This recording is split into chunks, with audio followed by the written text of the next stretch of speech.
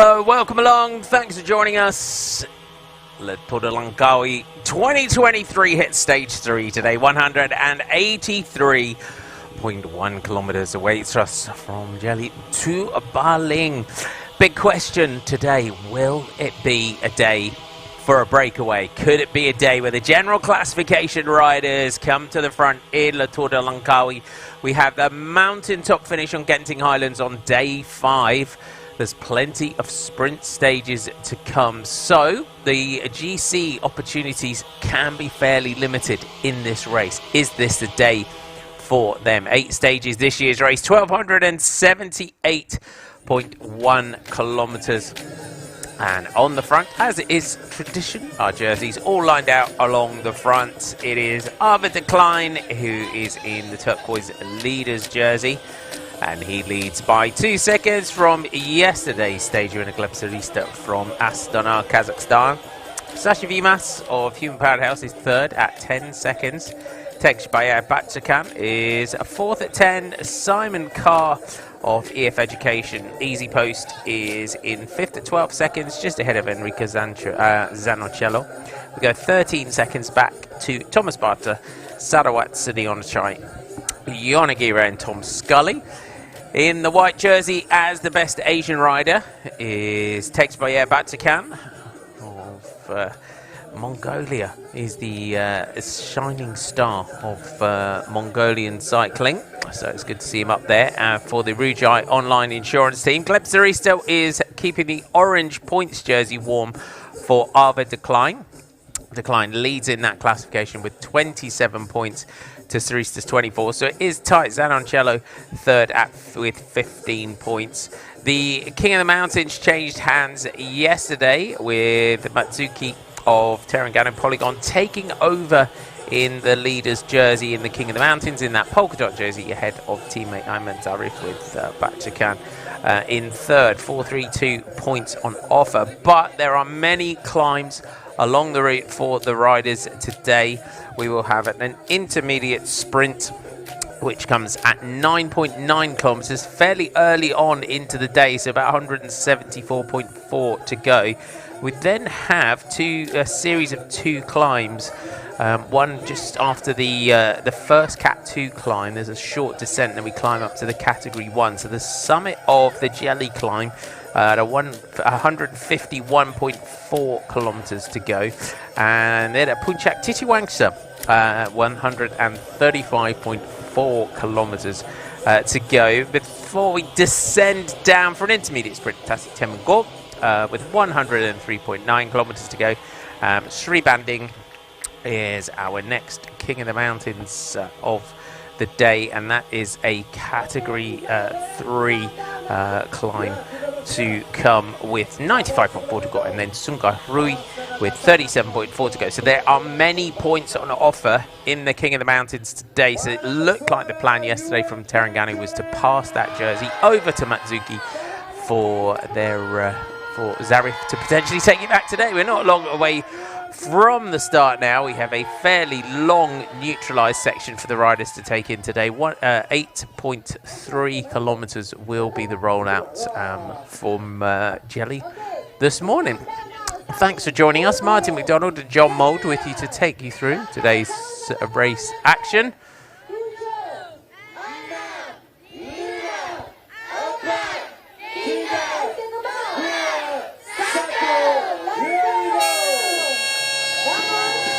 Great to get a countdown from the kids and an air horn. We all love an air horn at the start. The riders roll away from the start. 128 starters, including 51 Asian riders and 10 Malaysians on the start line for this edition of LANGKAWI. Weather forecast for the riders, about 25 to 26 degrees Celsius, 76, 79 Fahrenheit. There's a chance of rain today. We'll see if that comes to anything. 5 km/h southwesterly wind at the moment, and it could change to a bit of a westerly 8 to 12 km/h. Gusts of 28 to 34. If you weren't with us yesterday, it was Glebserista who took the stage ahead of Arvid de Klein and Enrico Zanoncello. The big man from Astana in the orange jersey. It's fair to say, following up his win in 2022 with a stage win yesterday, John, it kind of signalled his potential. Yeah, obviously last year that signalled his potential, but he's come out and reconfirmed it, which was a great sprint yesterday, perfectly timed. That first day, he did open up the sprint rather early, and I think he's learned from that mistake. He went too soon, and that's all you need to do. And yesterday, timed to perfection, and takes another stage win at the Tour de LANGKAWI. He worked the finish really well yesterday. I was impressed at how he sort of surfed off the Tudor Pro Cycling team. His team did a great job. Leonardo Basso was on the front with the brake killer, as Marcel Kittel always would call them. Simon Pello was the man that was managing everything yesterday. But Leonardo Basso did a great job early on for Glebserista. But for Astana, they do need to just bring him up, drop him off, and he has to finish it off. Yeah, he did it perfectly. They did a really good job all day. They controlled those breakaways. We had an eventful day between 3 and then 6, and then a group of 3, then a group of 1. The breakaway didn't seem like anyone wanted to be there, but they were, and then they decided to go back to the peloton. So they controlled it really well, and that gave Glebserista the chance to go for the win, and he took it when he had that opportunity. Took it with both hands, and it was a perfectly timed effort and sprint, and he won by a fair margin, really, nearly almost a full bike length.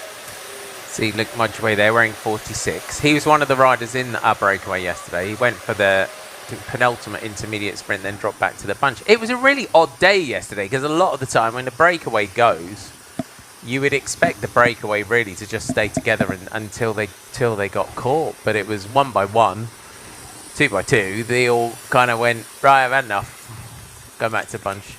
Yeah, we saw those. There was 2 early King of the Mountain points yesterday, and I think that's what. So for 2 of the riders, maybe even 3, that was the main objective. As soon as they got that out of the way, it was a long way all the way to the finish. So got the King of the Mountains, secured that jersey, and then made their way back to the bunch.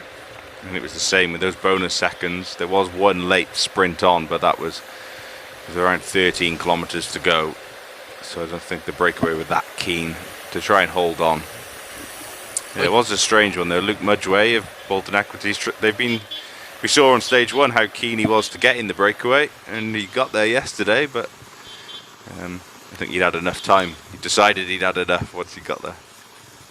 So the rollouts to the start, 8.3 kilometres of neutral section. Glebserista in that orange jersey up towards the front. We see the red, white and green 7-11 jerseys also here towards the front. So we'll see what they can do. Matt Bostock here wearing 42 for the Bolton Equities Black Spoke team. He's got a fast finish, Matt Bostock, and George Jackson. It seemed they saw Bolton Equities Black Spoke yesterday, all up towards the front on the run in towards the finish, and coming in towards the finish, they really were sort of nowhere to be seen. It was averagely technical on the run in, but do you think it might be worth giving someone like Matt Bostock a run out in days to come as well? Yeah, possibly. Obviously, George Jackson showed his form really recently, so he's on top form. So obviously, you'd go for the guy who's shown what he can do, picking up stage wins already in the past 2 weeks ago in Asia. So they're here, he's ready to go. But yeah, why not give Bostock a go? We know how fast he is from the UK, but also he's very fast, but a perfect lead-out man, if I'm honest. That guy to do that final turn to launch someone into a sprint. And even though it wasn't that technical yesterday, there was enough corners, and if you get caught on the wrong side of the road and the bunch then decides to go to the left-hand side, you get squashed out, and it's so far to then move back up. So it was technical enough to cause those problems, and we saw them, Bolton Equities Black Spoke, arriving there in good time, in good form, holding the one side of the road really well, but maybe just one little mistake, and that catches out the whole team then. Do you think today's tough enough for the sprinters? Is it really going to be? Is it going to be? Is it? We don't really know till we get out there and see who's climbing well and who isn't. We've got a couple of climbs coming quite early on in the day. It's lumpy. It looks grippy today. So if any GC riders decide to make it hard, they could potentially put the sprinters into difficulty. They could. The difficult point, they're hard climbs, but they are a long way from the finish. The first categorized climb, that tops out with 135k to go. And then we have a third final climb of the day, that is only at 37k to go. So potentially a little bit too far away from the finish for the GC riders really to commit. But if there's a group of GC riders that really want to get stuck in and take the race on, then potentially it has the potential of some splits. But we saw how strong Tudor Pro Cycling and Astana were yesterday. They can control this bunch. If they ride within themselves, ride on the climbs at a steady pace, make sure they don't put their sprinters into too much difficulty, you should be able to get over those climbs and then try and ride and control, ready for a bunch sprint again. When you look at the amount of climb, 2,905 meters of elevation that it's got today. So it's I mean, Genting Highland stage has got 2,449, just goes along the flat straight up the climb. So it is a day that could just knock the edge off your legs if you're a sprinter. Yeah, it's obviously 183 kilometers as well. So that's spread out across the whole stage. It is more up and down all day. But then again, that suits. We saw Decline and Saritsa and how good they are on the flat stages and fast. Maybe that gives an opportunity for other sprinters, the sprinters who aren't as fast, who can recover and keep calm through all those sections, and then be able to really have a go in the sprint at the end. Okay, copy that. How come they're so fast? Our race director, Graham Jones, just getting some chat on the radio. Just on our rollouts, 8.3 kilometres of neutral zone. And you kind of have to factor this into your day, don't you? Because it might say, oh, okay, they're not racing. But you've still got to ride 8.3 kilometres on top of the already 183 kilometres that you're doing. So you must have to factor that into your feeding and your hydration as well today. Yeah, it's a very long neutralised section, so you have to think about it. It makes the whole day a little bit longer. And you're right, you're not racing, but you're still pedalling. They're still having to pedal. They're not a full tilt or anything, but always those long sections sometimes quite hard on the head. You end up having plenty of time to think about how your legs are feeling before you even start going. And then once you start racing, you think, oh, my legs are in a really bad shape, although sometimes they feel really good. Yeah, it's a hard one to manage. Sarawat's Suronachai here, wearing 135 from the Thailand Continental team. We've seen him on the attack this week. Sarawat Suronachai, and he sits in 8th on general classification at 13 seconds. Our 7-11 jerseys up towards the front, as are many riders from Green Project, Bardiani, Falzao. Arvid Decline in the centre, just wanting to roll out in that leader's jersey on the front. Keep an eye on everyone around him. Lebzarista in the orange, second in the points classification. So just riding alongside Arvid Decline. And then with him is Amiro Mizuki, who's wearing our King of the Mountains jersey today. Thomas Barter, just down the back, having a bit of a chat. I was doing this yesterday with Harry Saleh from Terengganu, and then took a flyer. He was our first attacker of the day. Yeah, he's definitely likes to chat in the neutralised zone, can't blame him. Gets him through that every day. Well, every peloton needs a social butterfly, doesn't they, to float around the peloton and have a chat with everyone in the morning. Good to see him filling that role. We'll see if he decides to have a crack today. Got their teammate up there in Daniel Babel, who we were just seeing move up towards the front. They got him into had a good finish yesterday, Daniel Babel. Yeah, we thought he would be up there. He was one of the sprinters we picked out way back at the start of the race. He had a bad finish on the first day.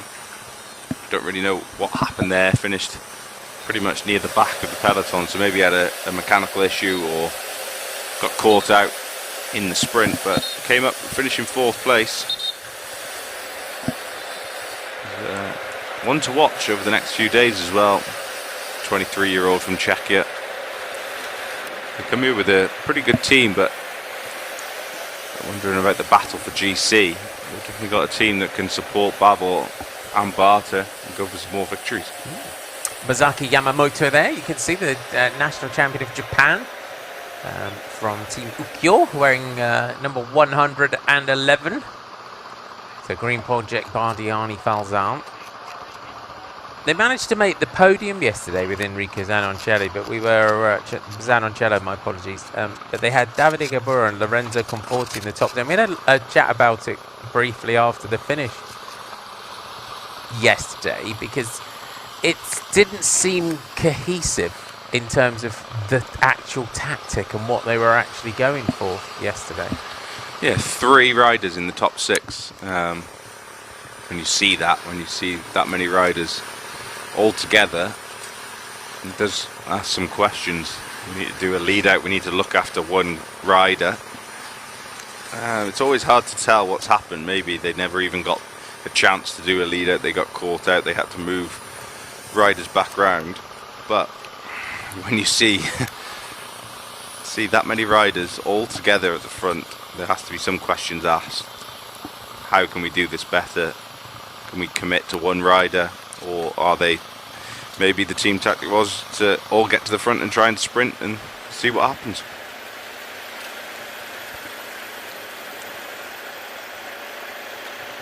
Just having a roll through the peloton here, just picking out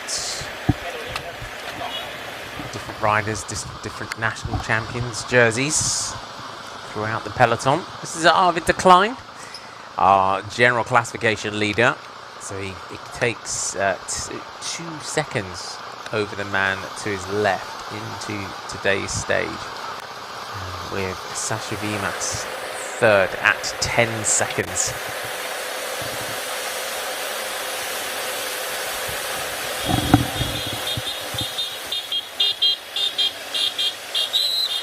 We're about 2 kilometers away from kilometer 0. It's not far away from kilometer 0 actually.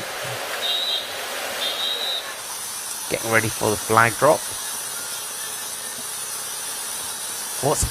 We'll see who decides to go first, because it's normally a good gauge of who's going on the attack by who's right behind the car. Yeah, the sprinters are definitely up there. I think they're quite conscious of the hard start we have today. They want to be at the front of the race. But those first attacks will come as soon as that flag's dropped.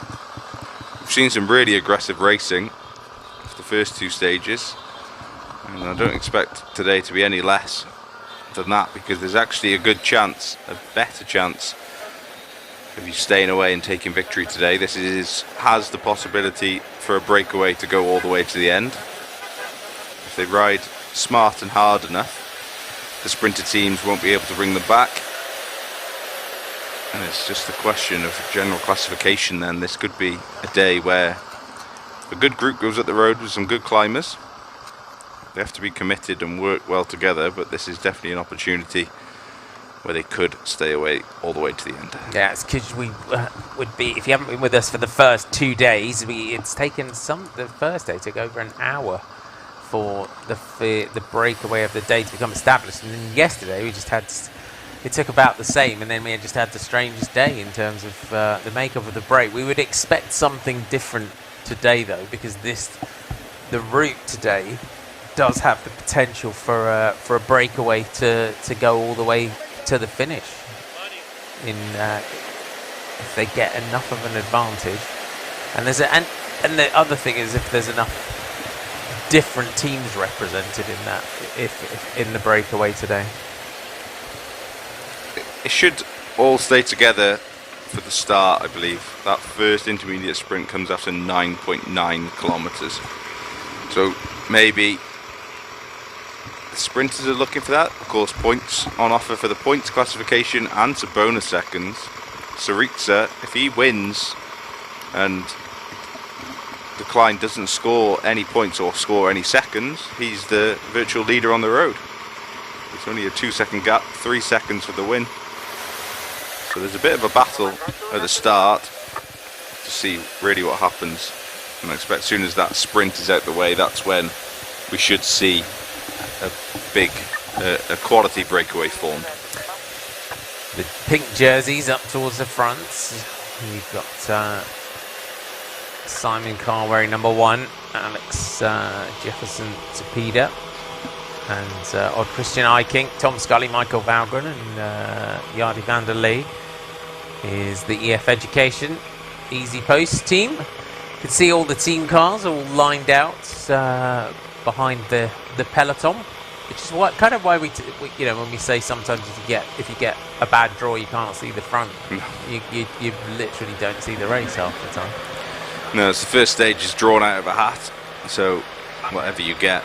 Then on the rest of the stages, then it goes on general classification order of the individuals, and that goes to team order then. So first place on GC, which is Tudor Pro Cycling with Decline, so they go team car 1. Astana will be team car 2, and then all the way down.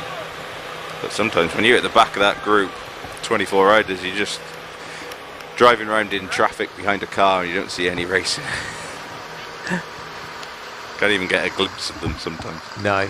So welcome any team cars that are tuning in to our coverage this morning. Give us a wave as we go past. If anyone in the team cars is tuning in. We are through kilometre 0.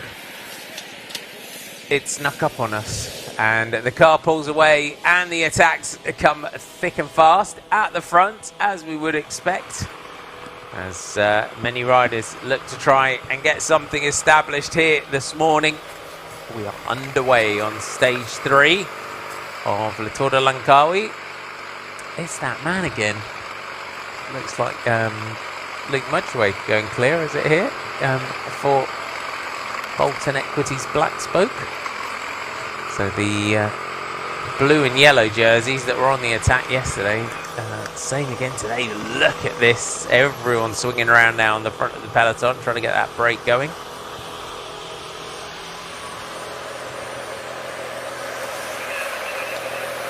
Got your Zenman jersey there.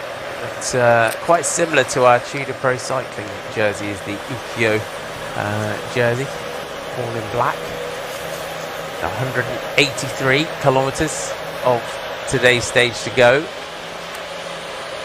as we move across the top of the country to get to the opposite coast from where we've had our opening 2 days. Is it going to be too tough for the sprinters? That is the big question on stage 3. So it looks like that first attack has come back, and there's many points on offer in that King of the Mountains classification today. So we have our sprint at Yelly with 174.4 to go. Our breakaway, that first move looks like it's stuck here at the moment, and the peloton have all swung off. So is the break of the day going to go in the first 100 metres of the stage here? That'd be interesting. We haven't had that scenario so far this week, so if they do.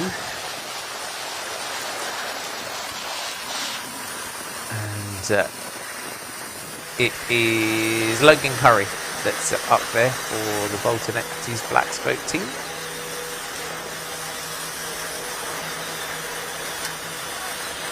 getting up and getting into that move. We do have 2 jerseys from the Malaysian national team.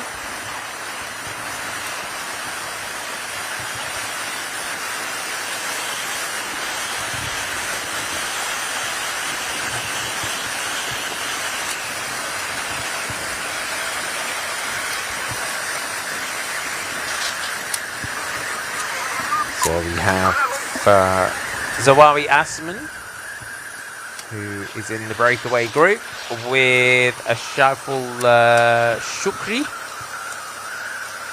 who's wearing 215. So good to see the national team jerseys getting into the breakaway group. And then our other rider that has made it up here is Abdul Ghani from Nusantara.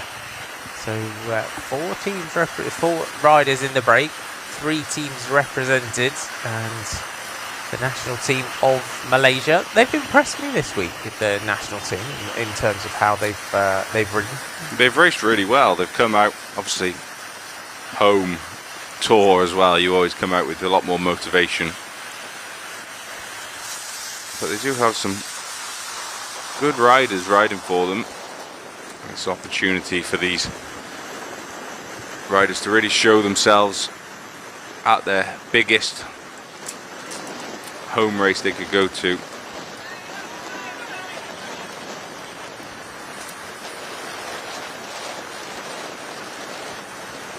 Bolton Equities Black Spoke getting into the moves. Always super aggressive are the Bolton Equities riders. Not a lot of reaction on the front here at the moment. Quite surprising. Yeah, they're happy with that group of 4, now out to 25 seconds. Surprising, actually. The racing over the first 2 days was so aggressive for that first hour. Everyone was desperate to make the move. But maybe the climbs on today's menu have taken that edge off the riders. They know what they have to do. They want to save as much as possible. It's going to be a harder day out there. Sometimes you just look at the amount of climbing, the amount of elevation that you've got on a day, and that puts a few riders off. They kind of go into survival mode a little bit rather than aggressive mode. Yeah. And now it is EF Education, Easy Post, and Tom Scully at the front. He's pushing on. Scully, so powerful. Raced him quite a lot when I was still racing, and he was one of those riders who could go up the block, if that makes sense, go into an easier gear and then accelerate and just go into a higher cadence and ride away from you. Yeah, not an easy man to follow if he is trying to get in these moves. It looks like we have 3 riders now at the front. Unfortunately losing Ghani from that group of 4, now only a group of 3. We saw this yesterday, didn't we? In terms of riders getting into the breakaway, and it is for some riders where this is going to be the toughest competition that they might ever have done in their career. But you kind of get into the breakaway, and by the time you get there, you've kind of emptied the tank, and you don't have that ability to recover like other riders do. Yeah, it's a big effort to make these breakaways. Of course, sometimes this is why the good point of being able to watch it live from the start of a race, you can really see the energy that's put in and the fight sometimes to how hard it is to get in a breakaway. Sometimes you turn on the television and the brake's already done and it looks like they're cruising and there's nothing difficult about how they got there. But I'm glad to see this is still going on. It's Scully again. Really doesn't want a group of 3 up the road, does he? To make it hard. They're on a GC day today, which is good. The EF Education have come here going for general classification. They didn't bring a sprinter. Of course, a really strong team. Some good sprinters. They chose here to target general classification. And I think that is why Scully is keen to keep this bunch at a high pace and keep moving. And that bodes well, doesn't it, for the rest of the stage? If Scully's jumping around and EF have come out to play today, that, especially early on, it gives a sort of warning sign to the rest of the teams and anyone else that feels that they've got general classification hopes in this race, that they have to be really vigilant that someone like Simon Carr doesn't find himself in a break and get up the road. Because that would be the easiest way, but even across the board for EF Education Easy Post, it's good that they've got a GC, a Brilliant Hope with Simon Carr, but the climbs are possible. You look at Valgrant or Cepeda, maybe they play a little bit of a game with Simon Carr. Everyone watches Simon Carr thinking he's the man to watch, and they slip off in a breakaway gain 3 or 4 minutes. And it's just a numbers game. Why not try and play those numbers game if you have the strength and depth in your team?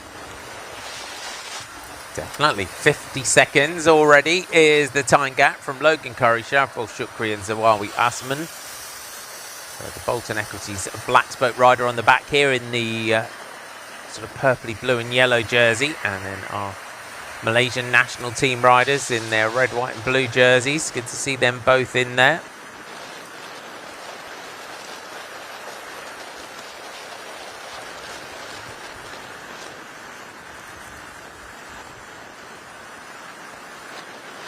And it's a long day out for them if this is the breakaway going. Put it out again.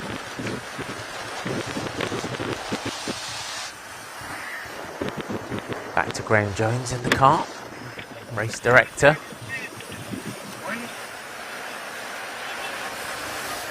So Simon Carr here wearing number 1. Paul Double alongside him for Human Powered Health. Double is another rider. Look at this. Attacks coming thick and fast now down the outside of the group, and then just coming straight over the top. The EF Education jerseys. Is that Yardi van der Lee that's going for EF Education Easy Post? Good move. They've come here to really get the racing going. Still out to 50 seconds to that group of 3. We're only around 4 kilometers until that first intermediate sprint.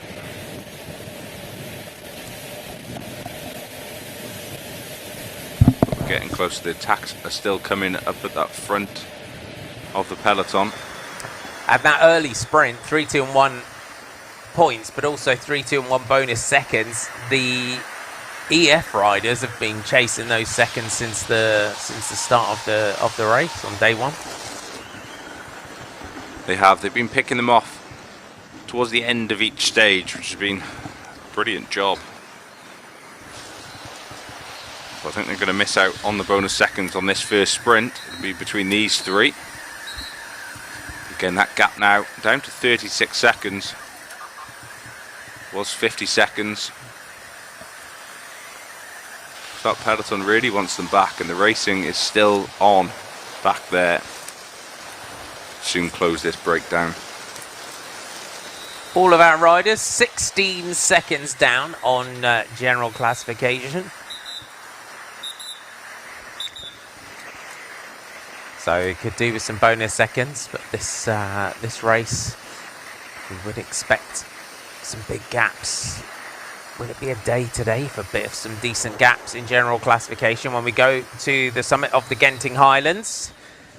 We definitely expect some gaps in the general classification up to the summit finish on day 5, but all to play for today.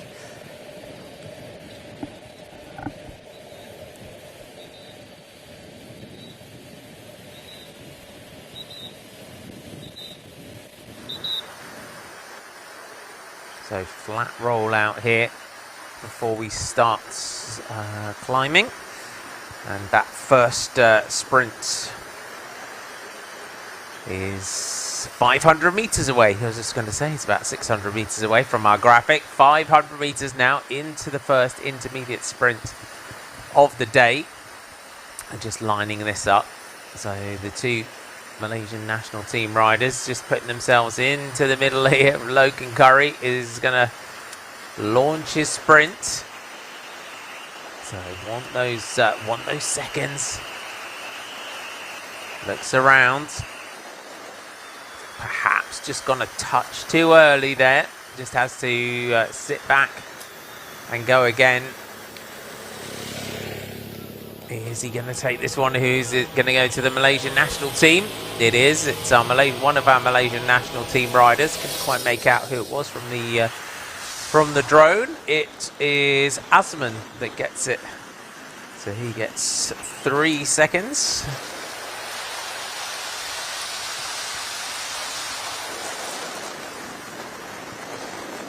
Curry takes the 2.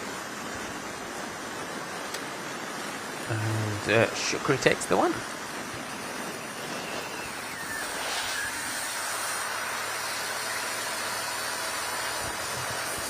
So Zawawi Asman wearing 216 and Shaiful Shukri wearing 215. The peloton have just spread out a little bit across the road. Means that gap could go out. It did look like they wanted it back before that intermediate sprint to potentially take some bonus seconds. They'd throw to the line there anyway from the Carabao riders. You can see that now in the breakaway. Has calmed down. We do have one attacker going on the left-hand side of the road, just as I say that. It'd be interesting. When you see one rider just chip off, do you bother chasing him? That's the question. The gap's 35 seconds. So the problem is when you're controlling a peloton, you have to think about how many riders are then allowed to clip off. You start allowing 1s and 2s to go, suddenly that group becomes 8 or 9, and that's a group that it's hard to control and handle. So it's just being vigilant throughout. There's confirmation of sprint 1 at Jelly. It's Mohammed Zawawi Asman that takes it for the Malaysian national team ahead of Logan Curry of the Bolton Equities Black Spoke team, with Shaiful Shukri taking the 1 point and the 1 bonus second. Let's have a replay of the sprint. We've seen quite a lot this week. Logan Curry, he went early and then he had to just kick back and sit back when both riders came back to him. You can never, especially come into a race, you can never underestimate anyone in these races. And they're always quite difficult intermediate sprints. At the finish, obviously, you have so many more markers to use. So you have, at a finish line, you'd have 500 meters to go, 400 meters to go, 300, 250, 200, all the way down, and then to 25 meters to go before the finish. But with those intermediate sprints, normally you only get a marker with 500 meters to go and possibly even just 100 meters to go. So you have to use your eye line, your eyesight, and try and time your sprint to perfection, which sometimes means riders tend to go a little bit earlier than they need to. It always seems a lot closer when you're looking forward and there isn't a marker to tell you where it is. Yeah. There's round about 7 kilometers or so before we start climbing is on the route today, but it's as we said when we came on air, a little bit grippy out there. You can see already the sort of the route just rocking and rolling over the countryside here. I do think it bodes well when you see that those GC riders like Simon Carr, like Paul Double, that are just managing and just keeping them. It's the first time we've seen them up, really, apart from Simon Carr getting in on the odd intermediate sprint here and there. It's the first time we've seen sort of general classification riders at the head of the race and looking to sort of get in the mix. Yeah, make the racing hard, even if you don't end up splitting the peloton and moving away in a breakaway and going for stage victory. But if you can make it a hard day, in 2 days' time we have a really tough day, and that could be general classification day.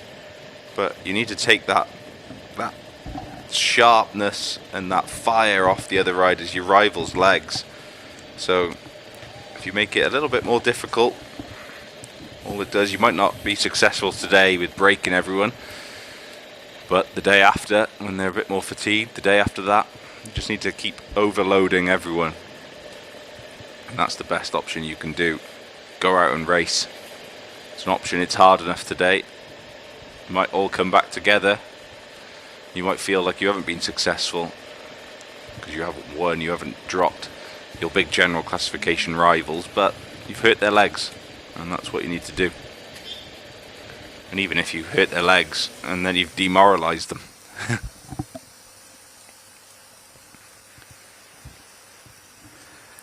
Logan Curry just keeping his tempo on the front here for Bolton Equities Black Spoke, and it can help you tell your Malaysian national team riders that they've got the same helmets and kits. So you can see there number 215, Shaifal Shukri, is on the Colnago bike, very similar to our Tour de France winner, and his teammate is on the Cervelo bike. That's where we are in relation from breakaway to peloton. 1:19 is the time gap. Next point that we will watch out for is that Jelly King of the Mountains. It's a category 2, so 5.32 and 1 points are on offer on that first King of the Mountains of the day.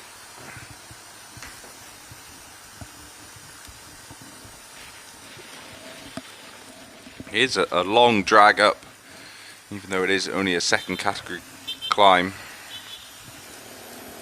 It's pretty much dragging the whole way, and the peloton behind haven't sat up. They're not letting this bunch and this breakaway go away. Still plenty of tacks from behind. Simon Carr again there for EF Education Easy Post. As you just could tell, Euskardi now pushing on the pace. We talked about it yesterday. These Spanish teams, they're not letting each other go. It is a Spanish civil war. Now Equipe Kern Farmer, they closed that breakdown. Just got to wait for Caja Royale to move into the front as well. Waving him through, come on, we need to push on, but Human Powered Health aren't going to contribute there. They're hoping for a bunch sprint again. Sasha V-Mouse, second place on stage 1.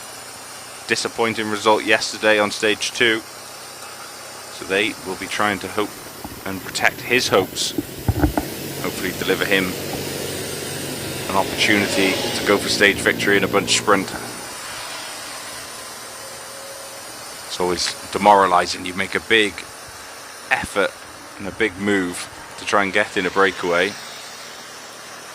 You might have 2 other riders with you, or 3. One of the riders keen to ride with you, and you turn around and you see someone from a sprinter's team who's joined that breakaway, who's just marked you out of it, and they obviously don't kick through, they don't carry on riding. You've just made that big effort for absolutely nothing. Still lined out back here. Race leader Decline, and our points jersey wearer Saritza towards the back of that peloton, sliding back.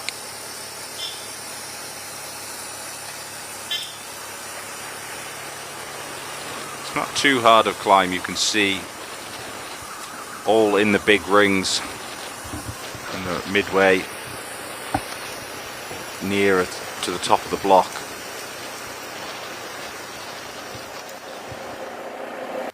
Starting to get a split now here, this group. You can see the climb, you can see the road is rising, and it is that EF Education Easy Post jersey that's on the front here, just trying to make life difficult for the riders behind. So this is a decent move early on. It's going to be a long day out there for them, but as you said, they have 2 opportunities, you would say, this week, looking at the route to really make a difference, and this is one of them. And even if the climbs do, the main part of the climbs do come early on in the day, if they don't make it hard now and only looked later on in the day to try and do something on the climbs, you've played into the hands of the sprinters, because the sprinters can get over a Cat 3 climb and potentially the Cat 2s here. Yeah, they need to do it early, and that's exactly what they're doing. Brilliant move. Simon Carr again. Earlier on this year, he won a stage of the Tour of the Alps, and he was so aggressive that day from the breakaway, went over the top and ended up winning solo by around a minute in the end to second place. A great racer, so aggressive, doesn't just wait for the climbs which suit him, and that's exactly what he's doing now. They've caught those 3 riders and gone straight by.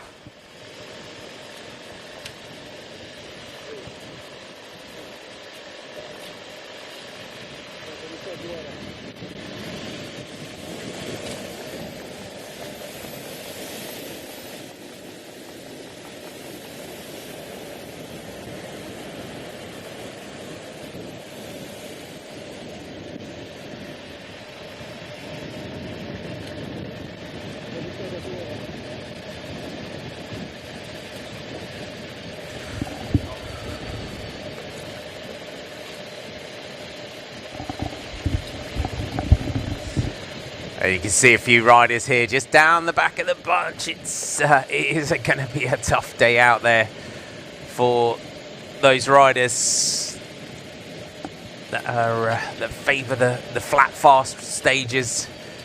This is Matthew Rice from the St. George Continental team.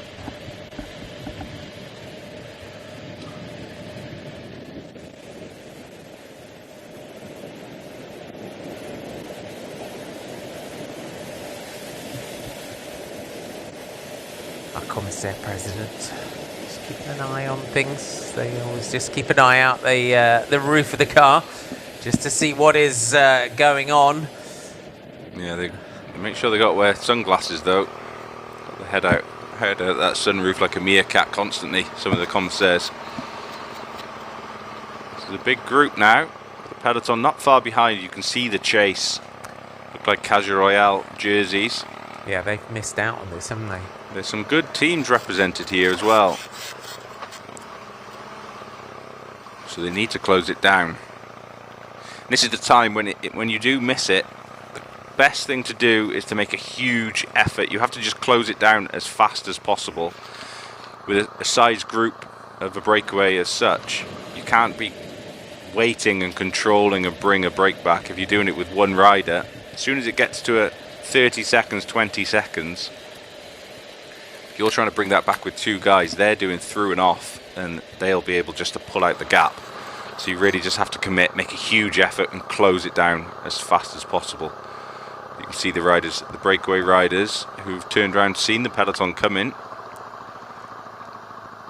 That looks like Human Powered Health. Simon Carr from EF Education there, sitting back, and now we have 4 riders at the front. So Logan Curry has managed to stay in there for Bolton Equities Black Spoke. That's Harold Martin Lopez for Astana, who has also made it across. Good to see Astana placing a rider in there. But it did look like Carr and Double had, with the gap coming back quite quickly, it was a real big burn of power from Caja Rural to get things back under control. They had missed out, and if they want this race and want to be able to challenge for GC, they need to get into that breakaway group or keep it under control. Time now, counter-attacks from EF Education Easy Post. But now we have a group of 4 towards the front. Lopez from Astana Kazakhstan team, he was just fighting to get back to the wheel. 22-year-old, currently part of that Astana development team. He has stepped up from next year onwards, signed with the World Tour team from Ecuador. one to look forward to the future. One of the best things, in a way now, these World Tour teams have a development team, and they're allowed, if they're part of the development team, to guest with the World Tour team at certain races. So it gives them the opportunity to race up. And it's good for the World Tour teams. They can really develop the riders when they need to. And there's another advantage for EF Education Easy Post, for example. Michael Valgren, really bad accident, crashed, broken pelvis, damage to both his ACL and MCL ligaments, and he's done so well to battle back to his full fitness. But because they had a development team, they dropped him down for this year to the development team. He was able to race at a lower level with a little bit less stress and pressure. And of course now, from next year, he's back with that World Tour team. Of course, we know his class, Valgren, one of the best riders in the world. And it's great to see riders battling back after injuries. Unfortunately, it happens to a lot of riders. Yeah, and it's also good for teams with the young riders to be able to just see how they integrate into the big team as well, and cope with the pressure of a big team, because it can be very different, can't it? Because some of the smaller and the development teams, you might rock up to a race with a car and a camper, and then you rock up to the World Tour team and you've got multiple cars, multiple vans, a bus, but then also you're walking down the pit lane and you've got Tadej Pogačar, you've got, you know, Primož Roglič and riders like that. So there's a completely different kind of pressure that goes along that you have to see if a rider can cope with as well. Yeah, there's a lot more pressure, but it's also nice for the World Tour team. You actually get to know the rider and how they work, and just to get to know them as a person. It does come into it. When you sign a rider, this is why stagiaires, that opportunity where they can guest from August onwards, was one of the best ideas. That you get to meet a rider, you can see how they work, how they, again, integrate with the team. But it's almost a little check of how they are, how they settle in. And it does have a bit of difference. If they're a good person, they're polite, they're good with the staff, you're more likely to take them on in the years after, because they fit in and they're not going to be too much hard work. They're able to work within the team. They're willing to put everything they can into the team effort. So it's always good to test the riders. This is why training camps as well, that a lot of the time now these World Tour teams have training camps throughout the year, and they invite riders from continental teams onto the training camp to see how they really settle in. 163 kilometers to go. You can see a few riders just getting tailed off. The pressure is definitely on today. Over 2,000 meters of climbing, and it is EF Education Easy Post that are doing the damage on the front. Odd Christian Eiking and Michael Valgren have now decided to set a hot tempo here on this early climb. Simon Carr has already been jumping around. We're going to take a short commercial break. Make sure you come back.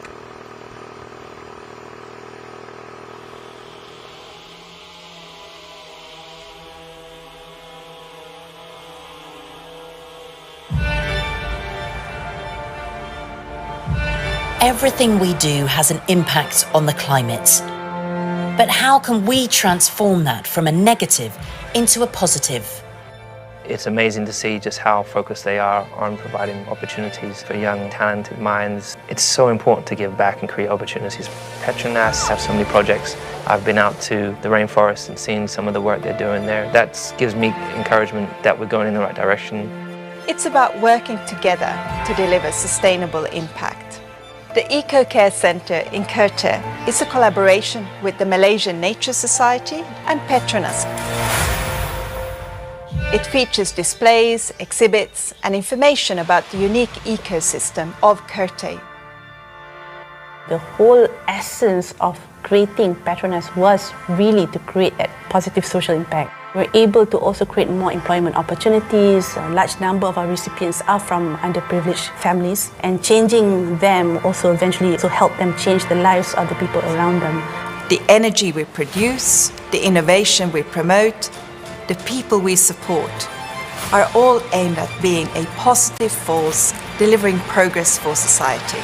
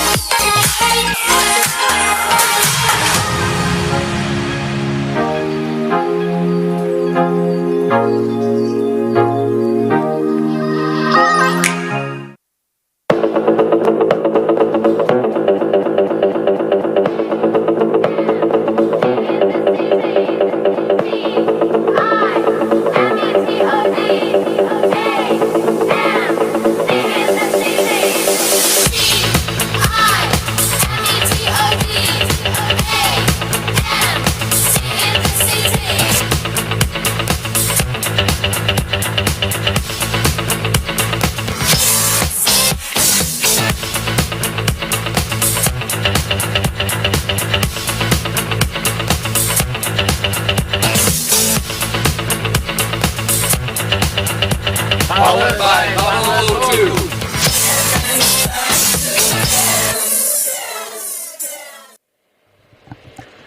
Welcome back to stage 3 of the 27th edition of La Tour de Langkawi. 183.1 kilometers today from Jelly to Baling. We are on our category 2 climb, 14 kilometers in length, average gradient of 3.5%. You can see that groups are being tailed off under the pressure at the front. We have had EF Education Easy Post going on the attack, and they have set things up.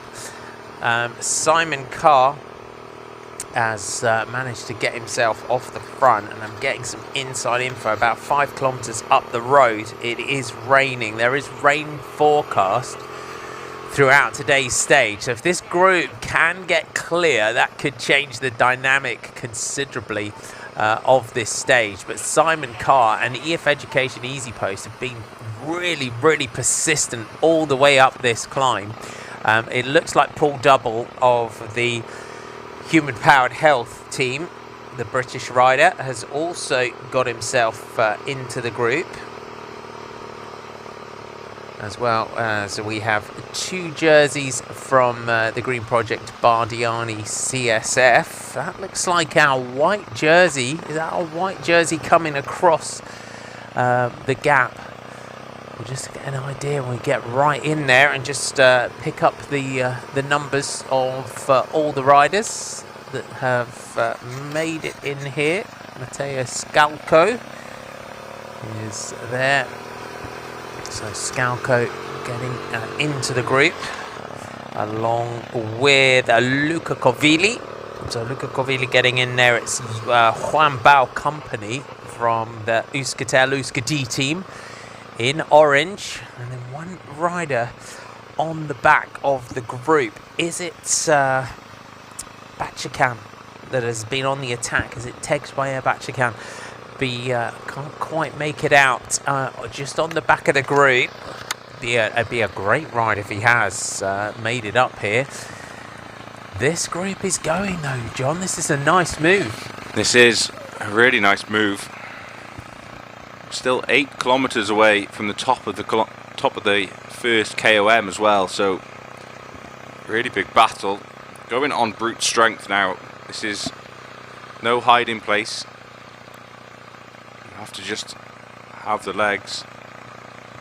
And a group of 7 now. 2 more riders behind coming across.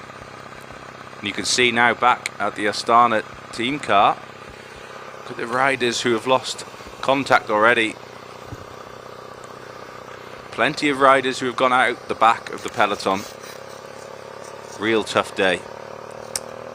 Yeah, this is going to be a toughie for these riders.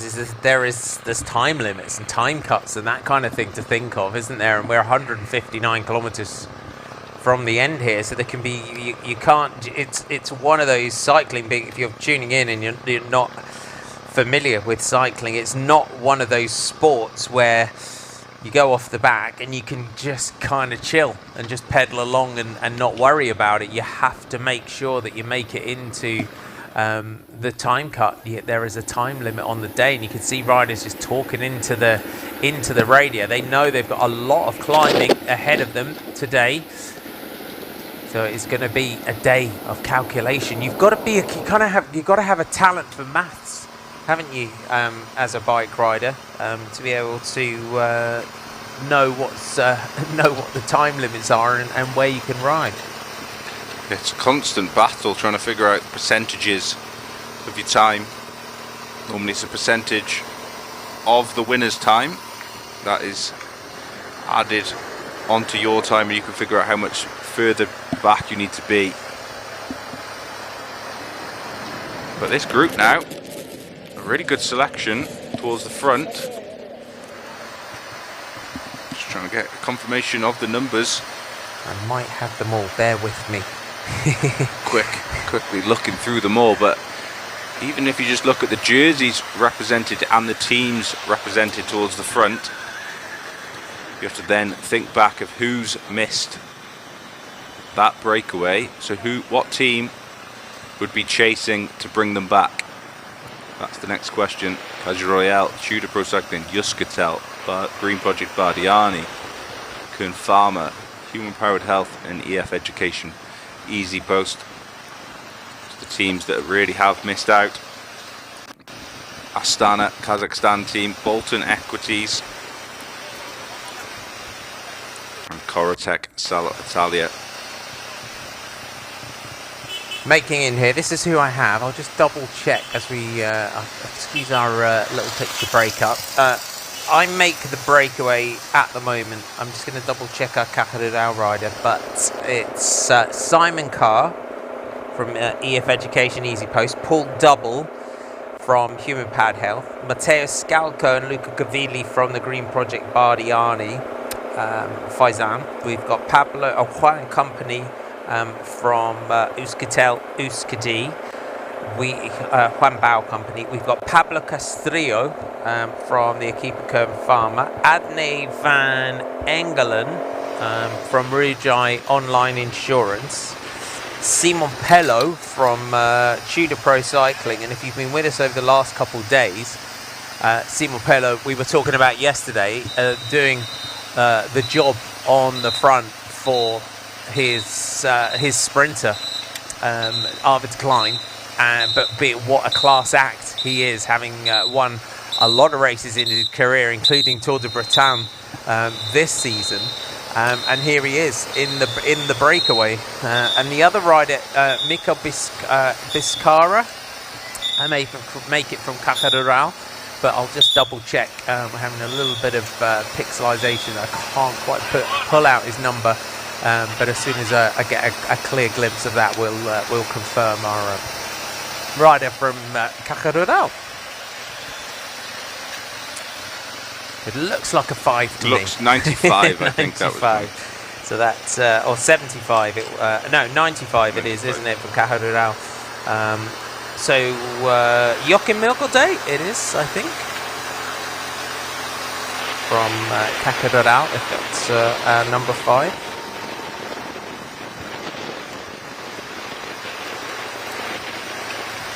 So Jochen has been in breakaways. We've seen him on the attack this week already in the race.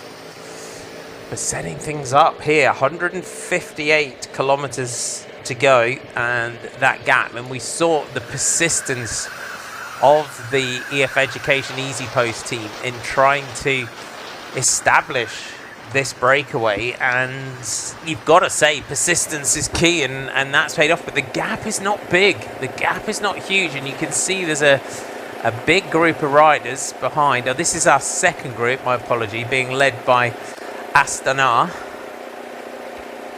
and they are the team that have missed out, as John said. Astana and Bolton Equities Black Spoke, the smaller Conti teams can almost sit back in a way and let the Astana rider do the turn here, but it depends whether they want to be in the mix. They have to. It's good they can lean on Astana. You can see him on the radio now. Can't see any teammates with him, behind him. Who is he riding for? He's making a big effort to try and close that breakaway down. 9 riders in that front group. Perfect size group, actually. All committed, all will ride through. So on a day like this, is this the scenario that you would say a 9 rider group working nicely together? This is the sort of time where you look at a move and think this could go. And this could go, and if they commit in the early stages, so we have 60 kilometers basically of uphill, a small little descent all the way to the top of that first category climb. That tops out with 135 kilometers left. Then if they commit here and open up a big gap, all you're doing, the sprinters are out of that peloton and that second group on the road who are chasing at the moment. So if that peloton want a bunch sprint, they almost have to slow down. This group then will have a big advantage, and it's going to be really difficult for the peloton to bring them back. So what they need to do is keep pressing on the pedals at the front, make sure that gap goes out and out, and gives them a chance at the end. But this is a perfect size group, 8 riders, who obviously are really strong.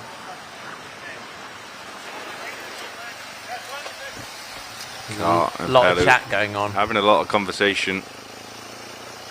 Don't know what language they were speaking there. I think it was English, but Simon Carr actually grew up in France, fluent French speaker, almost his first language. So Pelou, Swiss. We have a little counter-attack going off the front of the peloton.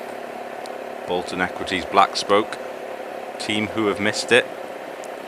They're trying to come across. EF Education Easy Post just marking that group of 5. In a way, it's easy to sit on from EF Education Easy Post. They have a rider up the road, but if those riders who are coming across aren't really a general classification threat to Carr, In some ways, it's good to have numbers in that front group. So in my opinion, you may as well go through, contribute to that group getting across. And all you're doing then is playing a numbers game at the front.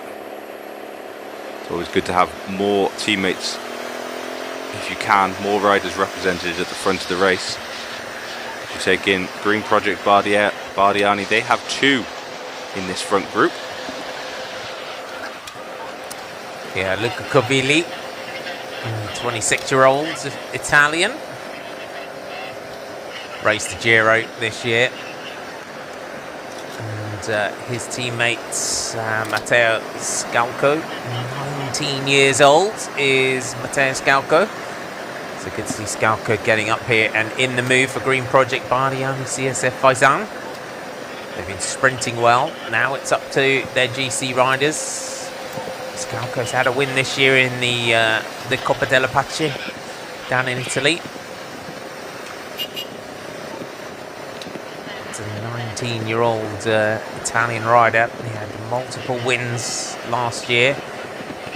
He was very, very successful domestically and in Italy. He's won about 8 races last year domestically in Italy as a junior, and that normally catches the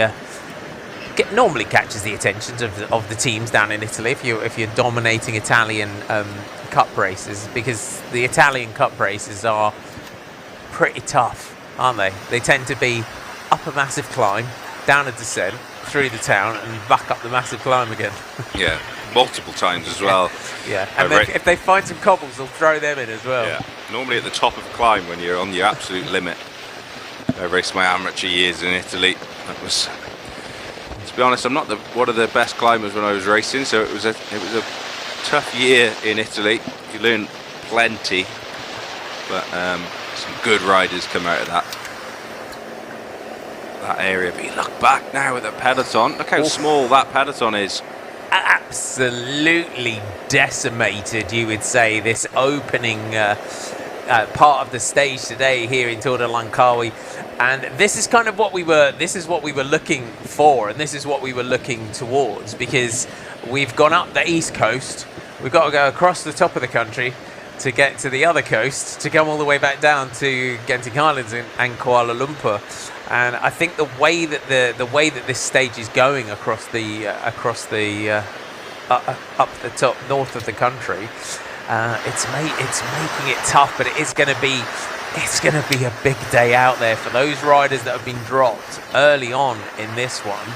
And this is what we wanted, wasn't it? We wanted a big GC day, and it is for those riders like Paul Double, like Simon Carr, like Simon Pello, the riders that perhaps look to Genting Highland. If you bank everything on Genting Highland, you don't. It's such a tough climb. I mean, it's an absolute monster of a climb. It's so long as well that potentially you get to Genting and you've not given yourself any kind of advantage at all, and someone romps away. One of the climbers romps away and takes 2 minutes. That's the scenario, isn't it?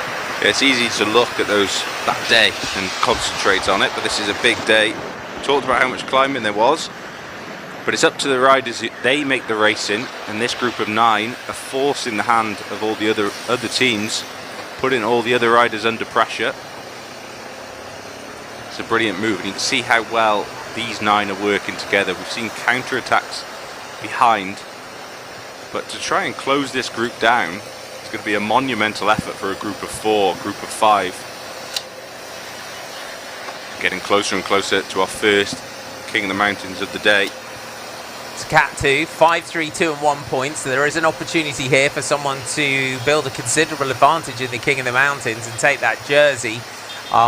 Both of our KOM challengers so far from Tenerifano Polygon have not made it into this move.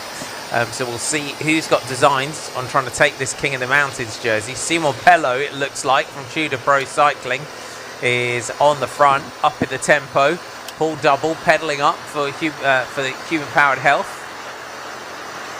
we'd expect a challenge from our Equipa Farmer rider. Pello driving towards the summit here for Tudor Pro. And it looks like Pello's going to take maximum points there. So Simo Pello takes the maximum points over the top. We'll get some confirmation of the rest of the group. It looked like Castrillo took second, and Castrillo did the right thing there as well. You could see that Simo Pello was going for the points over the top, and he kept that group together, because we've seen it in previous days, haven't we, that everyone's been jumping around and it takes all of the fluidity out of the breakaway and interrupts it, and all of a sudden the gap just evaporates, and that's what they can't afford to do here. Really weird that human powered health are contributing to the chase. But I think in a way the numbers at the front would be better. You want to have numbers represented. Obviously Green Project Bardiani have 2 riders at the front. If you can get 2 human powered health riders, all it is an advantage. In my mind, I'd be, why not go across to the chase? Now it's come back together. I think before that there was a group of 5. So if I was a sports director, that is okay. You can do that. But now we only have 2 kilometers of descending before we start heading back uphill. So there isn't much respite here. Finish this quick, fast descent, and then we climb again. And there you have it. There's our KOM. The next one, it kicks up.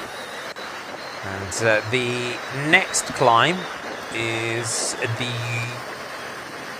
Punchat Chichiwangsa climb. Is the next climb. It's a category 1. The summit comes with 135.4 kilometers to go.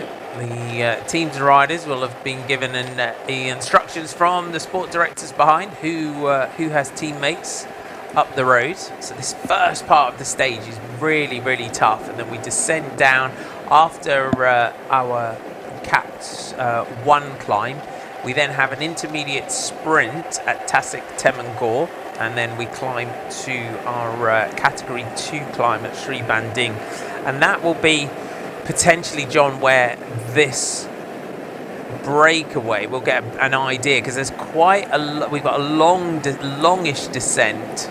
We head through Greek and then take in Sungai Rui, which is our final climb of the day. So it will be this middle section here where the potential for a big chase behind, kind of, we'll see if anyone who's missed out and has managed to get on that long descent after our next summit has designs on trying to bring this group back. Obviously, there are some big teams represented, so even if the sprinters make it back, you can go through the teams with sprinters. Human Powered Health, Sasha Vmax, he has a teammate represented. Tudor Pro Cycling, so Decline, he has a rider represented in this breakaway. The team that have really missed out is Astana, Kazakhstan, but they need to wait to make sure Saritsa is back on. So the potential for this group of 9 to stay away and fight it out for stage victory is very high. They have a really good chance. Still only at 48 seconds, but we have to remember that is also a group of a selection. It's been very hard. We had a little view in the Astana car, and that showed us how far and how many riders have gone out the back already. Still have to fight their way up to the top of the climb. This is around 13, 14 kilometers. A few bits of up and down throughout it, but overall around about 4%, 3% average. So it's a tough, long drag. Yes, indeed. Adne van Engelen here, the 30-year-old Dutchman, racing with the Rujai online insurance team. He's another one of those, what I would call the maverick journeyman cyclists, heading out and looking at the sort of victories that his route to where we see him on our screens now with a team from the Asia Tour. He's had stage wins in the Tour of Madagascar. He's been the world university champion.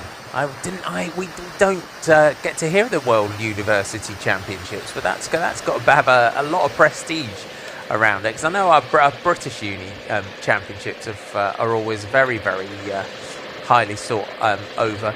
He's had stage wins over in China in his career, and stages and KOM in the Tour of Thailand back in 2021, and has found a home with the Rouge Online Insurance Continental team. I've always found it really interesting. You would come out onto the Asia Tour and bump into and get to know riders like Admi. Yeah, he's been racing throughout Asia for a long time now. Strong climber though. One to keep an eye on. He's made it into this front group. He may not win the stage today. He might not have the best sprint compared with those other 9 riders in that group, but of course if this group of 9 stay away all the way to the finish, he doesn't lose any time. He's one to watch on stage 5. We have that mountaintop finish to Genting Highlands, and it is a general classification battle turning into a general classification battle today. There's still plenty of racing to come, so he's done a really good job there. 56 seconds is the gap, and you can see the bar is open behind, so the riders are looking for their feeds, which means that the chase is not on here at this stage. Everyone just fueling up. The riders going back to the team cars just to grab the boards, and that speaks volumes of the makeup, as we said, of the level of teams and the different teams that we've got in this one. So for a team like Astana Kazakhstan, as you said, Gleb Syriza is possibly their best chance of more stage wins in this race. Do they feel that they've got a rider that can take this race overall? If they don't, then it's about looking after Syriza, getting him to the finish, nursing him through these hills, and giving him a fighting chance to win tomorrow. Yeah, there's plenty of more chances to come, and I think that's pretty much what they have to do. There is a chance today. You never know. We know we got out to 142 now with 147 kilometers to go. There's still some attacks going on at the front of the peloton. It isn't over yet, but then it's not a consistent chase. Those accelerations, and then it's going to slow down again. With the quality and the teams represented in hands up, plenty of trips back to those cars. It was what we were hoping for. You come into a day like this, and you look at the route, you look at the riders that you've got, and you think, oh, this could be an exciting. I wonder if the GC riders will come out to play today, and they have, and we saw it right from the start. First time the road went up, EF Education Easy Post, the pink jerseys were right to the front, and that kind of goes back to day one when Simon Carr was sprinting out for bonus seconds, and this today is where those bonus seconds will come into play, because if he's in a group and looking at, we'll just, now that we've got our breakaway group, we'll give you a nod of who is where in terms of the general classification, but Simon Carr has been just chipping away at seconds on the board from day one, and if you come into the finish like this today and you're sprinting out of a group of GC riders, that's where those seconds can really count. Yeah, and of course then you set yourself up for overall. He's a fast little sprinter when he needs to be, so at this time in that group of 9 it'd be interesting. Kavili, Scalo of Green Project Bardiani. They love a sprint, the Bardiani and the Green Project boys, don't they? That Italian punchy style, we talked about the amateur scene there, an under-23 racing scene. Create some climbers with that acceleration. It's exactly what we've got in that leading group for Green Project Bardiani. Still see the riders dropping back to the team cars, filling up their back pockets and their jerseys. And the mechanic there in the back, taking the headrest out of the passenger seat. You can then get a good view over the top. Nice little trick. I don't know about you as a DS. It's difficult. It's more difficult to feed when you're on this side of the car to when the rider's on the left. Do you find that when the mechanic's the one that's got to feed the rider? The rider should actually just come to the driver's side. They need to come to the right-hand side of the car. And then the driver, then you can pass the bottles out. That's the best way of doing it. At Trinity Racing, we have 3 team cars actually, and one is a right-hand drive, one is a left-hand drive for different races. In Europe, you need to be on the left-hand side of the car. Obviously, they drive on the right-hand side of the road. But sometimes the Europeans come back and they go to the left-hand side of the car, where the driver usually is. What the riders always need to come back to the driver, and then the DS driving the car can hand the bottles out. You then have more control of when you need to. You're always looking forwards when you need to give a bottle. It is just it's fine at points like this when the race is really steady. Obviously, you're not holding any a bottle that might be a bit stickier than some others. Some of them, have a bit of energy drink down the side, so you have to hold on to it a little bit longer just to give that little boost. And you have all your gels, and you have everything in the pockets of the doors and all that. I used to spend my life getting slapped around the ears by my mechanics when I would switch from the right-hand drive cars to the left-hand drive cars, because I'd always find I was clipping the curbs, things like that when you're driving, and my mechanics would always just spend their life just slapping me around the head because it would just freak them out, because keep clipping the curb with the car. It makes you really popular with the team owner as well. Yeah, they're not. Yeah, it's always a bit of a change. What happened to the beautiful alloys on my car? Yeah. Tyres are the other one. You clip the tyre on something. But it's nice when you get in a new car, swap over.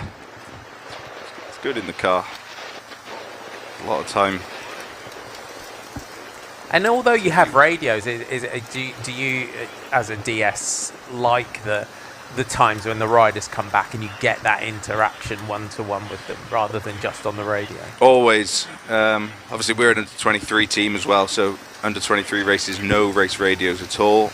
And point 2 categorised races, they don't have radios. So the riders, we encourage them to come back as much as possible. Some riders just do it so well, they come back, have a chat, which is always strange then, because then you go to the 0.1 races or the pro races, we race as well, and we have one of the riders this year, Luke Lamperty with Trinity Racing. He's moving on to Soudal Quickstep for next year and the year after, but he is a really communication constantly, either coming back to have a chat with the car. And in one of the pro races, the commissaires kind of don't understand what's going on, because Luke will always come back and talk, and that's because of what he's and experienced he is. He comes back, has a chat in every race we do, and the commissaires normally are questioning why he's there for so long. But he just likes coming back, have a conversation. It's always good to actually get a read of the race as well. You can have a conversation, you can hear over radio how someone's feeling, but it is quite short and crackly. If you have a conversation, you can look into someone's eyes and actually see how they're feeling, how hard the race has been, what needs to be done, what can be done better. So it's always good to have a chat. I think the best way is to come back and have a conversation with your DS. Yeah, because it's the motivation as well, isn't it? That it's that positive reinforcement, that little word can make a huge difference. Yeah, just to get a good guide of what's going on, in my opinion. You have so much information. You have quite a bit of information, the radio, TV coverage, if you're at a race with live TV, and you can follow what's going on in the race. But it's the riders at the front, they're the riders who feel the race. They have to have an understanding of what's going on, and the best riders in the world have that. They don't need a radio to tell them what's going on. They know what's going on. They've been racing their bikes for countless years before that. So sometimes I know there's a lot of conversation about race radios and riders being told what they need to do and they're just riding their bikes. But it's not like that at all. The best riders feel the race, and most of the time race radios can only do so much. They're very good. You remind them of points they need to be at the front, and that's of course where they're going to be. But they also have, you know, a Garmin, a Wahoo, a head unit from all around the world and different types, but that tells you where you need to be. Stem notes tell you what kilometre you need to be at the front. It doesn't matter about a race radio telling you. You should be able to read and know what kilometre you're at, and you're at the front when you need to be. Yeah, it's easier said than done, but race radios, they get a bit of stick recently, but from a safety point of view, so key, to be honest. If there's a problem on the course, anything that happens, danger points, we need to be able to tell the riders what's going on. We saw, you know, C options. The World Championships, there's no race radios, and unfortunately this year there was a protest on the road that stopped the race for about 40 minutes. They handled it really well, the organisation, but the riders who were actually in the breakaway had no idea what's going on. With race radios, you're able to say, right, we need to stop the race for safety reasons in 4 kilometres, and it isn't a shock then to the riders who are just racing. They want to carry on racing. You're in the zone. You forget about everything else that goes on when you're racing. So from a safety point of view, I always think race radios are a good thing. Yeah, I mean, you can tell the guys, okay, there's a descent here. The report there's a big pothole on the left. Yeah. Make sure you avoid that. There's some road furniture in the middle that you've got to just take care on and that kind of thing, because you all do so much prep. That's what's always so interesting. My colleague that I work with throughout the year, Danny Christmas, is a DS for Canyon SRAM, and I always say she's forensic in her prep, and you all have to be, don't you? Yeah, constantly looking, and you can't control everything. You're racing on closed roads, but it's most of the time it's a rolling road closure. So sometimes there's a truck that had stopped and waited for the race to come through, but that's obviously narrowed the road. So we need to, you can plan. You can't plan for traffic or road conditions.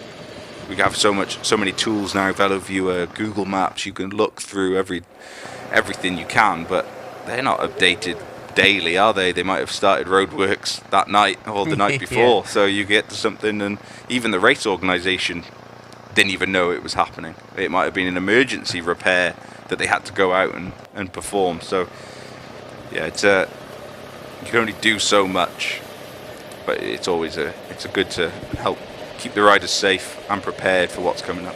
One of the funniest things I've ever had. Well, funny is the right word. We got to the finish of one stage of a race, and the road was being relayed.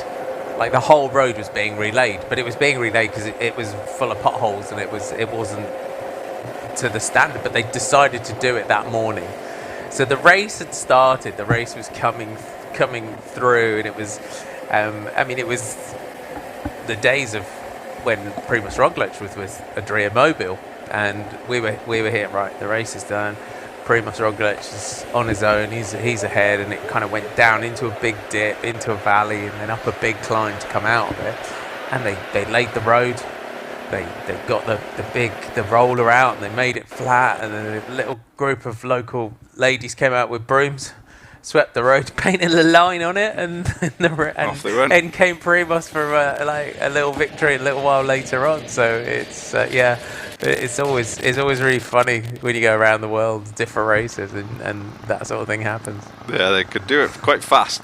So it's always it depends where you are in the world. How they can do it. There'd be someone with a high vis and a clipboard if it was the UK. Yeah, you'd have to go through. You'd have to go through all the health and safety checks. They wouldn't allow it. No. Welcome aboard if you're just joining us today for stage 3 of Le Tour de LANGKAWI. We have some breakaway for you. Simon Carr in the pink here, and wearing number 1 of EF Education Easy Post. He sits in the general classification 5th at 12 seconds, does Simon Carr. Number 52 here, another British rider, Paul Double from Human Powered Health. He sits 47th overall at 16 seconds, does Paul Double. We have 2 riders from the Green Project Bardiani CSF Faizan. You have Matteo Scalco from the Green Project. Matteo is 75th at 16 seconds. His teammate Luca Covilli is 70th, also at 16 seconds. We have Juan Bao Company from the Euskaltel-Euskadi team in the orange. He is 16th overall at 15 seconds. We have number 61, Pablo Castrillo. There's our confirmation of our King of the Mountains. I was just going to give you that after this. Simon Pello taking 5 ahead of Pablo Castrillo, Luca Covilli and Matteo Scalco.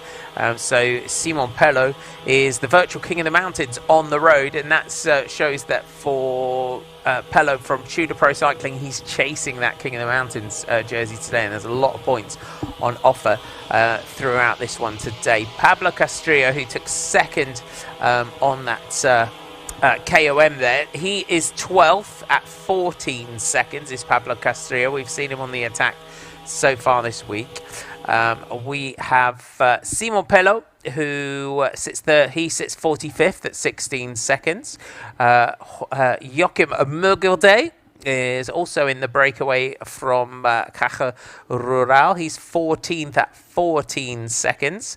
And then we go to Adne van Engelen, who is up there for the Rujai online insurance team. He's 88th at 16 seconds. So your highest placed rider in your breakaway group is Simon Carr.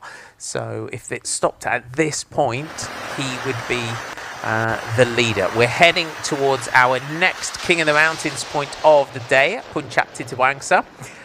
10, 8, 6, 4, 2 and 1 points on offer over the top of the next climb of the day. So expect the man in black, Simon Pello, to be going after the King of the Mountains points. For the other riders, you would say in this group, Simon Carr, Paul Doubles, they are here to try and take some GC points. Simon Pello can climb. I'm not sure he's got a race winning Genting Highlands kind of climb in his legs. As we've said, Adne van Engelen from the Netherlands, from the Rujai team in that blue and white and orange kit.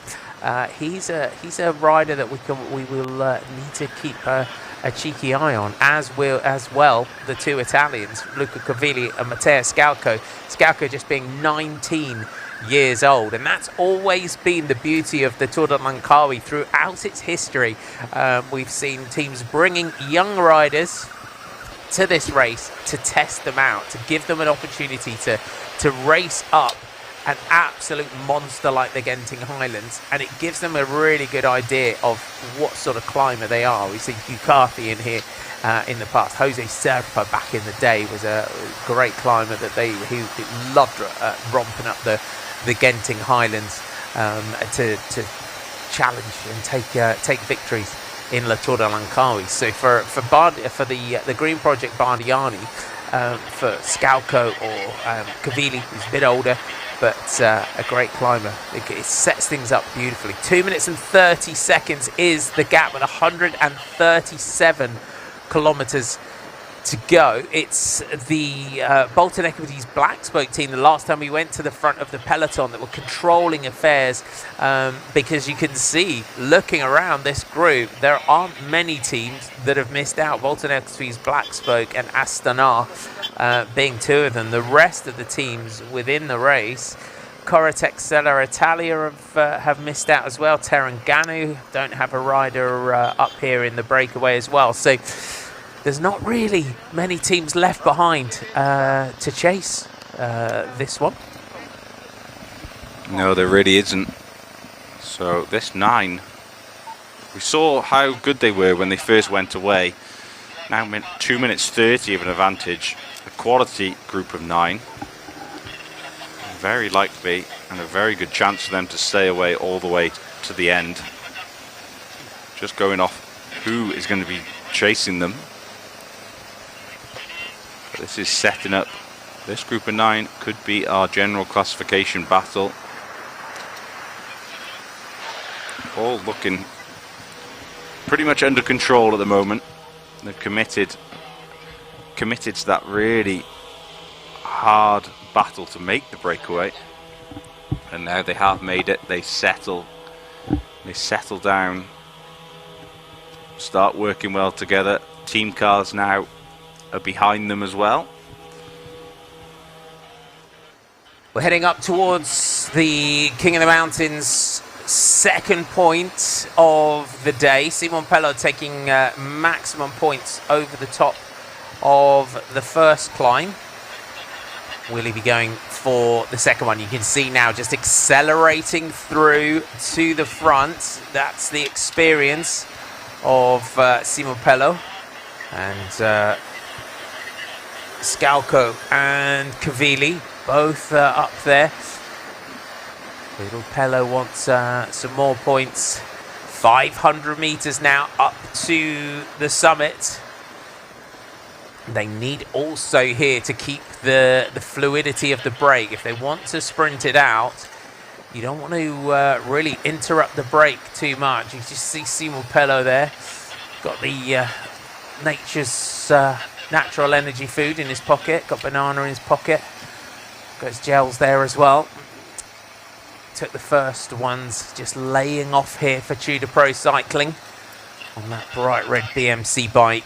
Out of the saddle for Pello, looking to just line this up potentially.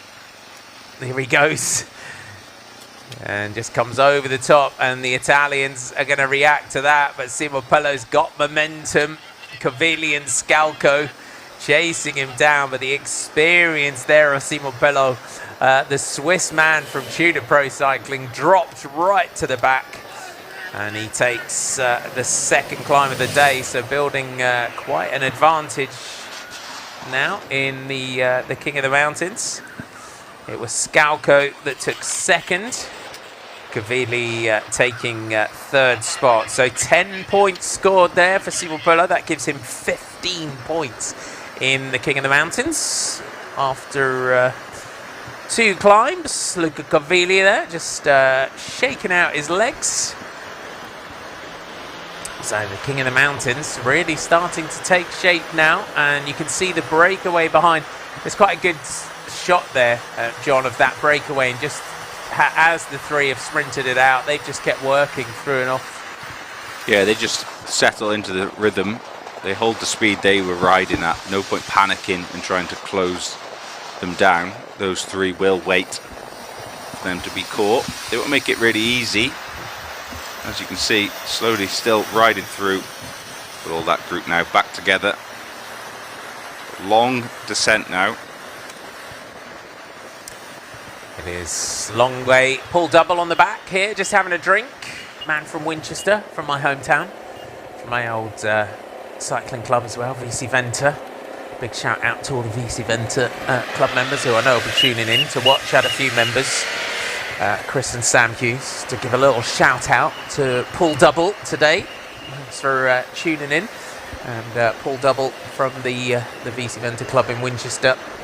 And that has developed many riders over the years, but Paul Double really inspiring all the youngsters in Winchester to that they can achieve great things. He took himself off to Italy, based himself down there, got a pro contract with MG Kvis, and then into Human Powered Health. He won a stage of Tour of Bulgaria last year, did Paul Double, and heading off to the Iolo Cometo team for next year, the 27-year-old Brit. So good to see him in there. 2 minutes and 10 seconds is the gap from the breakaway group back to the peloton.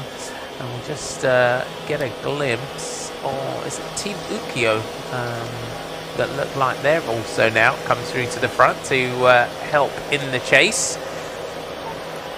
Teams that all have missed out on this, the directors will be in their ears, just look at the way they've got this peloton lined out here. This quite a concerted chase that they've got going on. The peloton in one long line. It's good. in a way, Bolton Equities, Blacksburg taking the race on. But there is, just depend who they have in that group. Are they riding for stage victory, or are they chasing it for general classification hopes? It's a very reduced peloton. It's almost 40 or 50 riders at the most. So are they riding for stage victory, or do they need to bring this back to give their general classification hopes a go? If there's a rider like Matt Bostock who's made it, who's climbed well enough to make it, he has a very good chance in a reduced group sprint. But this is a quality group of 9 up the road. It's going to take a lot of effort. Of course, that group is reduced. It means that the sprinters aren't there. And it looks like, actually,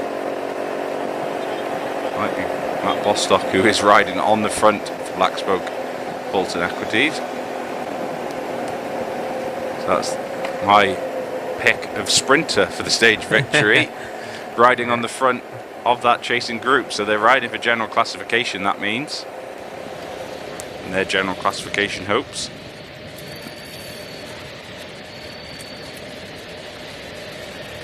So this, it's got a bit of a, it sort of rocks and rolls over the top of this climb before we start the really, really long descent. That comes with about 125 points, just over the 125 kilometre to go points where we really start descending. We descend down until around 108 kilometres to go, so almost a 20 kilometre descent before we start. There's a little kick, a little plateau, a little couple of little lumps, and then we start the next climb of the day. And in terms of the King of the Mountains classification, and we do also have that intermediate sprint to come in Tasik Temangor, the 3, 2, 1 seconds. That's with 103.9 kilometers to go, so about 30 kilometers. We've got that long descent into the town, and then the 3, 2, and 1 bonus sprint that we have on offer. Bolton Equities Blacksburg lining it out here to try and get this race under control. They missed out on the breakaway and have been put to task, you would say, now on the front. Yeah, straight away. Sometimes you see a lot of teams, more the French style, if they have missed a break, they just send their riders to the front to close things down, almost as punishment for them not making that breakaway. Bolton Equities, Blacksburg, 2 riders to the front. And behind that, though, no one else is going to help them. Kern Farmer behind that, they have a rider represented in that breakaway. So it's all up to the 2 riders to try and control this break, and they're doing the right thing. They've started chasing early, so that means it's holding that group at 2 minutes 10 on our last time check. If it goes any further than that, it's so hard to bring back. So you just need to make sure you start chasing early enough.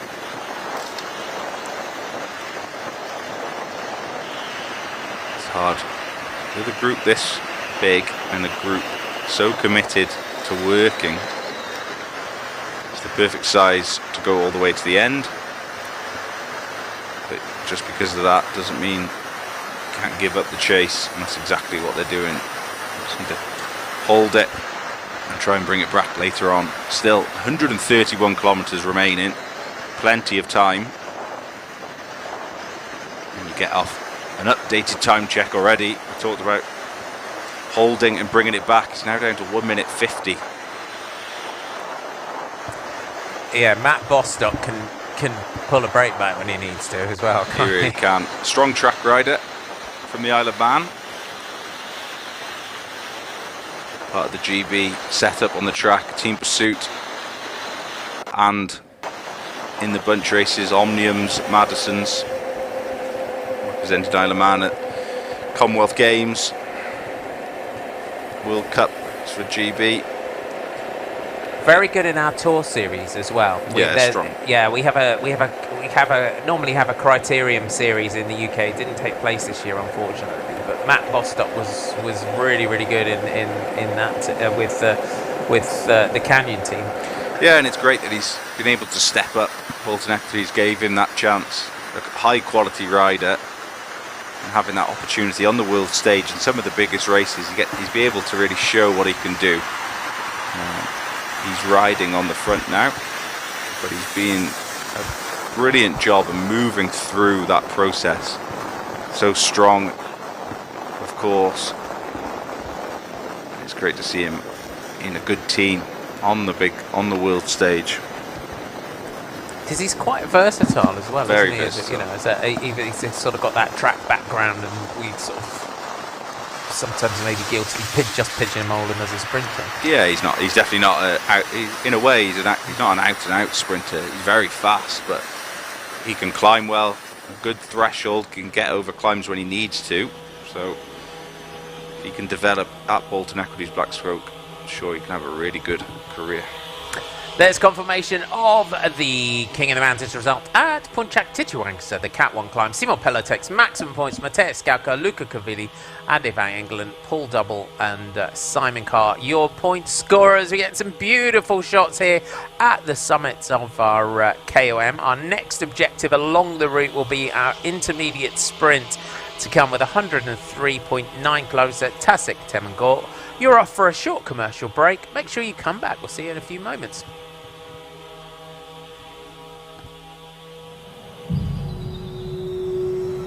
To achieve big goals, to bring new possibilities, partnerships and collaborations are imperative. With the focus of people, planet, and profit, together with our partners, we are amplifying our efforts to reduce carbon emissions in our downstream operations. To strike a balance between business goals and environmental needs, at the same time recognizing and addressing the plastic waste and pollution in the economy. One of downstream subsidiaries, PETRONAS Chemicals Group, is committed shifting the industry towards a circular economy approach, better known as New Plastics Economy. Thanks to technology and collaborations, this will not become a mere figment of imagination, but soon will be a reality for us. Working with a global player, we are currently looking at the possibility of building a chemical recycling plant, creating enterprise value in energy transitions such as sustainable fuel and cleaner forms of energy for mobility. It is up to us to make our planet a better place, one that we will be proud to leave behind for the future generation. It is our hope to inspire change, and together we will forge ahead towards a greener tomorrow. This is my pledge to the organization. This is our pledge to you.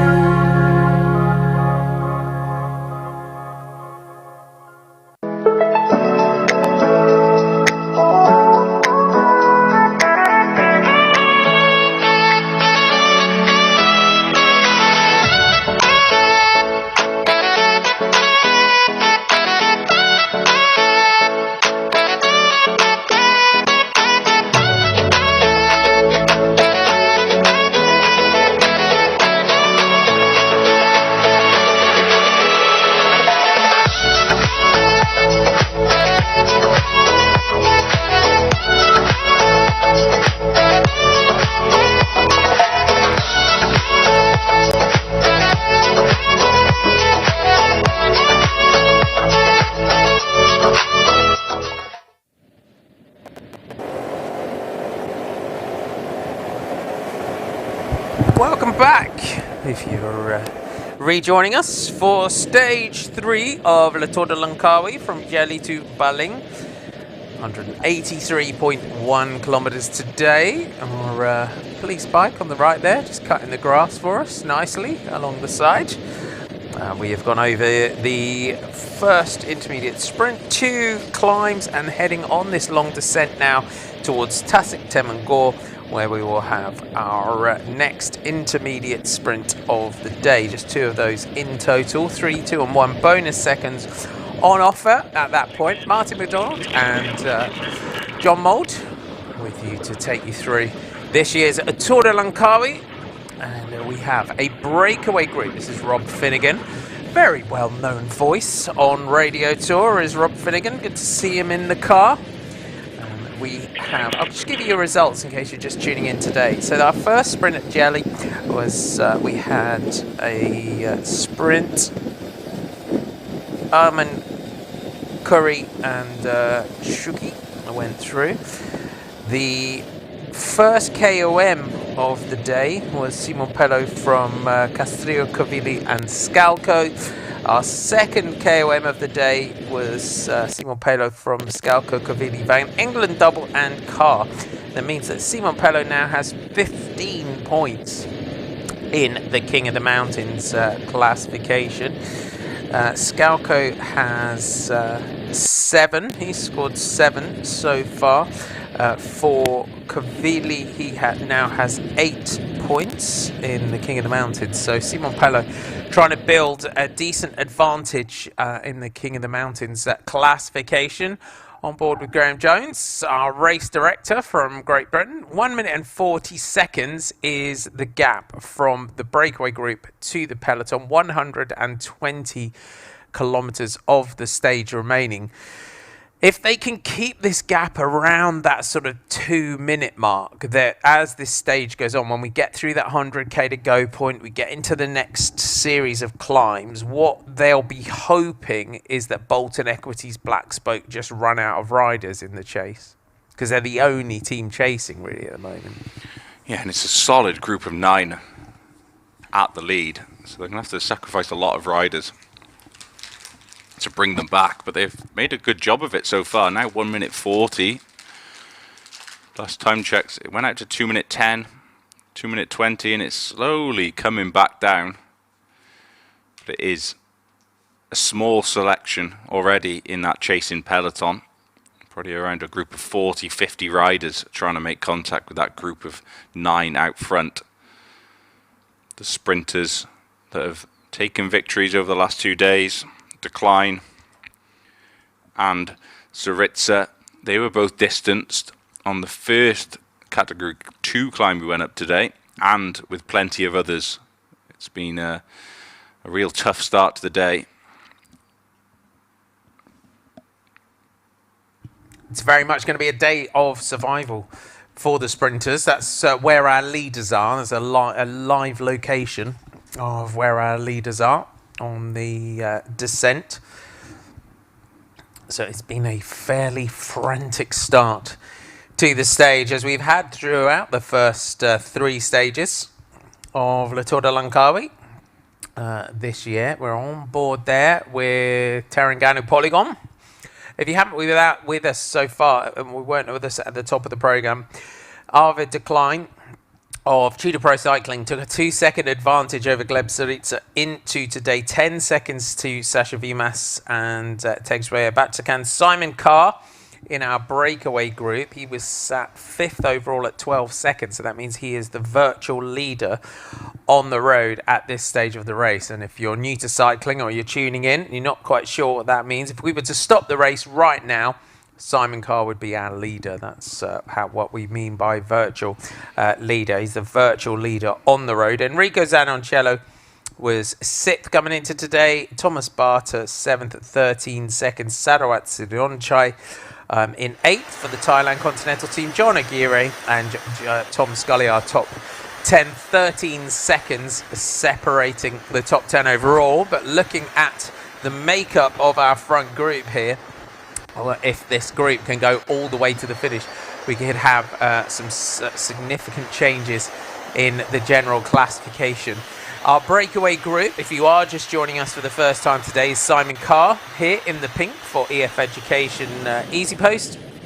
Paul Double for Human Powered Health, wearing number 52. You've got Matteo Scalco and Luca Cavilli in the green and white of the Green Project Bardiani CSF Faizan. You've got Pablo Castillo of Equipo Kern Pharma, Adne Van Engelen from the Ruja Online Insurance Team, Simon Pello from Tudor Pro Cycling, and Joachim Mirgelde from Caja Rural. That is the makeup of your group. 212 was 231 actually, with 141 kilometers to go was the maximum gap that they have enjoyed so far. They're holding them well on the descent as we head in towards the intermediate sprint. It does look like it's coming down slightly. I think if they can get onto the flat and just keep driving on here, the Black Spoke, the Bolton Equities Black Spoke team are doing a good job in controlling it. 1 minute and 3 we're being given is the gap. So the chase is fairly major at the moment. Really major. It keeps coming down and down. I really want to keep an updated view of the situation in that peloton. They're doing really well to bring that gap down so fast. This group of 9 though, I thought they were on it. They were ready for a stage victory in my mind when they went away. But Bolton Equities Black Spoke, they must be having a chase of their lives, to be honest. They need to close this down as soon as possible. It's always dangerous when you do, because the counterattacks come, and if you miss the next move and you've used and sacrificed all those guys to bring this group of 9 back, if you miss the next move, then that's gone. You've already used your riders up. It's an interesting show of strength from Bolton Equities Black Spoke as well, to take the responsibility from the chase, because you wouldn't initially have thought they would be the team that would take the responsibility. But it did. Now we get a look back, and it has been just the 2 riders from Bolton Equities on the front. Because we've got Bardi, we've got the Green Project lined out behind them. Yeah. But where are the other riders from the team? It's hard to spot them through the line. This is working out for a team like Astana Kazakhstan team though. They haven't put a rider there. They've missed that front split of 9. Bit of a gamble for them, but this is looking good for them. They've been able, if this comes back together, they're back in the race. Gone from a very bad situation. Slowly coming down. 115 kilometers still remaining though. The riders in this group will be given an update on where they are. There is this sort of little kicker as well. There's some little lumps like this, which should help the breakaway, you would say, because it really is sort of the momentum of the peloton just on the descent that seems to be bringing this back. There's a little kick here, and there's one with about 108.5 kilometers to go where it does kick up, and we head in towards our intermediate sprint. The Bolton Equities Black Spoke team, Logan Curry just dropping back to the team car for some bottles. And a bit of conversation there as well with the director sportif.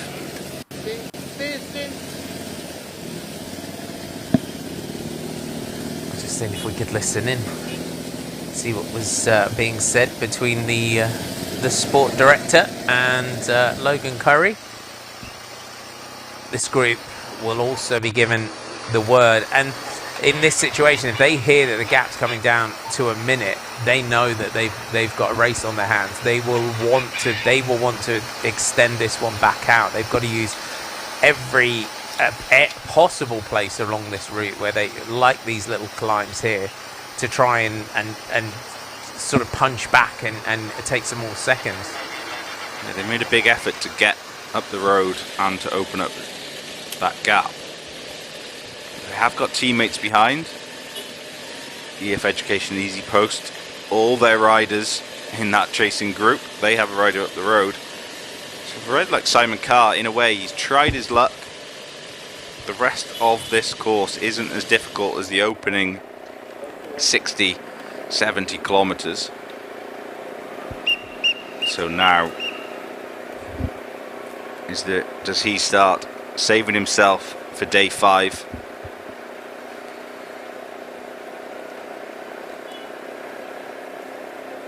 Actually looks like George Jackson is that second wheel as well.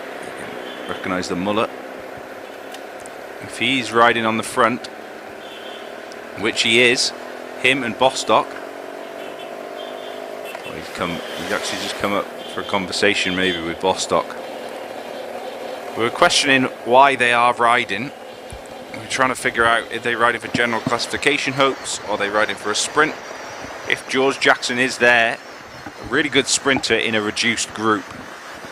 Doesn't look like he was actually contributing to the chase. It was Bostock mainly. He just came up and sat behind him.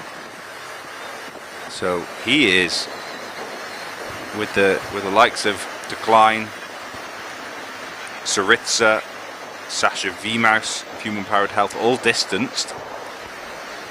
He's got hopes and his sights set on trying to win from a big group sprint. Already taken some victories really recently in Asia, so we know he's on good form. So that's answered our question, I think, why Bolton Equities are riding. They want to bring it back for a sprint for Jackson. There's a long way to go. A minute is the gap.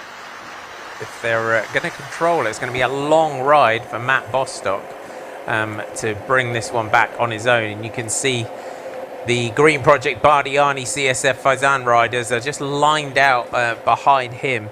Euskadel Euskadi are also happy with the situation. They've got Juan Bao company in that front group. So it is a lonely solo chase, you would say here, by Matt Bostock. They are holding it at a minute. It's this sort of gap. It is to bring it back by a minute on a descent is, it's doable. To bring 2 minutes back on your own when that breakaway are swapping through and off, you kind of take that initial sort of shock and awe where you can hit the speed really, really high. You're hoping that you can just launch yourself across the gap. When you get down to a minute, this group start communicating with each other and are like, okay, they're coming back to us, because they potentially don't know how many are riding on the front, and there might be the conversation looking around in this breakaway and thinking, well, who's chasing? It's got to be Astonada or someone that's on the front.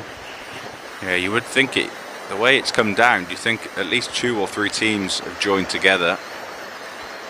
One thing they have done well, Bolton Equities, Blacksburg here, is bring the gap down to a close enough gap that it might tempt other teams to join them. If it went any further, then you're trying to get riders to join you when it's going to be a really hard battle to do. But when it gets closer and you hold them at a close enough gap, that dangles the stage victory in front of that peloton, and they're constantly thinking, "Oh, I'm still in the hunt for a victory here." So it means they might then join in and contribute as we get further into the race.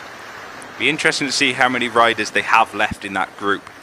It's good that Bostock is riding and being able to control that breakaway, but you still need the riders there for the finish. If you're going to sacrifice the riders to make sure it all comes back together, then you are gambling and making sure that it all stays together in the running. You need someone there to protect Jackson, to help lead him out, position him in the final sprint as well. So it'd be good to come back and see how many numbers they do actually have in that peloton. Simon Carr out of the saddle for EF Education Easy Post in those pink jerseys. Juan Bao. And good to see our 2 Italians in there, particularly 19-year-old Matteo Scalco. Has the pressure now gone out of the peloton? Still fairly well lined out here at the moment. I'll just update you on our GC in the King of the Mountains, where we are after those first 2 climbs. Simon Pello is now at the top of the standings in the King of the Mountains with 15 points to Mateusz Galko's 9. Luca Kobili is third with 8, and then we go back to Mizuki, who has the jersey on his shoulders today. He's fourth with 4 points. And then Van Engelen, the man on the back of the group here for the Rujai Online Insurance team. He has now moved himself up to 5th in the King of the Mountains with 4 points. This breakaway are looking like they know that they've got to really fire this one now. There isn't an opportunity to sort of sit and wait. They have to drive. Everyone has to be fully committed to this one, which they have been. And you can see Simon Pello, as we saw him on the front of the peloton yesterday, always very vocal in his breakaways and in his riding. Well, he knows how to control the breakaway, and that means he knows how to keep a breakaway away as well, because that experience for him riding on the front and controlling so many pelotons for so many years, then you work the opposite way. He knows how to make it hard for someone who's chasing in the peloton, because he's experienced it plenty enough times. This is a bit of a testing out period.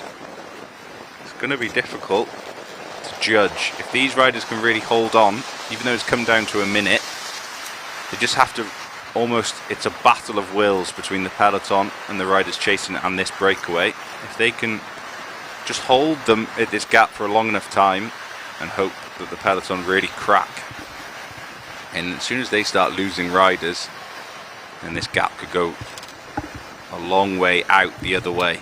So it's just this middle period now. It's good that they're all committed, they're all rolling through, no one's skipping any turns yet.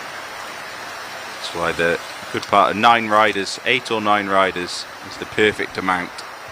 You have enough time resting and recovering in the wheels, and then you're able to do a turn on the front. You're able to roll through at a good pace. We're getting in towards this next little kick along the route. So around this point, the road goes up. This should help our breakaway, given how efficient they are, how well they've been working. We're 6 kilometers away from our first little tick-off of the day, I think, when we get through 100 kilometers to go. That is, if you've been with us line to line so far this week for Little LANGKAWI, that is a little milestone each day that we just tick off when we get through 100 kilometers to go. The peloton, I'm sure, will be hoping for a bit of respite, that the Bolton Equities Black Spoke team might just take the pressure off the front. Just a touch, but Matt Bostock seems like he's fully committed in the chase today.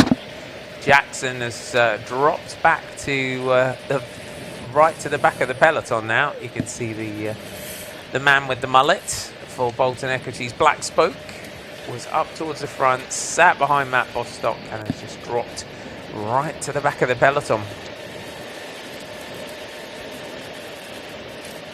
So no drifting room now for George Jackson. You can see on the left hand side there, EF Education Easy Post Swan Years and team members dropping off the musettes. Cepeda, a bit of a slowdown, made sure he got his musette. Usually two bottles in there, an ice sock, plenty of gels and food, maybe even a little can of Fanta or a can of Coke. Then a little cake. I like a cake as well. We love cake in a musette. Sweets, a couple of sweets in there maybe. Maybe some Haribo. Would you have some Haribo during the stage? Maybe, yeah. Did like jelly babies as well, but they're a bit messy, aren't they? They're sugar everywhere. I love jelly babies in the pocket as well. Good call. 500 meters to the sprint. So we go across the bridge here, and we're going to have the intermediate sprint here for the bonus seconds. So the sprint opening up. Bilgote trying to get in there. Double right on the wheel. Here comes Wan Bao. Simon Carr trying to move up. You can see they've gone long here. 100 meters to go, and it's the EF Education Easy Post rider that's trying to come over the top and take the seconds. We'll get confirmation of that. Motorbike just a little bit out of being able to see if he got it, but he looked like his timing was good. Yeah, he was following, wasn't he? He didn't jump. People went quite early there. Interesting, the confirmation when we get it. Carl, we know he's been going for bonus seconds already, picked up some in the first 2 stages. We're already straight in to our next KOM. No waiting around, no respite in between the sprint and the KOM this time. Yeah, right into it. The next climb of the day at Sri Bangding, 8.1 kilometers. It averages 4.2%. Sorry, just looking at my notes. 4.2% average, but it has got ramps. 8.5%, 7.5%. So it's not an easy climb by any means, and it does feel. I don't know if you'd agree. It feels like Bolton Equities Black Spoke felt that they needed between the plateau at the top of the climb and through this intermediate sprint point. That's why they went for that shock and awe kind of tactics. We can see the gaps now gone back out here to a minute and 15. They felt that they were instructed they needed to bring it back by here. Yeah, they need to keep it under control. Still 104k to go. If they've got the legs and holding it at 1 minute 15, they can bring it back. But they are setting up a bit of a difficult time for themselves. A strong climbing group of 9 that went on the King of the Mountains, but then after this, we have a pretty much a fast descent after this climb. And then the final 23 kilometers are pretty flat and fast, and into a slight headwind, which isn't good news for the breakaway. Breakaway would always want a tailwind, but you can see how steep the climb is in parts here. All riders in their smaller chainring, not all the way at the top of the block, probably 3 or 4 down from the top, but it's definitely steep enough for the riders to be dropping it into the little ring. It's quite a tell, isn't it, when pro riders end up on the small chainring. But you see Luca Cavili just shifting back onto the big chainring. Minute 22 is the gap. It is going back out. Great work done by Matt Bostock and the Bolton Equities Black Spoke team. They brought it back to a minute, but the breakaway faced off against them and started to just trade punches with the peloton, and they have now taken the gap back out as we start the next climb of the day. And we've just taken it back out to minute 22. They're doing the right thing here. If they are sprinting for George Jackson, they want to set him up for a stage victory, and they need to ride steadier on the climb. So expect the gap to go back out. It's over the top and on the flat roads where they'll bring the gap down. But that breakaway, all strong climbers, they will be able to open up the gap to the peloton. We saw how fast it came down, so for Bolton Equities Black Spoke, they'll be hoping for the same again once they reach the top of this KOM. Hannes Vilsch there for Tudor Pro Cycling. Just, you see, we're getting a good glimpse of different riders and the way they approach a climb. He was riding really high cadence, the Tudor rider. Trying to save the legs as much as possible. Just had a bit of a view of Corotec Salatalia as well. They have also missed that breakaway. They haven't been contributing to any chase. But for Bolton Equities, they've done the job at first. They'll be hoping a team like Corotec might come up and join them later on. They'll be hoping a team like Corotec might come up and join them later on. Inside with the team car in Terengganu. Little wave. Big up the Terengganu team car. Good to see everyone on board with our coverage in the team cars today. We're just having a little listen in, see if we could get an idea of what's going on in the Terengganu team car, and they're watching our coverage as well. Good to see that they're with us. That's our live pictures of where our leaders are. That is the climb ahead of the riders. So climbing well, minute 22, 104 kilometers of the stage remaining. Our breakaway fighting back against that chase that had been organised by the Bolton Equities Black Spoke team on that descent. Monster job done by Matt Bostock to take a big chunk out of the lead of the breakaway on that descent. But as they start to climb, a real talented group of climbers are our breakaway. So they're looking to just fight back, try and put some time into the peloton behind. Astana, already a successful race for them so far. We're on board there with the Astana Kazakhstan team car with Gleb Syriza yesterday, sprinting really well. Real young talent is the 23-year-old from Astana. And they'll just be looking at, I'm sure, just shepherd him through today, get him to the finish, give him an opportunity to sprint tomorrow. And it is one of those days for anyone that's watching this, tuning in on a live stream that might be new to cycling, and for the sprinters, a day like this, although they have to try and climb really, really steady, what is it essentially that takes that real sting out of their legs if they can, even if they can get over these sort of climbs? Yeah, there's so much to take into account. Obviously, the best sprinters have that big acceleration, that 20-second power, 30-second power is through the roof, whereas the threshold then is reduced, so they don't have that same depth on the long climbs. You get a bit of confirmation of sprint 2. Yeah. Juan Bao Company, Paul Double and Simon Carr is the result through our sprint. But going back to the hard start of today, that really put the big sprinters in difficulty. And as soon as they do that, it really makes it difficult for them. They can ride at a steady pace, but if they ride at a steady pace, the front group goes further away. So you try and hold on for as long as possible before you enter that red zone and really end up getting shelled and completely blow. So if you can have a teammate with you or a couple teammates, then you can ride within yourself. But then it's a big chase then from your teammates to really close that group back down. Similar to what Matt Bostock there, Bolton Equities Black Spoke, is having to do to close that 9 down.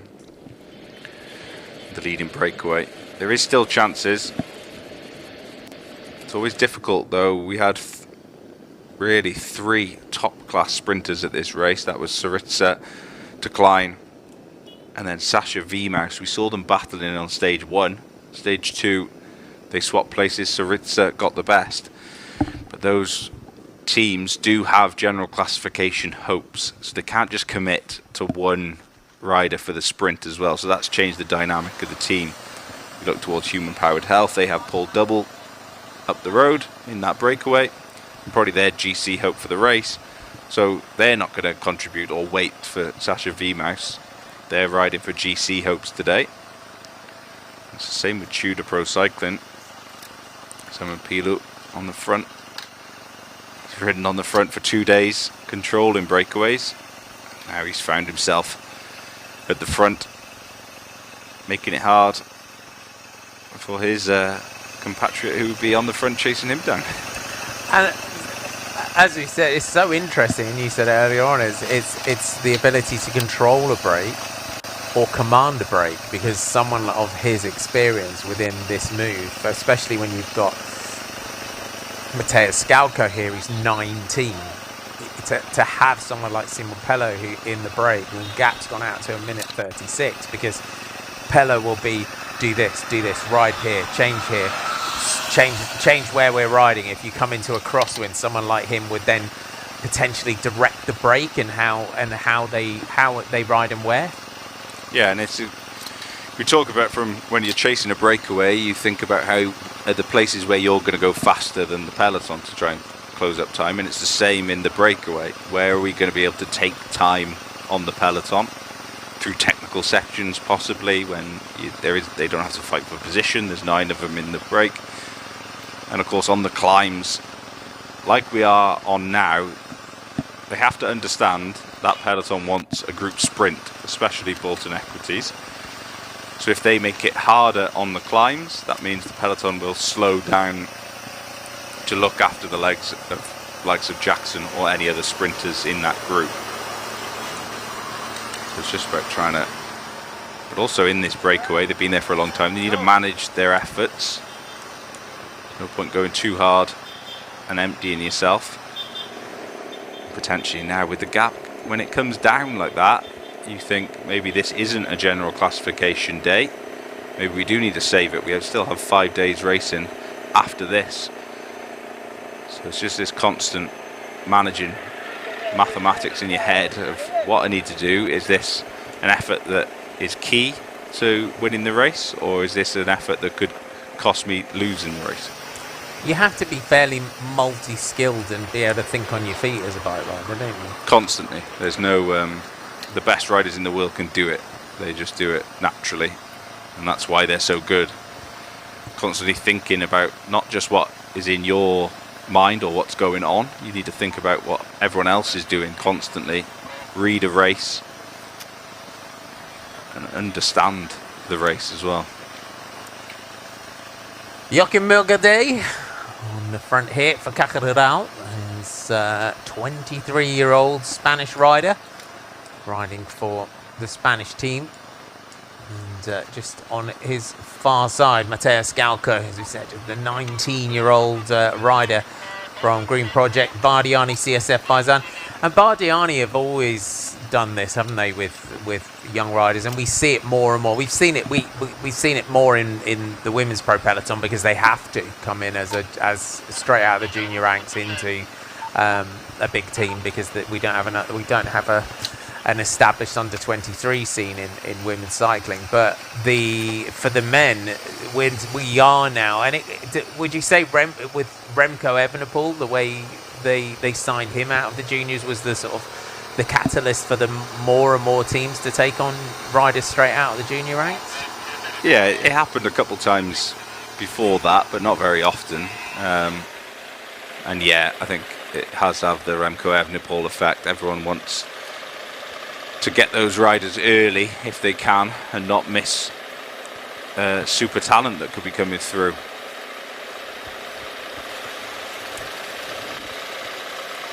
Jambalan Sambayer is on the attack here for Terengganu Polygon. We saw moments ago the Terengganu team car, and the man here from Mongolia, another one of our Mongolian riders, national champion of Mongolia in the road race, and 10 career victories that he's had throughout his career. He's had a successful season as Jambalan Sembaye. So good to see the Terengganu team on the attack. So 1 minute and 43 is the gap that he's going to have to cross, which is a tall order. They, you would say, potentially played that quite sensibly there, Terengganu. They saw Bolton Equities Black Spoke were doing the work, just left them on the front, and then rely on Sembaye here to do the work to try and come across, because he was 9th overall on general classification last year. Yeah, a strong attack there. It's going to be a hard solo effort to close that gap now. 1 minute 43. He's definitely brave. I'll give him that. Really brave.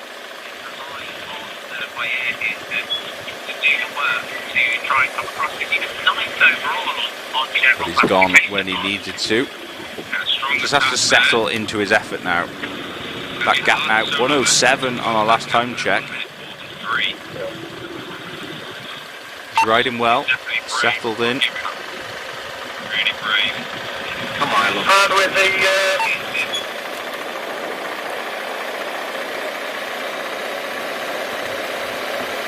He has settled, settling in exactly what he needs to do. You've got to hold an effort that you are able to carry on with. There's no point going too deep and then just blowing up and going back to the peloton. And when you do get there, you can have a little bit of a rest and recover.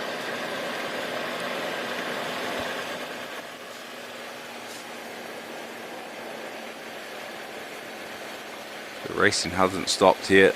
Bolton Equities Black Spoke were the ones that brought the break closer. But all that that's meant has been counter-attacks now starting. 43-second gap now back to the peloton.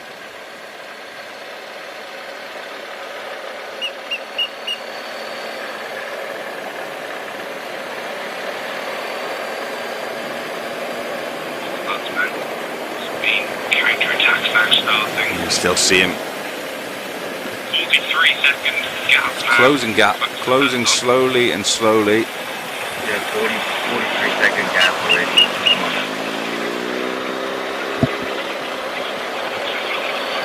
That group of 9 will know he's coming across. Good job. Good job so far.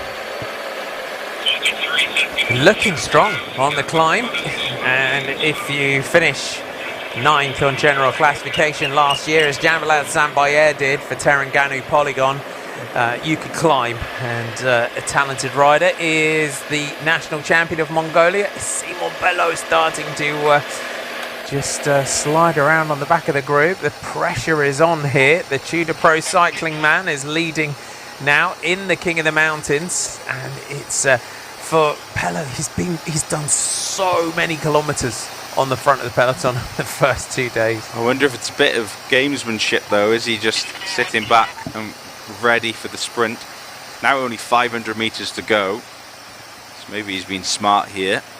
He can go at the back, he can read what's happening, laying off, giving himself an opportunity to accelerate into the wheel and then go straight over the top. He's just playing a little bit of cat and mouse here. Simon Pello just making sure he doesn't get boxed, making sure he's got enough room to jump. Everyone will be looking around, see where the man from Tudor Pro Cycling is. 96 kilometers to go, our summit here with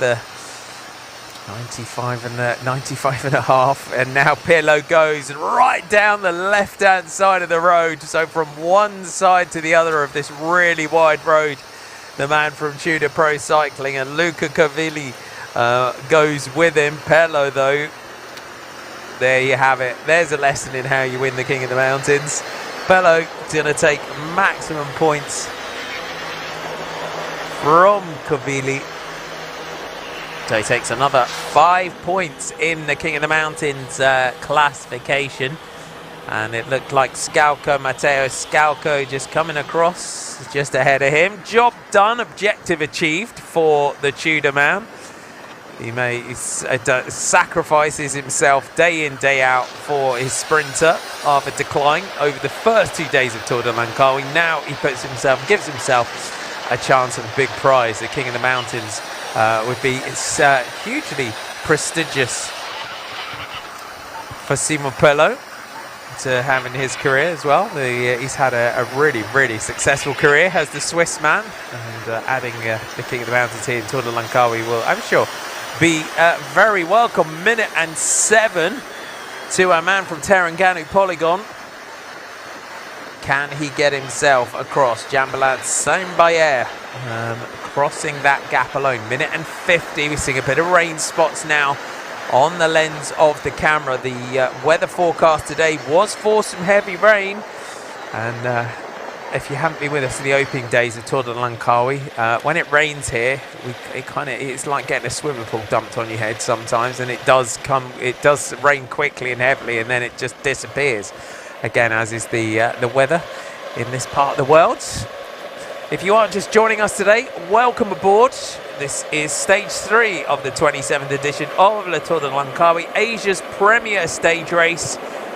The 27th edition of this fabulous race here in Malaysia. 183.1 kilometers today from Jeli to Baling. Over 2,000 meters of climbing the riders are having to tackle today. We started with an intermediate sprint at Jeli, went on to a category 2 climb, onto a cat 1 with 135.1 to go, to the 3D intermediate sprint at Tasik Temenggur, onto our summit here with 95.4 kilometers to go at Sri Banding. And then we have one more KOM point today. It's a category 3 climb, and the summit comes with 37.4 kilometers to go. This is going to be some ride if Jambalan Sambayer of Terengganu Polygon can get himself. Ooh, little bump there. Heart in mouth moment there for Sambayer. Just bounced his hand off his brake lever, just hit a pothole. Nice save for Sambayer. You saw him quickly just recover. It's quite, you can see the road quite potholey on this descent. He's got 1 minute and 7 to cross the gap. Going into today, Arvid de Klein leading in the general classification. We haven't had a nod where Arvid de Klein is. A lot of the sprinters were distanced early on in the day. He went into today wearing our turquoise leader's jersey. It was 2 seconds in the GC between him and Gleb Sri. So Sasha Vimas in third, 10 seconds. Tegshbayer Batchakan of the Rijai Online Insurance Team was fourth at 10 seconds. Simon Carr, who's in our breakaway group, started the day in fifth at 12 seconds. So he is still the virtual leader on the road, is the EF Education Easy Post rider. Don't forget, we also have 10, 6 and 4 bonus seconds on the line. So Simon Carr started the day at 12 seconds. Luca Cavilli and Mateus Skalka of Green Project Bardiani CSF Falzan, they started the day at 16 seconds. So did Simon Pelo, as did Paul Double, started at 16 seconds. Pablo Castrillo of Equipo Confirma, he started today at 14. Jan Bao at 15 seconds. Joachim Mergado was 14th at 14 seconds. Adne van Engelen at 16 seconds. So there's still moments there for the finish, and in terms of those bonus seconds, Jambalan Sambayer here started today at 67th at 16 seconds. So for the Terengganu Polygon rider, the national champion of Mongolia, this is about putting himself in a position to challenge on the Genting Highlands. If, as I said, if he finished in the top 10 on GC last year, then he has the potential to do that again, and that will be the objective for him, and to try and take this race overall. They missed out on the brakes, got some work to do. It's the Bolton Equities Black Spoke team that are back on the front here with what is a reduced group behind, but it does point that their sprinters potentially are in there. You can see constantly just using the descents, using these flat sections to try and punch holes in that group, in that gap to the leaders. But behind them, the Green Project Bardiani and Euskatel Euskadi are all lined out behind them. Minute 40 is the gap. Our top 10 on GC last year, so Ivan Sosa took the victory ahead of Hugh Carthy, Torsten Treen. George Bennett was up there, Ina Rubio, Esteban Chavez, Eduardo Sepulveda, Ruben Fernandez, Jambalan Sambayer, as I said, in 9th, and Andre Zeitz was 10th. There's your picture of where we are. That's where our leaders are along the route.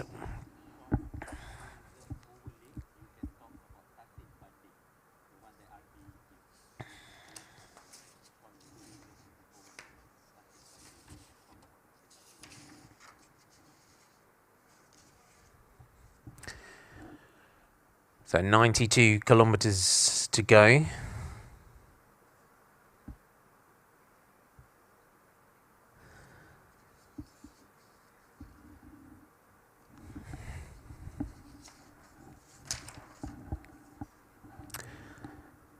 So beautiful shots around Tasik Banding here. Our drone is up there. So Tasik Temangor. Up here, the Temangor Lake here in Malaysia. And up to about 1,533 meters up towards the peak.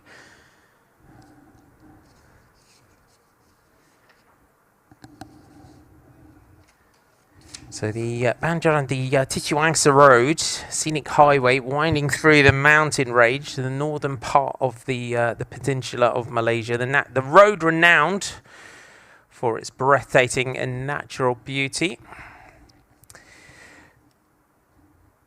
So you can see all the natural wildlife. So they have a very diverse avian population here. So always take your binoculars if you come out to this part of the world.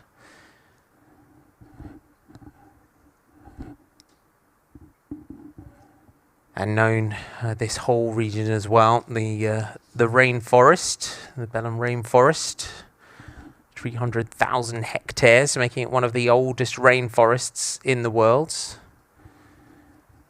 Incredible biodiversity in the Belem rainforest. So celebrated the flora and fauna, its rare and endangered species. And as we head through our stage today, our Royal Belem State Park, a significant portion of the rainforest protected. The Royal Belem State Park, established in 2003, UNESCO World Heritage Site, and also takes in Lake Temangor, the vast man-made lake, and you can take in your boat rides on the lake at Lake Temangor. Plenty of outdoor activities, and it's home to the indigenous Orange Asli that you saw, communities who have lived in harmony with nature for generations. And your visitors can learn about their way of life, their hunting, gathering and traditional crafts.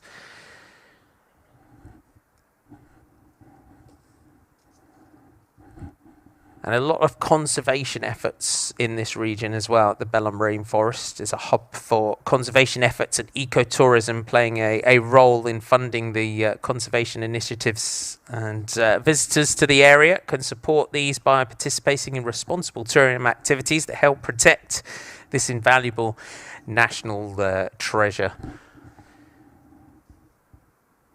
And the Belem Rainforest is one of the few places in the world where you also, while we watch our cuisine here, which is also very, very important, you can encounter the world's largest flower, the Rafflesia. These gigantic parasitic flowers bloom infrequently in a rare and fascinating sight for botany enthusiasts.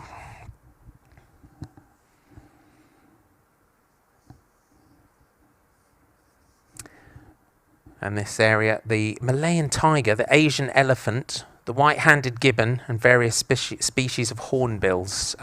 So bird watchers and wildlife enthusiasts are in for a treat when you come to this beautiful part of the world.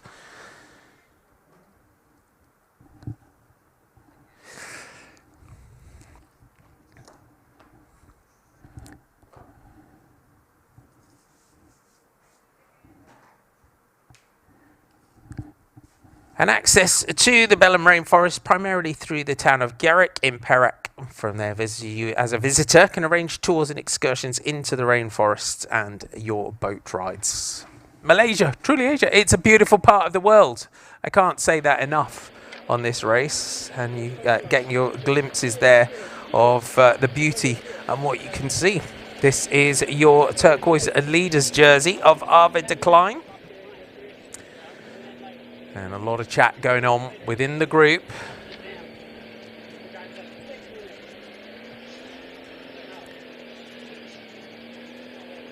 ...86 kilometres to go. Rather of his riders just dropping back. We'll see where he is within that group. Is he just in that chasing group behind? If he is, he's doing a storming ride if he is just in that group at 1:40, but at the moment I think he's quite far down. Yeah, I think this is the back group, the Gruppetto. Settled into what they need to do. They need to make the 15% time cut. Shouldn't have a problem with that, to be honest. And a big enough group to work together. Does mean we'll be looking at a new leader come the end of the day in general classification.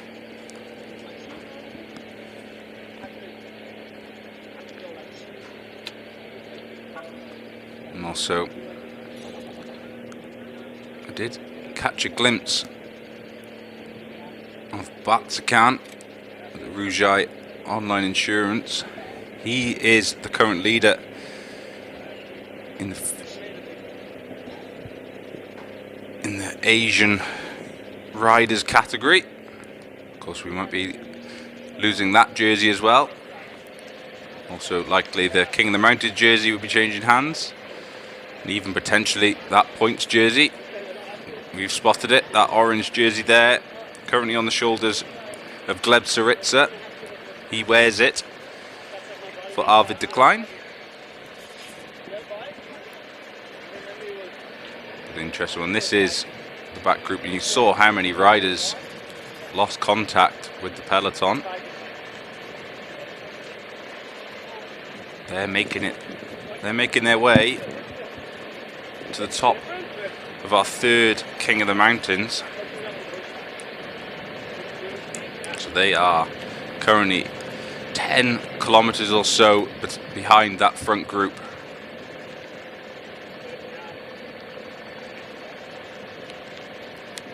So have a look there. Sasha Vimaus is there. Attilo Viviani on the left there for Corotec Cell Italia.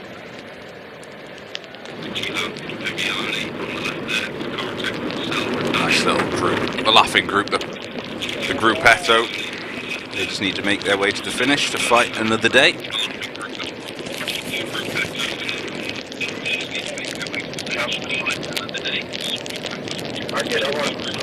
I'm enjoying these looks into the team cars.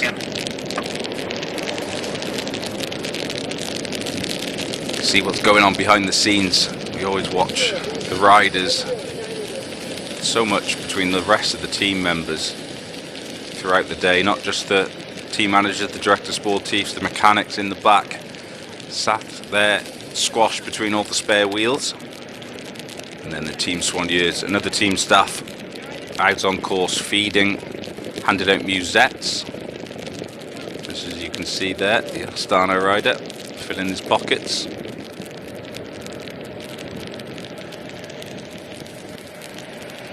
And they start the descent. Rain coming down. Temperature still nice and warm though, around 27, 28 degrees today. Even with a bit of rain, it's not the end of the world. You wouldn't want to be putting a jacket on. You end up getting too hot, sweating from the inside, and you end up wetter from both sides. But a brilliant day of racing we've had straight from the start. A lot of attacks, and then that group of 9 are making it hard for that chasing peloton. Be interesting to see if there is any more counter-attacks. Bolton Equities, Black Spoke are the team controlling things, hoping to bring everything back together for a sprint for George Jackson. As the riders battle through this rainforest, and there is confirmation of our third King of the Mountain, Simon Pouleur, picking up 5 points, taking his total to 20 points. That means he will be wearing that King of the Mountains jersey at the end of today's stage. Bit of a battle one more King of the Mountain, third category. That comes with 37.4k to go. We're just gonna shoot off for another quick commercial break. Hopefully, see you all very soon.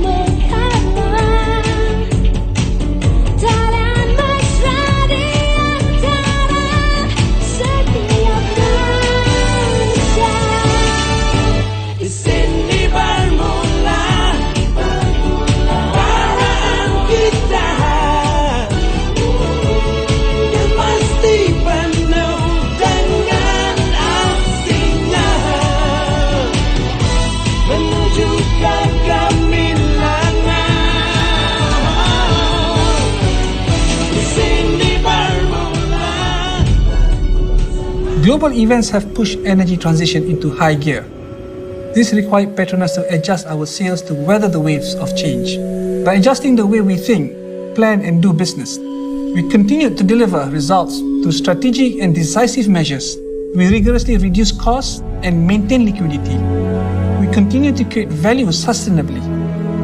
The Kasawari CCS project offshore Sarawak, for example, is set to help us significantly reduce our carbon emissions, lessen environmental impact and create value where it comes on stream. Safety, value creation and sustainability are what guide us in all that we do. We are bringing solutions for a better future, such as the use of robotics and deployment of remote operations. We are transforming our decommissioned rig into flourishing underwater reefs, making clean water accessible with our Water for Life program. We even use solar energy to drive all these solutions. And these are just some of the ways we bring progressive solutions for a sustainable future. As the energy landscape reinvents itself, particularly in the upstream space, our continuous efforts are focused towards making our business safe, resilient, low cost and low carbon. This is something that we must do because we are part of the solution. This is my pledge to the organization. This is our pledge to you.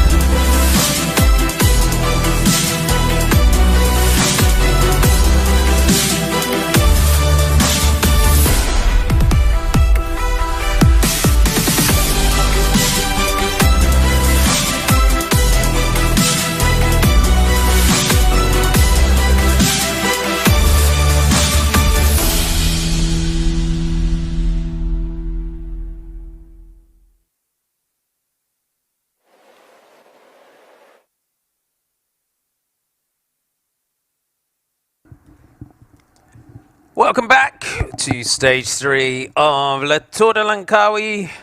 183.1 kilometers from Delhi to Berlin. Thanks for your company today. And what a stage it has been so far, and it is setting up for an absolutely thrilling finish if the first part of the stage is anything to go by.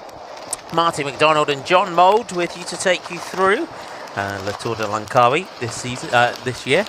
And our breakaway group, you can see the gap is down to just 54 seconds from our leaders to our chasers. And made it up to the breakaway, adding his firepower to the break is Mongolian national champion Jambaland Sambayer. So good to see him crossing the gap and getting into our breakaway group. That had some fresh legs even after his chase to get up there. Your breakaway group is made up of, as I said, Jambaland Sambayer from Terengganu Polygon, Simon Carr of EF Education, Easy Post, Paul Double of Human Powered Health, Matteo Scalco of the Green Project Bardiani, Luca Covili, also from the Green Project Bardiani, CSF Team 1, about a company from Euskaltel-Euskadi in the bright orange jersey, Pablo Castrillo of Equipo Kern Pharma, Adney van England from the Rujai online insurance team, Simon Pellot in the black of Tudor Pro Cycling, and Joachim Mergodet of Caja Rural. 71 kilometers of the stage remaining. And it was been Simon Pellot. He's really been the man of the break so far in terms of the King of the Mountains classification, taking the first climb of the day at Delhi, taking the second climb of the day at Puncak Titiwangsa. He then took the third climb of the day at Sri Banding. Yan Bao taking the intermediate sprint at Tassit Temangor ahead of Paul Double and Simon Carr. The final sprint of the day comes with 37.4 kilometers of the stage remaining. The gap is falling. We haven't got any pictures of who is chasing behind, but the big gamble to go early on in this one, John, will it pay off for them? That's the big question. Yeah, they've been able to control it and bring that gap back. It went out to 2 minutes 40. The maximum it's had. Still, the run-in now is a lot more simple and a lot easier than the beginning of the stage. But have that peloton use too much to close that gap down to 54 seconds. Still close enough to a minute further ahead. So still plenty of work to do in that peloton. Now a group of 10 as well. See the rain. This is our first glimpse back at the chasing group. It's grisly when it's like this. This is Arvid Decline and Tudor Pro Cycling. This is our race leader who's chasing to get back in here. Yeah, I think this is group 3 on the road. So this is the Gruppetto. This isn't the first chasing group. Don't think they would have joined back together. We had a view of them earlier. They were around 10 kilometers behind. So that group we've just saw there aren't at 54 seconds. They're further back than that. So our overall leader has got some work to do to come back to the pointy end of the race today.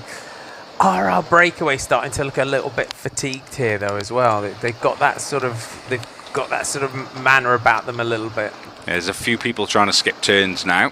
Unfortunately, they probably know that their day is done, actually. With it 54 seconds, 68k to go, it's very unlikely they might be able to stay away until the end. So that changes their mindset massively. If they're not going to be fighting out for stage victory. There's a good example there, Paul Double of Human Powered Health. Not continuing to roll through. He is sat on letting riders slip back in. And is that again just recovery mode, just thinking, okay, we're going to get caught quite soon, I need to have something left when we do? I think it's Probably a call from the team behind as well. You're not likely to stay away. Got another big general classification day in 2 days' time. You've done what you needed to do. You've tried. You've made it difficult for your other GC contenders. It's been a tough start to the day. But really, you need to save now. Save that energy for future days coming up. And out of this group, you've got to say the big winner is Simon Pello with King of the Mountains. And I think that's maybe the reason he was really going for those King of the Mountain points. Maybe he isn't hoping for a general classification result. So he's gone out. He's trying to secure maximum points in every KOM. We're going back to the peloton now, and it is the Bolton Equities Black Spoke, and it looks like they've had some help from Coro Texella Italia. But big props, big respect to Bolton Equities Black Spoke today in the way that they've stepped up and really led this chase and been the team of the strong team of the day in terms of the control and the chase. Yeah, and it's been this man, Matt Bostock from the Isle of Man, who's the one who started riding first. This is exactly what we talked about earlier. They needed to bring the gap close enough to entice other teams to start chasing, and that's what Corotec Sal Italia have decided to do. They have 5 riders in this group, 4 just sat a little bit further back, and 1 now who started to take turns with Bostock on the front. The 1 rider missing there in this group is Attilo Viviani. He was in that Gruppetto group, sprinters group. But still, they have to ride. They're the teams who have missed it. Still a chance for a stage victory. Still 66 kilometers to go. Now the gap to 1:04. It's very the next set of kilometers, really, the next 10, maybe 10 kilometers or so, is quite like this, very flat, sort of just very gently rolling, and then we do climb up onto another plateau and then climb up to our final King of the Mountains point of the day. But if that peloton can get them back through this valley, I think if they get on to the next climb, they may well take the gap out again. And then how much more does does Matt Bostock have in the legs today? As we go back, we are getting a glimpse here of the assistance that he is getting on the front, and it is these 2 riders that are just swapping off on the front of the peloton. It seems like a 2-man job now. They're trying their best. Just saw one of the team cars coming past that bunch, going up to the breakaway to give some support. And another one coming up the left-hand side of your screen. Of course, in a race like this, they only have 1 team car, so they have to look after the bunch and the breakaway. Nice big roads to get past on though, aren't they? Beautifully, really. That's the human-powered health making their way up to Paul Double. Yeah, plenty of space. Sometimes in racing in Europe, you're in Belgium, or there are plenty of narrow roads and no time to actually get past the bunch to go support your breakaway riders. So easy enough to do it here. Yeah. Just having a look down through that group as we go back up to the front, just shaking out his legs, Luca Cavilli. Paul Double's been skipping turns for quite a while. We'll see if this gap does go back out for them. Pello's still driving on, as you would expect, at the front. Juan Bao just having a chat with his breakaway companions, a fellow Spanish rider, just to see what he's potentially, what he's feeling, what he's thinking in terms of persisting with this. But they're all in as well. They've just got to keep riding this whole group. They are invested. You never know even at a minute, if they're holding a minute and it's yo-yoing between a minute and a minute 20 kind of thing, but you just never know. If you can just gas it again and take it out there, then you could potentially take it. You could potentially take it all the way to the finish. Could do, and there's only 2 riders in that peloton chasing. So it's not. It's 10 against 2. So if you just keep going, open that gap again, and potentially it could really go out, and the peloton really run out of riders and firepower to bring this break back. There's only 2 riders chasing, just stay here, yeah? Nice bit of gels. It's exactly the perfect time. You can go back to the car. You don't have to carry all that food around with you for the whole stage. When you've got your car behind you, go back, pick up some extra gels, some extra bottles. And as the DS for Terengganu just said to his rider there, he said there's only 2 riders riding behind. You've got to keep riding, and that was the instruction. Yeah. You need to keep up. Don't give up. It's a reduced peloton. It's not as such like you think of a big bunch sprint and a big 100. It could be 120 riders, but that is only 40, 50 riders, maybe even 60 at the most. So they're going to run out of riders, and you can see Bostock. That's the first time he started to go backwards. The legs may be running out of gas. You saw the way he was pedaling there. It was really tough. I think the fuel gauge has been on for a while. The red light's been on for a while, blinking. So it might be that it is finally job done for Matt Bostock. We did say at what point might he run out of legs, and it'll be whether Corratec Italia will then just take their responsibility and continue in the chase. We're climbing again. The road's going up. If this group can get themselves organised, if they can get another 20k and still hold a minute and then just open the gas one more time, they could potentially stay away. It's going to be a tall order, but it is this whole break against 2 riders. And soon, if Bostock goes backwards like he just did, it could be 10 riders against 1. So it's still on.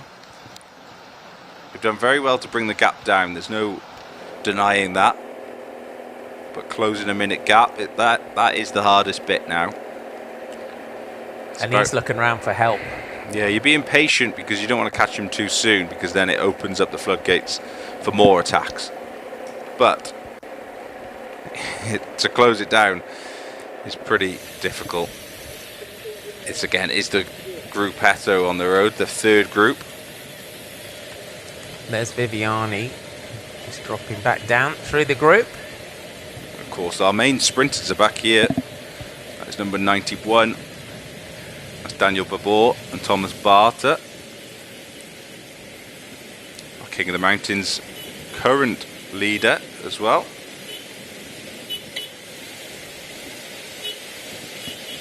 Marzuki. Fortunately, that jersey won't be on his back by the end of the day. Looks like it'll be going onto the shoulders of Simon Pilu. And we're looking for our turquoise leaders jersey and our orange points jersey. And they were the sprinters were huddled together pretty much, and we just see our Malaysian national team rider just coming up on the outside. Handful of gels, jersey full of bottles. And they've done a great job the opening couple of days, Terengganu, to have this polka dot jersey, and we saw them swapping it around within the team. It's a shame that Jan Balance didn't manage to go with the break when it went earlier on, because he could have potentially kept that within the team if he had wanted to. Yeah, they really could, but they've raced really hard, and now they have a rider in that lead group as well. So now they have a group of 10. They're covering every move, racing really hard. So yeah, you take your hats off to them. And the Genting Highlands, with Jan Balance finishing in the top 10 last year, the Genting Highlands is one of those climbs, and once you race it full gas against the likes of Ivan Sosa, Hugh Carthy, George Bennett, Esteban Chavez, like Jan Balance Sambayer did to finish in the top 10 last year, another year on, another year stronger, another year more confident. It's not set outside the realms of reality that Terengganu could challenge for this race. And how massive would that be to have a rider from Mongolia, the national champion of Mongolia, take and challenge for the Tour de Langkawi? Yeah, it'd be brilliant for him to be fighting for victory. But a brilliant group of 10 and still touch and go. They might be going and battling all the way for stage victory. Wait and see, 60 kilometers to go. We're going to take our final commercial break. Make sure you come back soon.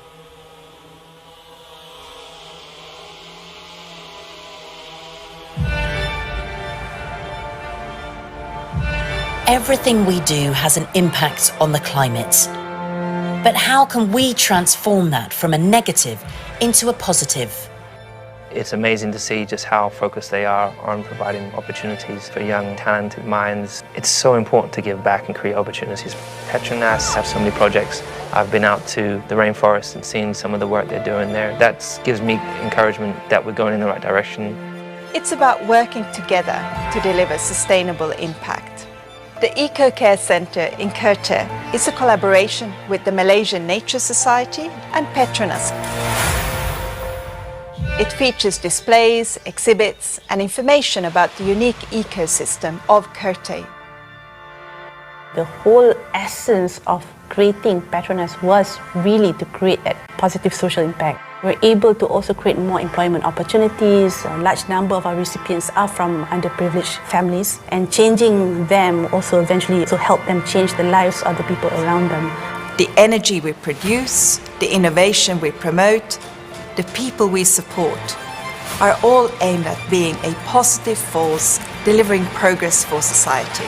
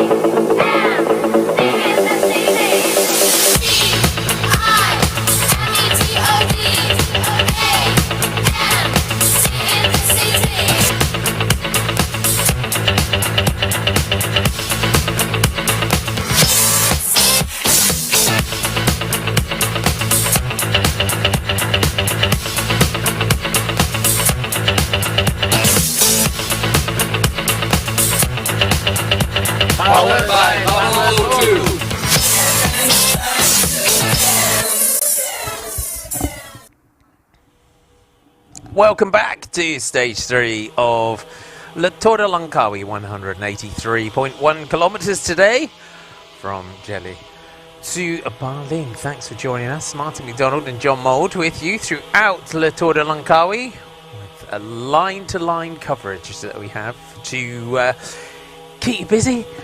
And I hope you've been enjoying what has been a great stage so far. Very much a battle that we wanted for the general classification in this year's race. On paper, it looked like a tough day. Over 2,000 meters of climbing for the riders to tackle today. We, of course, have our summit finish to the Genting Highlands on stage 5. But the day for general classification riders to put time into their rivals. We have got a good group at the head of the race. It has been Bolton Equities, Black Spoke and the Corotec Sella Italia team that have been doing the lion's share of the work in the peloton behind. It was Matt Bostock that had been working throughout the day. 57 kilometers to go. They're still holding 1 minute and 12 seconds. So the Bolton Equities Black Spoke team, assisted recently by Corotec Sella Italia, brought it back to just under 1 minute. But this is the tough part. This is where, as a small group like this, it will really start to hurt. It's not like when you see in the Tour de France when we're coming into a sprint finish and you've got a team in its entirety on the front working to bring back that breakaway. We do work on that rule of 1 minute per 10 kilometers, but in this situation you've got a breakaway against one rider, and your breakaway is made up of Simon Carr of EF Education, Easy Post, Paul Double of Human Powered Health, Matteo Scalco and Luca Covilli of the Green Project Bardiani, Juan Bao, company of Euskaltel Euskadi, Pablo Castillo of Equipo Confirma, Adley Van Engelen of the Rujai Online Insurance Team, Simon Pella of Tudor Pro Cycling, and Joachim Mergelde of Achacherau. They were then joined at the front by Terran Guiding Polygons, Jan Balance and Sain Bayer, who was up there in the general classification last year, and he did a sterling job to jump across the gap on the climb. They're showing now 1 minute and 35, John, with 57k to go. We would say advantage breakaway. We really would, and now actually it's Logan Curry who's come to the front for Bolton Equities Black Spoke. He's the only rider riding on the front as well. You have to take your hats off to Terenganu and Sain Bayer, the Mongolian road race champion. When that gap was that close, he made the decision to jump across. He's made it now to a group of 10, and the gap is going out. So what a move. If this goes and stays away, couldn't have timed it any better. Now we get a look at that peloton, and finally Astana, Kazakhstan team, have moved to the front. They are now contributing to the chase. They were the big team that missed out. So now it looks like it's between them and Bolton Equities Black Spoke who are left to try and bring this race back together. And out of the Astana team, who would you say there is going to be their biggest hope for GC in this one? I'm probably looking at Harold Martin Lopez, even though he has stepped up from the development team this year. A strong climber. Be interested to see who's in that group. They have a really young team riding today, obviously including, if you exclude Gleb Sarista, Leonardo Basso. They were in that third group on the road. So they are just riding for their general classification hopes. Does mean they might just want to bring it at a closer point, may not bring it all the way back. Even if it was 30 seconds at the finish, that still keeps them in the game when they come to stage 5, because when they get there it's going to be such a hard climb. If they let this break go out to 2 minutes, to then try and bring 2 minutes back is near enough impossible. I think, as you said, Jambal Sambayer's crossing of that gap on that climb was phenomenal. The way it was a great lesson in how to close a gap. Yeah, and it's been perfectly timed. That was when the gap was actually at its smallest.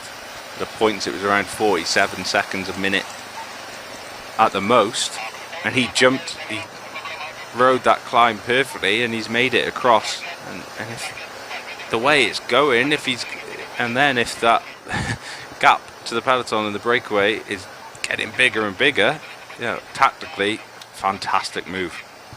I just think that Joachim Mergelday has been dropped from this leading group, the man from Caja Rural.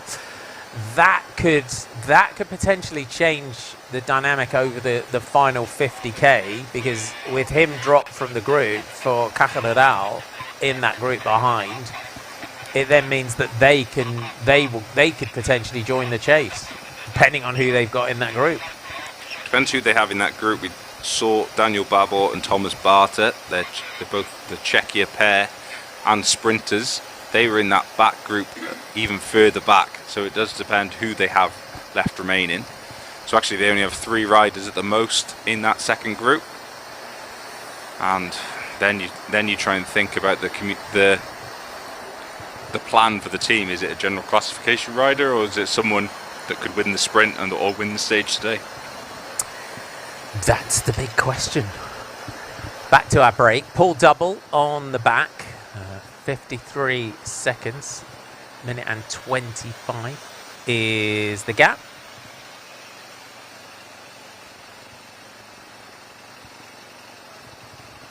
Interestingly now, Paul Double doesn't look like he's contributing to that front group. It's been a while now. He has been sat on.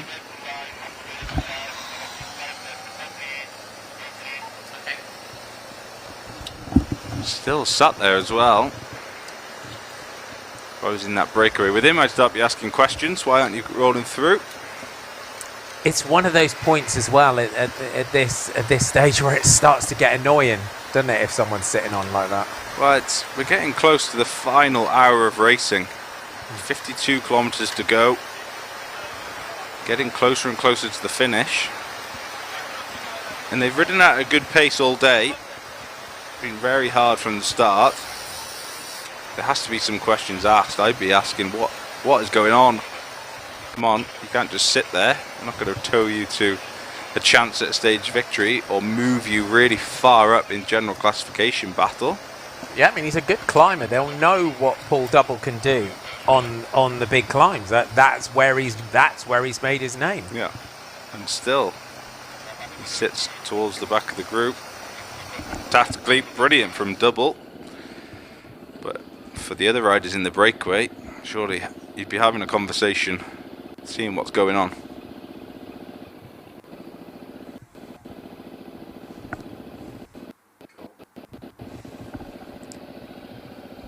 So he's still climbing. Simon Carr in the pink of EF Education. Easy post. You can see everyone just getting directed to the left here. And this breakaway group have been together. And they kicked things off early on in the day. 153k to go. They had 30 seconds.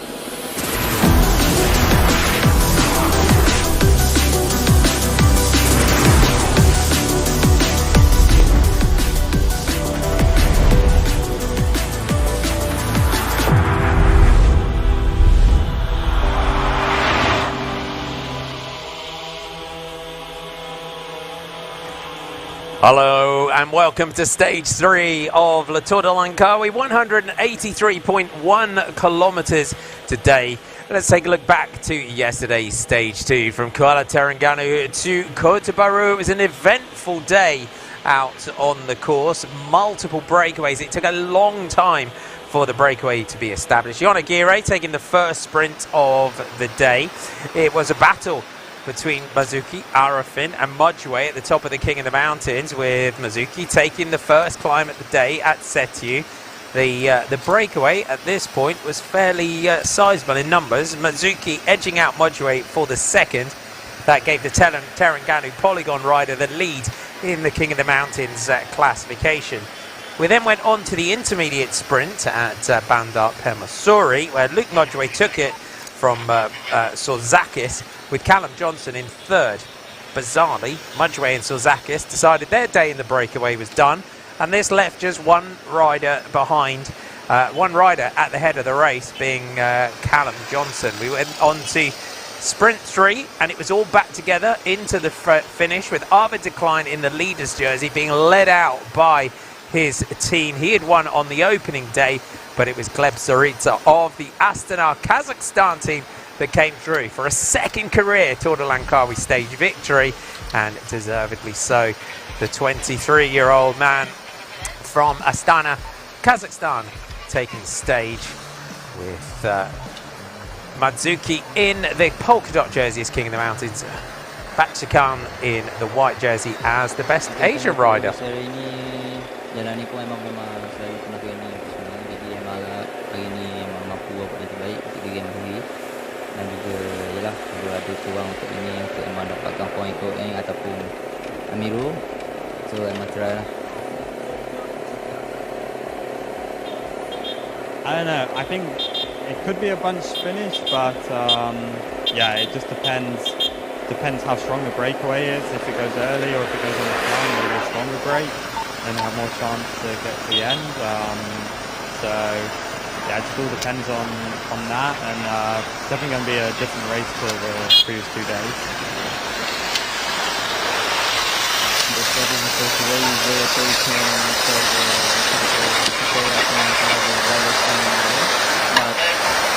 Very important for the person of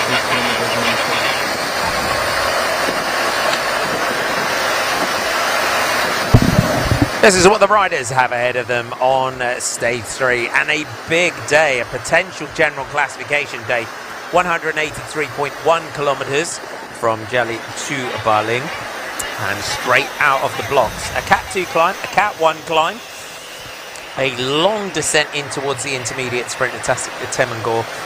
2 more climbs along the route, a Cat 2 and a Cat 3. Arvid de Klein took a 2-second advantage into day 2. Sasha Vimas third at 10 seconds, 25 degrees Celsius at the start.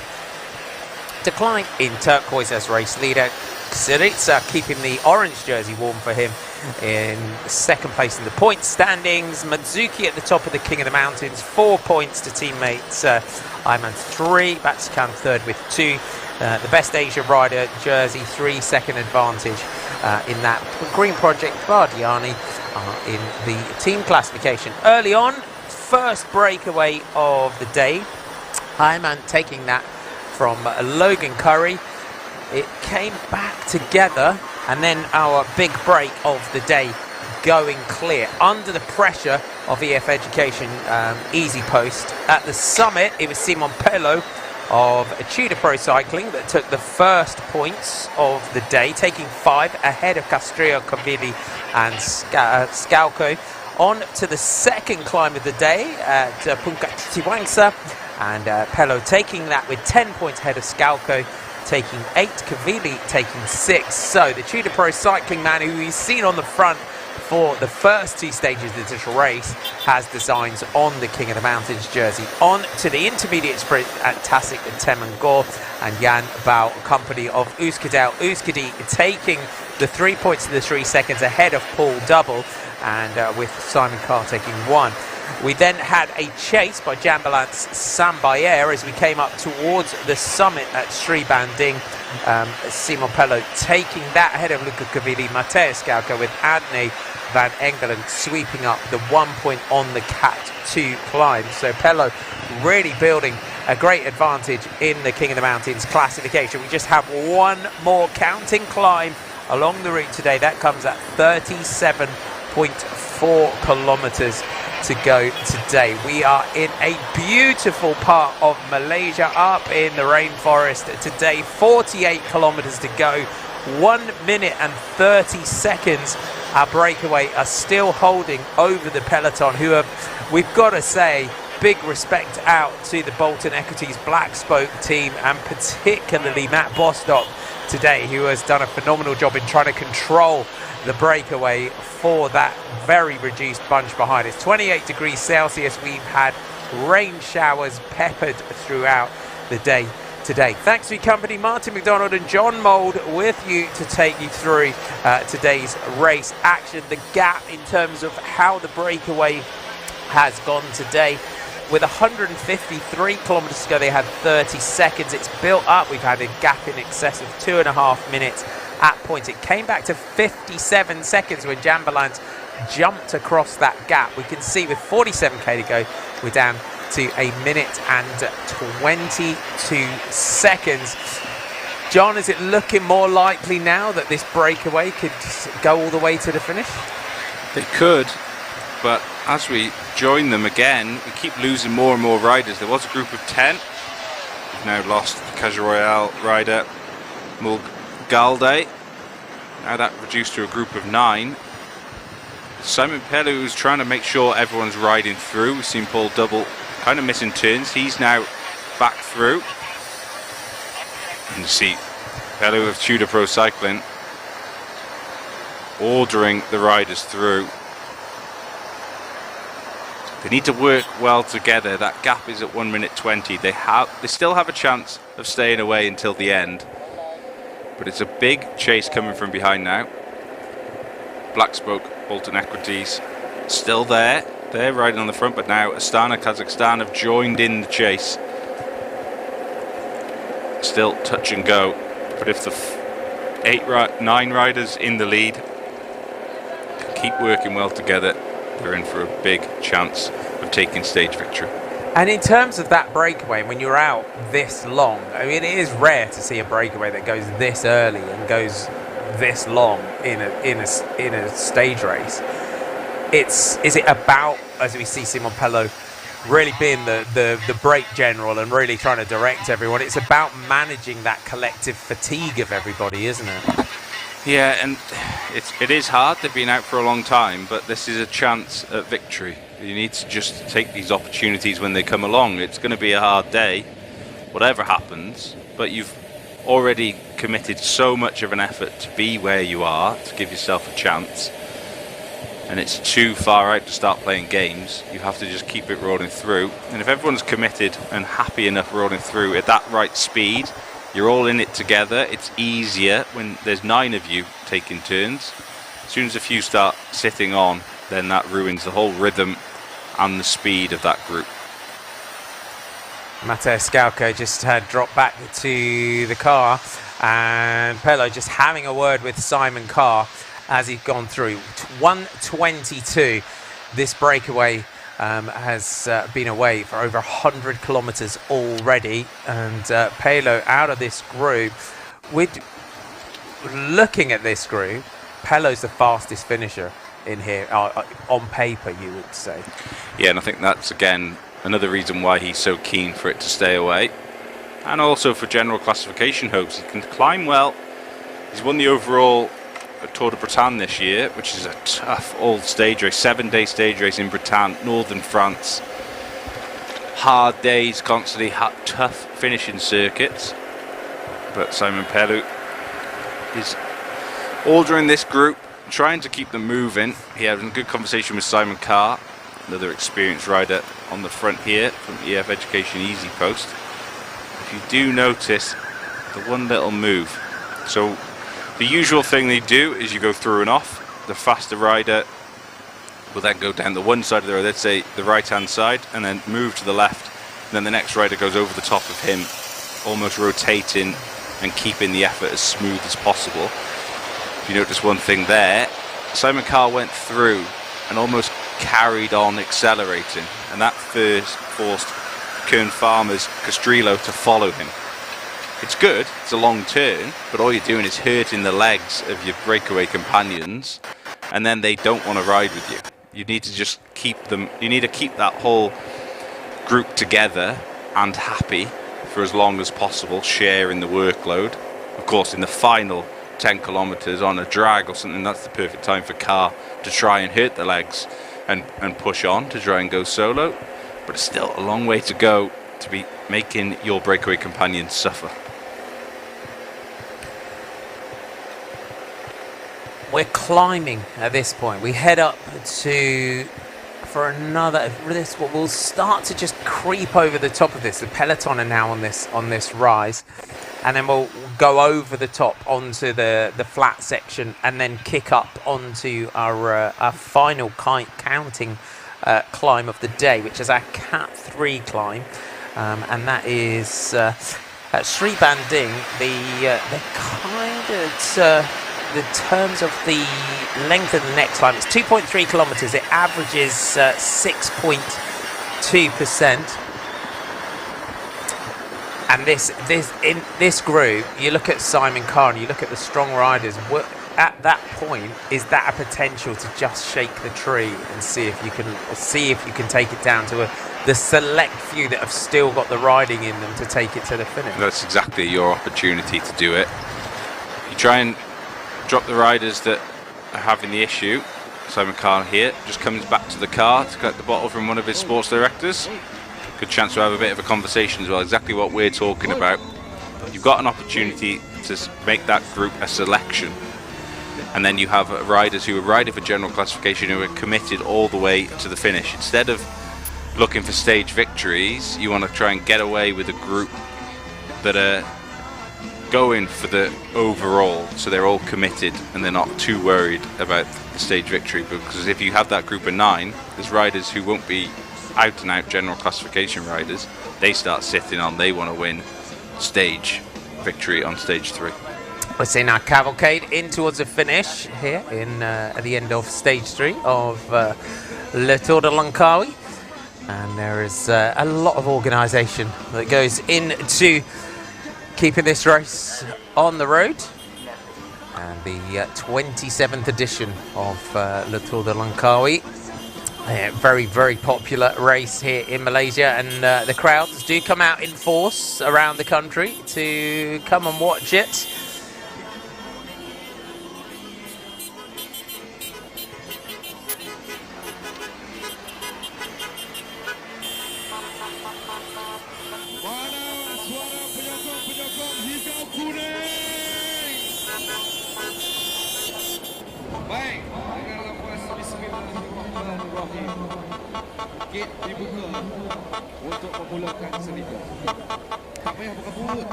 And as always, the fabulous sponsors of a race. The race wouldn't happen without the sponsorship of the companies and the tourism boards and the Ministry of Youth and Sport here in Malaysia that do a great job on putting this race together.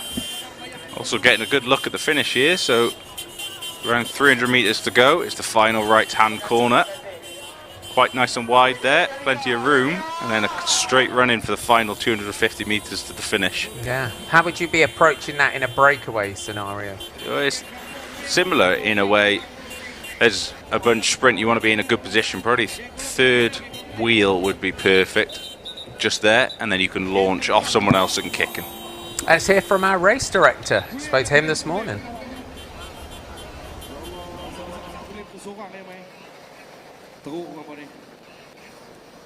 Is it ample to make it smooth? Yeah, so far, I mean, the organisers this time is all MSN, some new people, but the main organiser and the CEO of the organiser, Emir, is experienced in this side of the organising. So far everything's gone well. For me, there's nothing really missing. Everything can always be better, but cycle road racing on open roads is always subject to some difficulties, but we always try to overcome them, and so far so good.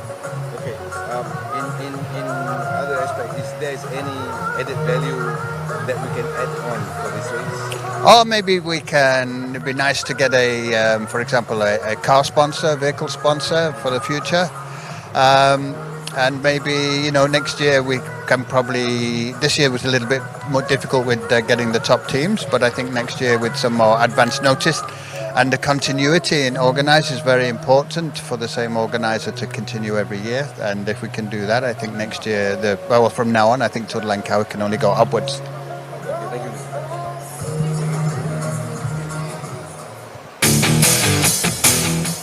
Okay, macam untuk race hari ini, ialah memang hari ini cakap berbukit. Jadi memang teruk juga hari ini. Jadi emang hari ini memang cuba untuk first memang untuk nak cuba bertahankan untuk duduk dalam kedudukan first group lah. Jadi yalah, insya-Allah jalan ni pun memang selalu pernah training apa semua. Jadi emang hari ni memang mampu buat yang terbaik untuk diri memang sendiri. Dan juga yalah kalau ada peluang untuk ini untuk memang dapatkan poin KON ataupun Amiro. So memang try lah untuk cuba dia bawa Amiro pergi untuk ambil poin KON. So, ialah memang agak semua berjalan dengan lancar lah hari ni dan dapat kekuatan yang luar biasa lah pada hari ni. Okey, dengan berbanding dengan tahun lalu dengan tahun ni, adakah strategi yang sama? Aiman simpan diri Aiman semalam, hari ni bawa Aiman apa? Ya, lebih kurang macam tu, Aiman simpan semalam. Tapi hari ni untuk, hari ni lah untuk macam bertuang dia untuk Aiman untuk nak dapatkan. Ialah Aiman cuba buat yang terbaik, cuba tengok keadaan perlombaan pada hari ni macam mana. Jadi, ialah Aiman try my best untuk hari ni. So hari lain tu lain cerita. Jadi walaupun macam mana pun hari ni memang cuba buat yang terbaik dulu. Dan memang cuba bertahan lah untuk dalam first group untuk stay ni. Stay hari ni. Okay, sama-sama bang. All the best, all the best. Siap zon-zon pecutan dan pendakian ni menghasilkan mata. How do you see today the team? Where will they be? Yeah, I think we've got to see. It's been like really fast starts and quite a long time for the breakaways to go. So I think we've got to be attentive to that. And then once it settles down, obviously then we can decide the tactics, if we have a guy in front or if we have no one in front. And so it's just going to really depend on that start. So there will be a breakaway and it's not going to be a bunch finish. I don't know. I think it could be a bunch finish, but it just depends. Depends how strong the breakaway is. If it goes early or if it goes on the climb, maybe a stronger break. Then they have more chance to get to the end. It just all depends on that, and probably quite unpredictable. We don't really know how strong a climbers people are going to be. It's definitely going to be a different race to the previous 2 days. Thank you very much. Good luck. Thank you. So, we know that you are super climbers. So 38 kilometres to go, and that man there, Simon Carr, is on the attack, and he's been fighting for seconds throughout this race so far. He was the man that started this breakaway with his EF Education Easy Post teammates. He's being chased hard here by Paul Double, Simon Pello and Luca Corvilli. Carr has a glance back over the shoulder. This is a bold move now by Simon Carr. This is exactly what we talked about. Simon Carr has to do this. He's riding for general classification. You try and pull the riders out that you want with you. And you have a group of 4 who are committed to going all the way to the finish line. Paul Double crossing the gap to Simon Carr, and Paul Double, he did take the moments when the gap had come down to just take a bit of a rest. Up towards the summit of the King of the Mountains, Simon Carr is just trying to take a group clear that could potentially go all the way to the finish. Simon Pello has scored throughout the day in the King of the Mountains. He's on the back. He's not going to score this time, but he will pull on the King of the Mountains leader's jersey at the end of the stage today. Carr, Double, Kavili will be our points scorers. 1 minute and 6 seconds with 38 kilometres to go. And the fight from this point onwards, we have a decent descent, John, and then we have it's fairly flat to the finish. There's around 20 kilometres from the base of the descent. This is the group behind. Again, if they're running for a sprint, if they're looking after Jackson, Bolton Equities Black Spoke, They need to ride at a good pace, a controlled pace on this climb. No waiting around from the breakaway though. Simon Carr has started it all off. Getting closer and closer. Minute and 6. Still, the breakaway have a chance of fighting for stage victory here. And Simon Pello gets back on here for Tudor Pro Cycling. So from 10 to 4, it's Paul Double, Simon Carr, Luca Covilli and Simon Pello, who are our 4 leaders on this long sweeping descent that you can see here. Carr, as with EF Education, Easy Post, really was the aggressor very early on today. And it's been a really big day, because we're used to, aren't we, on stage races like this and races such as this, where even though we had a category 2 and a category 1 climb earlier on in the day, a lot of the time riders would have looked at that and gone, that's way too far out from the finish to go on the attack and go into the breakaway. But we've got a flat stage tomorrow before we get to the Genting Highlands, so there is a day tomorrow to recover. And even in the breakaway, the bunch behind has just been absolutely decimated, so everyone's having a hard day. So it's been really brave, really bold and really exciting. Yeah, and the riders have taken the race on, and they've caused most of the damage, not actually the parcours. They're the ones who decided to make it really difficult. And now we've got this selection, this group of 4. Simon Pello fought so hard over that climb. He made contact again with the other 3 strong climbers. Just wondering where the rest of that breakaway are. They're in between this group and the group we just saw. Are they close enough to make contact again, and then we have a bigger group? I haven't seen here's the chasing group. Did Viviani make it back into that group? No, he didn't. Natalia Korotek. Yeah, we don't know who they're riding for there. They have 5 riders though, so one more, but here we are. Kern Farmer and Yuskatel Ascardi, Company Anka Strilo. They've made contact again. We now have a group of 6 at the front.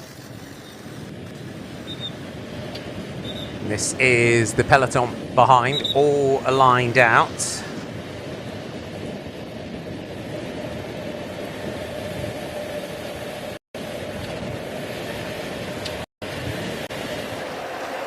It's Natalia Korotek who are driving on the front. Green Project Bardiani have been running polite interference with Euskaltel Euskadi throughout the day. Can this breakaway go all the way to the finish, repay themselves with the work done today?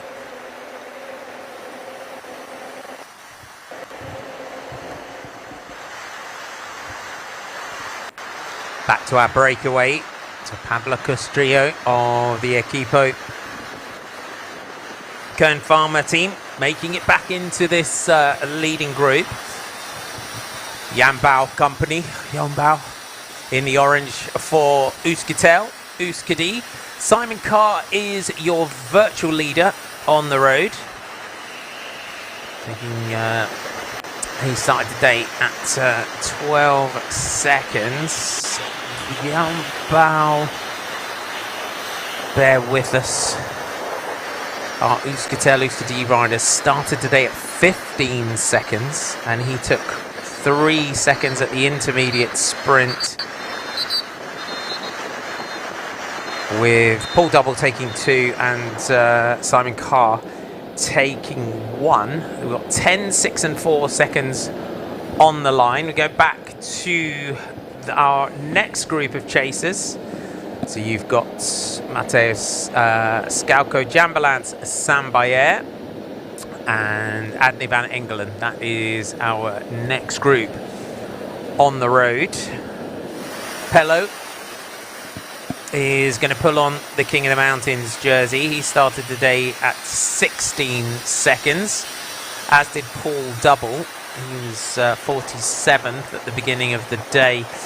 Simon Pello was 45th at the start of the day. 70th at 16 seconds for Luca Covilli in the green and white of the Green Project Bardiani. And then we have Pablo Castrillo, who started the day in 12th at 14 seconds. That was the gaps at the beginning of the day. So lots to be chased, lots to be gained here for our leading group. This is a good move. C6 now committed. They're all going through, pulling through. It's exactly what they need to do. General classification hopes, stage victory hopes. A bit of a recap. Overall KOM now.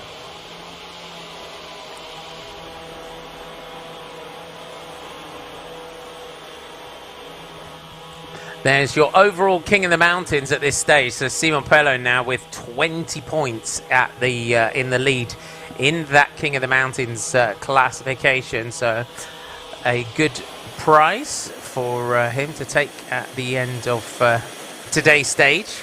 So 20 points in total. So good day out for the Tudor Pro cycling man. Can these three chasers get back on? Jambalan Sambayer there, national champion of Mongolia, did such a big effort to come across that gap. Okay.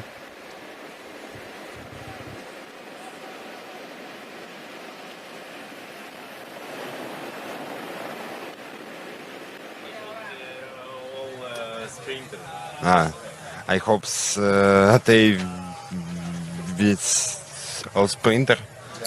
And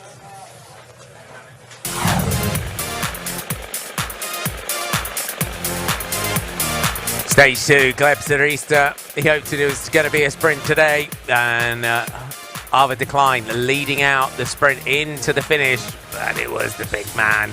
Echoes of Marcel Kittel, hasn't he? The big sprinter from Astana, Kazakhstan, coming in to take second career stage victory in Tour de Langkawi. Took a stage last year as a stagiaire, reinforces his sprint talent here in La Tour de Langkawi. Always a place where young sprinters can make a name for themselves by picking up victories. He had gone too early on day one, but made no mistake into Kota Baru.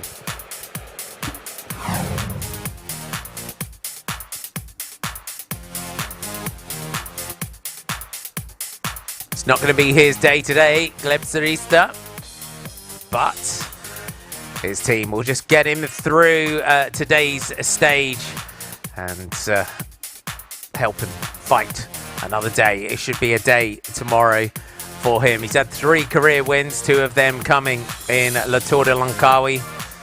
And this season, it's been very much, you would say, a year of development for Zarista. He came through the sort of Spanish domestic scene, won a lot of races in Spain before catching the attention of the Kazakhstan team and turning pro with Astana. Great performances in the Arctic Race of Norway last year, among others, before coming here to Langkawi to take a stage win. Not going to be for him today. It's been a tough day out there for the sprinters. Over 2,000 meters of elevation for the Tour de Langkawi riders to tackle here on stage 3. If you are just getting on board, welcome. Stage 3 from Jeli to Baling. 183.1 kilometers today, and our breakaway is down to Car, Castrillo, Double, Cavilli, Bao Company, and Simon Pello. So plenty of teams are represented at the front. We have the traditional standoff now with that group behind. Can our breakaway group stay clear? They have, the gap has yo-yoed between a minute and 2.5 minutes at times. It has been the Bolton Equities Black Spoke team and lately Corotec Sella Italia that have been doing the driving on the front. We have seen the light blue jerseys of Astana, Kazakhstan at the front to try and get things back together. For 27 kilometers, it is going to be around over 100, really, most of the stage today, we would say, almost 170 kilometers potentially, the 165k, they will have been in the lead at the finish. Yeah, a long day out. A group of 9 swelled to a group of 10, and now it's this selection of 6. But this is a perfect mix of general classification riders. They have a chance to go all the way to the finish. They shouldn't give up, even though it is most recent time cap is 106. Still plenty of hope for them. They're really working well together though now. They've got their, this is what they needed. This is what they were discussing on that last climb, wasn't it? In terms of, okay, who's strong? The riders that were dropping off, missing turns. I'm slightly gutted for Sam Bayer here though, of Terengganu, because the ride that he did to cross the gap was phenomenal, and just not being able to go with that move when it went and stayed at the front is such a shame. But that's bike racing, isn't it? It is, but tactically a brilliant move. The gap was close enough. He soloed across on his own. Of course, that would have taken a lot out of him, so that might have taken that edge off when they started attacking. But at least he did something. They got to the front. They got into what potentially could be a race-winning move. It's better than sitting back and not doing anything. Showed what he needed to do. The one problem here is Skelko. Obviously, he is not going to contribute in that chase. So really, there's only 2 riders chasing a group of 6. It's a tough one to call, because in a way, is it better Skelko helping them out, and then you have more numbers at the front, or do you just sit on and gamble that they have the legs to drag you back to the front? They're holding that minute with 26 kilometers to go. In terms of the chase behind, it has been 1 rider, 2 riders at the most that have been doing the chasing behind. So sort of a general rule of thumb of that minute gap per 10k kind of goes out the window completely, doesn't it, in this sort of stage and in this sort of scenario that we've had today. Yeah, and from that group, these are 6 of the best riders in that group and 6 of the best teams in the race. So of course then the teams with the firepower have a rider up the road. They don't need to chase, and that makes it a lot more difficult. You only really have to lean on Bolton Equities, Black Smoke and Astana Kazakhstan, and Corotec Salitalia. So it's really 3 teams that should be riding. The rest of the teammates can sit back, they can save themselves. It's going to be a fast run in now though. From around 20 kilometers to go, we really do level off. And it's flat and fast all the way to the finish. A bit of a light headwind, but they do turn right with 13k to go, and that's when they hit a nice tailwind, which will be a welcome feeling for the breakaway. There's the potential, yeah. There's the potential that from this leading group for first career wins and biggest career wins as well. You know, Luca Cavilli hasn't had a pro win. Paul Doubles won a stage of Tour of Bulgaria in his career. Pablo Castrillo, as his only sort of recorded victory I can find is under 23 nationals in Spain. Then you go to, you've got Simon Carr, who's won stages of Tour of the Alps, stages of Route d'Occitanie, and then you got someone like Simon Pello that's been a pro for many, many years. 8 wins as a pro. He won the GC in Bretagne, as you said earlier on this year. It's a couple years since he's had a sort of individual stage win as well. It's different, isn't it, when you win a stage race without winning a stage. So there's some really, really good day, really good opportunity to take a stage win today. Yeah. And just at the front of that peloton, the chasers, the group of 3, are just about to be caught by this chasing group. So it shows how fast that group of 6 are being able to hold the effort. And this is this standoff point that we talk about, isn't it? They got them, they held them. Now when we go back up to the front, you can see the physical difference. There is that, you're controlling, you're trying to keep its tempo, aren't you? Now we can see just how much they're driving. This is race win mode now. Yeah, and they're all committed this, and it's a smaller number, so there's no place to hide. We saw Paul Double sat on at points earlier on when the group was 10 big. But there you can see Simon Carr is really pushing on. He hasn't gone on the off bit. Again, he's really committed to trying to drag this group, hold this group away. It's brave, it's good, but he really needs to back off now and let the riders come through. In a way, he's just hurting everyone's legs. Look at the momentum then. No one can go and hold that pace. He's accelerating every time he pulls through.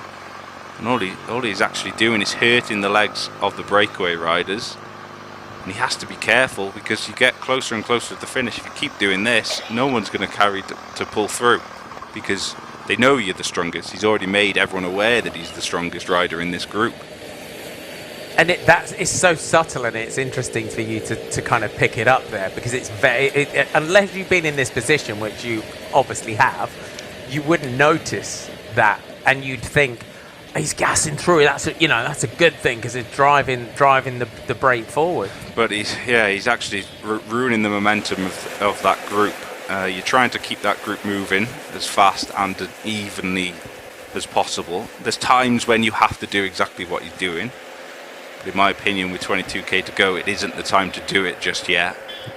You want to just keep that group together. You've pulled the gap out to a minute 10. It's held around this minute marker for a very long time. As you can see now, only 3 riders on the front of the peloton trying to bring it back.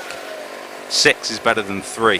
So don't try and alienate your teammates as such in this breakaway. You see how much, if the average speed just needs to be higher, you just need to roll through and keep everyone ticking through. You also keep everyone happier as well. Paul Double, British rider for Human Pad Health. Simon Carr here, British rider for EF Education. Easy post. And just drives through to the front. Spanish rider Pablo Castillo from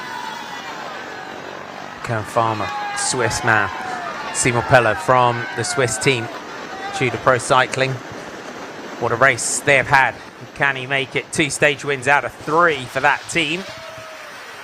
10, 6 and 4 bonus seconds on the line. In the green and white with the purple bands on the cuffs of his jersey is Luca Covilli of the Green Project.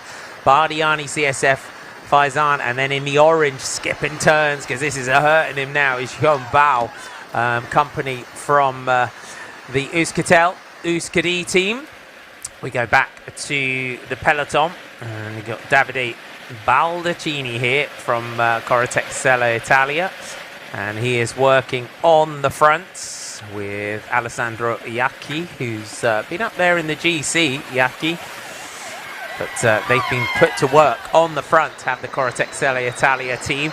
It has been Bolton Equities Black Spoke. You've got to be. I'm giving Bolton Equities Black Spoke the MVPs of the day. They have been outstanding in this gap. This gap could have gone out to 5-6 minutes, and it's been down to Bolton Equities Black Spoke that have made it so exciting.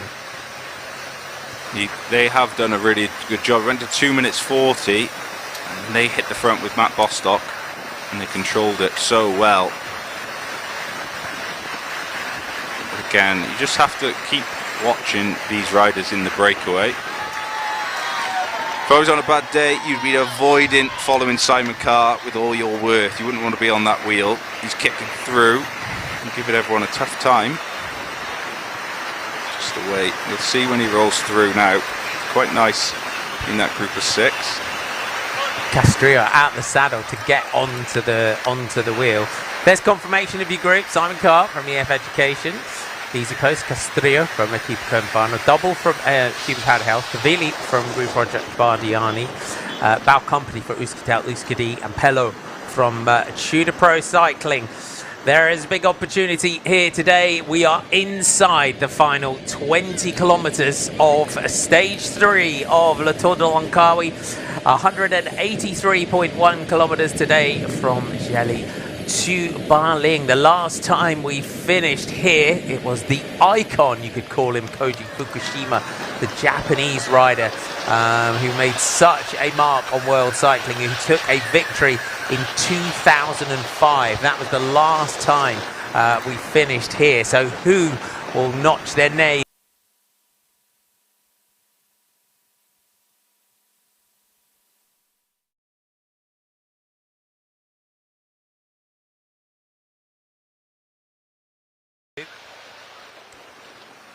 Hello, what a rider he has been on the opening couple of days here in Le Tour de Langkawi.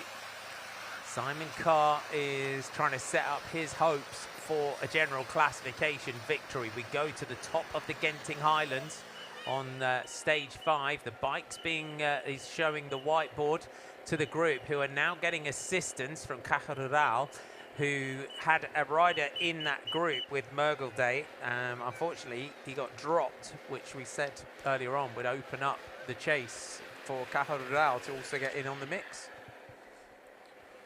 It's interesting who they're going to ride for. Are they hoping for a sprint or GC? They have to bring this break back. Now, 3 riders from Corotexal Italia made their way to the front.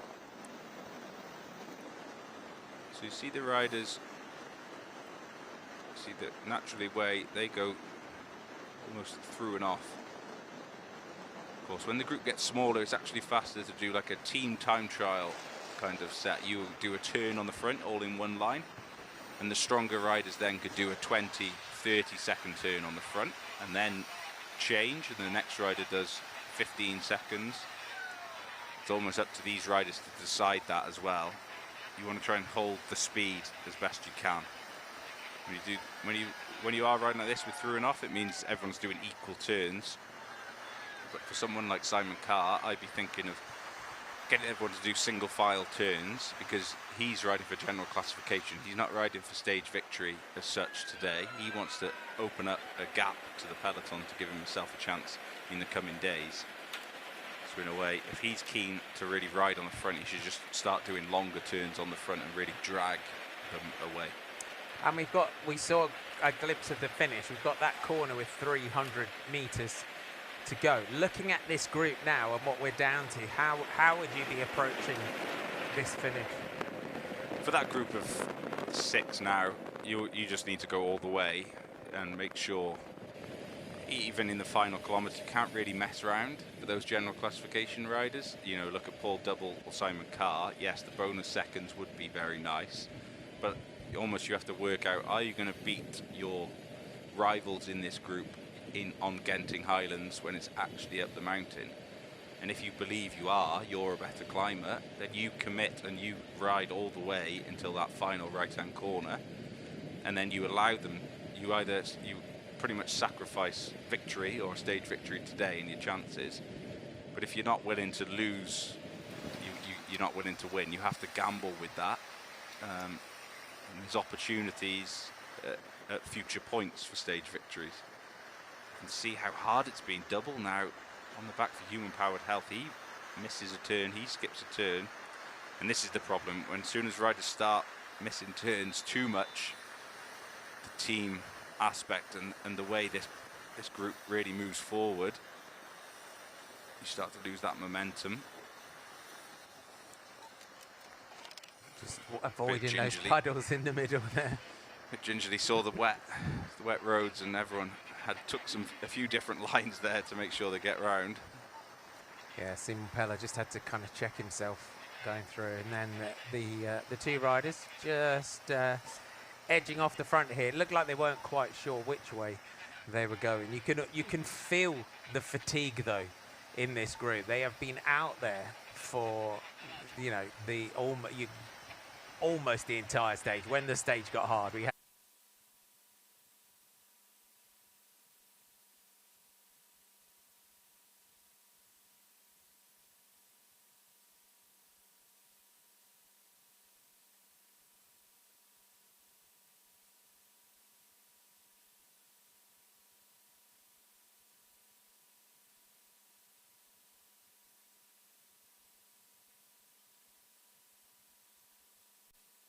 this. They're getting closer and closer. They're riding really well. Corotech, Salitalia. This is the other great job that Bolton Equities Blackspoke actually did. They kept this peloton, the breakaway, in a controlled, somewhere that the stage win was dangling in front of the peloton the whole time. If they hadn't done that, they hadn't sacrificed Matt Bostock and other riders to make sure it stayed there at a manageable gap, they could have waved goodbye to having a chance at stage victory. At this point now, they have to just gamble a little. They're running out of riders. They need to save the riders to support Jackson for the sprint at the end. And it's worked out because now Corotech, Salitalia, they've taken over the main chase.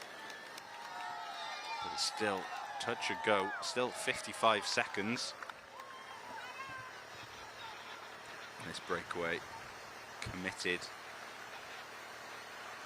They know they don't want to waste their efforts. They've done a brilliant job to get there. They've done a brilliant job to hold this gap for so long.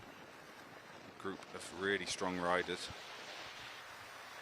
Quick cool down there by Simon Pello. There are a few of these little rises, little climbs on the run in towards the finish, which should play into the hands of our breakaway, the way they've ridden in this race today. Who are Corotech Salitalia working for in this one? Attila Viviani was in the group behind with the turquoise leaders jersey. So we'll have a glance down through that group. Are they going with Konishev if he's in here? Perhaps Alexander Konishev. We've got Iaki working on the front with Baldacchini. So they've got to have someone that fancies his chances of this sprint finish. 13 kilometers to go, still holding 55 seconds is our breakaway group. So this is not over by any means. The momentum seems to be with that reduced peloton behind.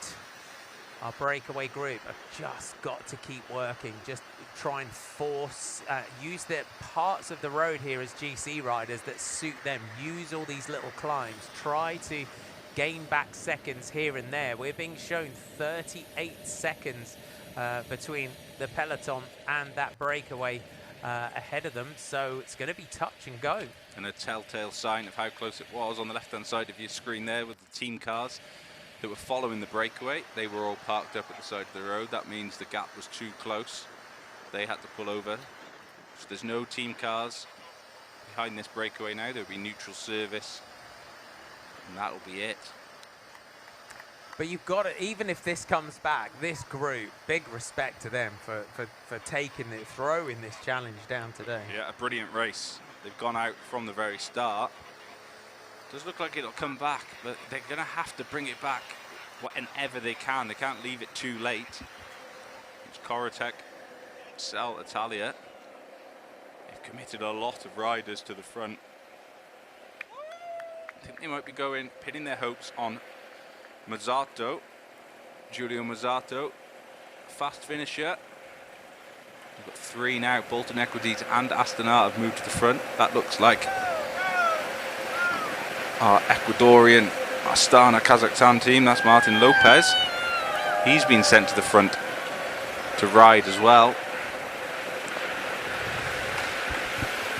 Getting very nervous now. Been building all day. That breakaway has really had so many riders on the ropes. Peloton are fighting back. 30 seconds is the gap back to this group behind. As we look down the group, who is still in there? We'll get a glimpse if the bike swoops up the outside of the group. 11 kilometers to go, 30 seconds. There's that danger for that group behind as well, is that they'll get to the point where they think they've got them and then they can hold it. If they get inside 10k, if they get towards 5k and they've still got 30 seconds, and you can see here digging in on this climb, no one in this group who's invested in this day out today in the breakaway wants to get caught. It's not over yet. There's still a battle going on.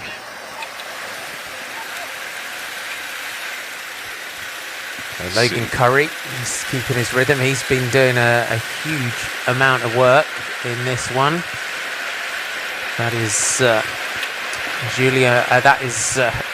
Alessandro Iacchi, Italian rider. And then just coming through is Quartucci.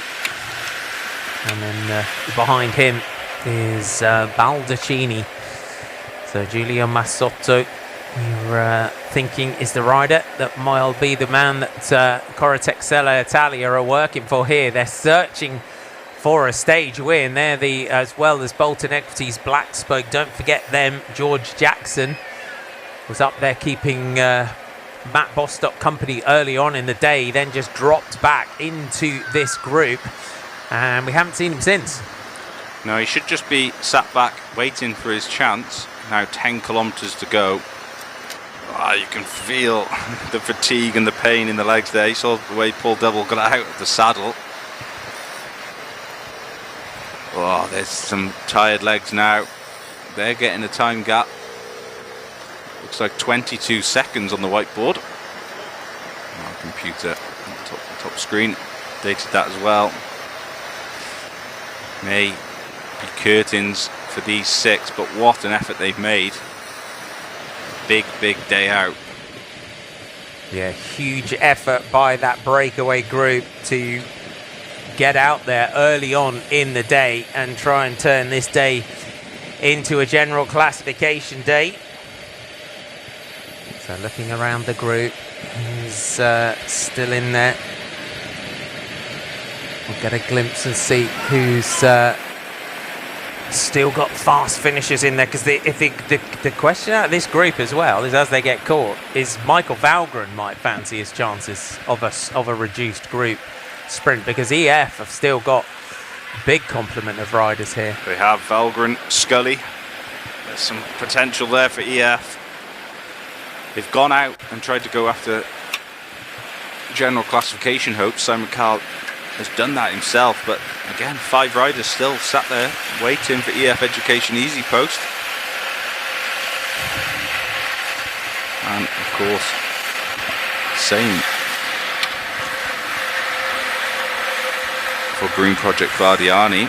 Yeah, Zanoncello is still there. Zanoncello was third yesterday, so for the Green Project Bardiani, they've sat there behind Sella Italia Corotec and Bolton Equities Black Spoke, and they've got a very fast finisher in this group behind. They got Luca Cavilli in there, Paul Double missing turns for Human Powered Health. He has, you can feel he's in a world of pain and suffering here today, is Paul Double.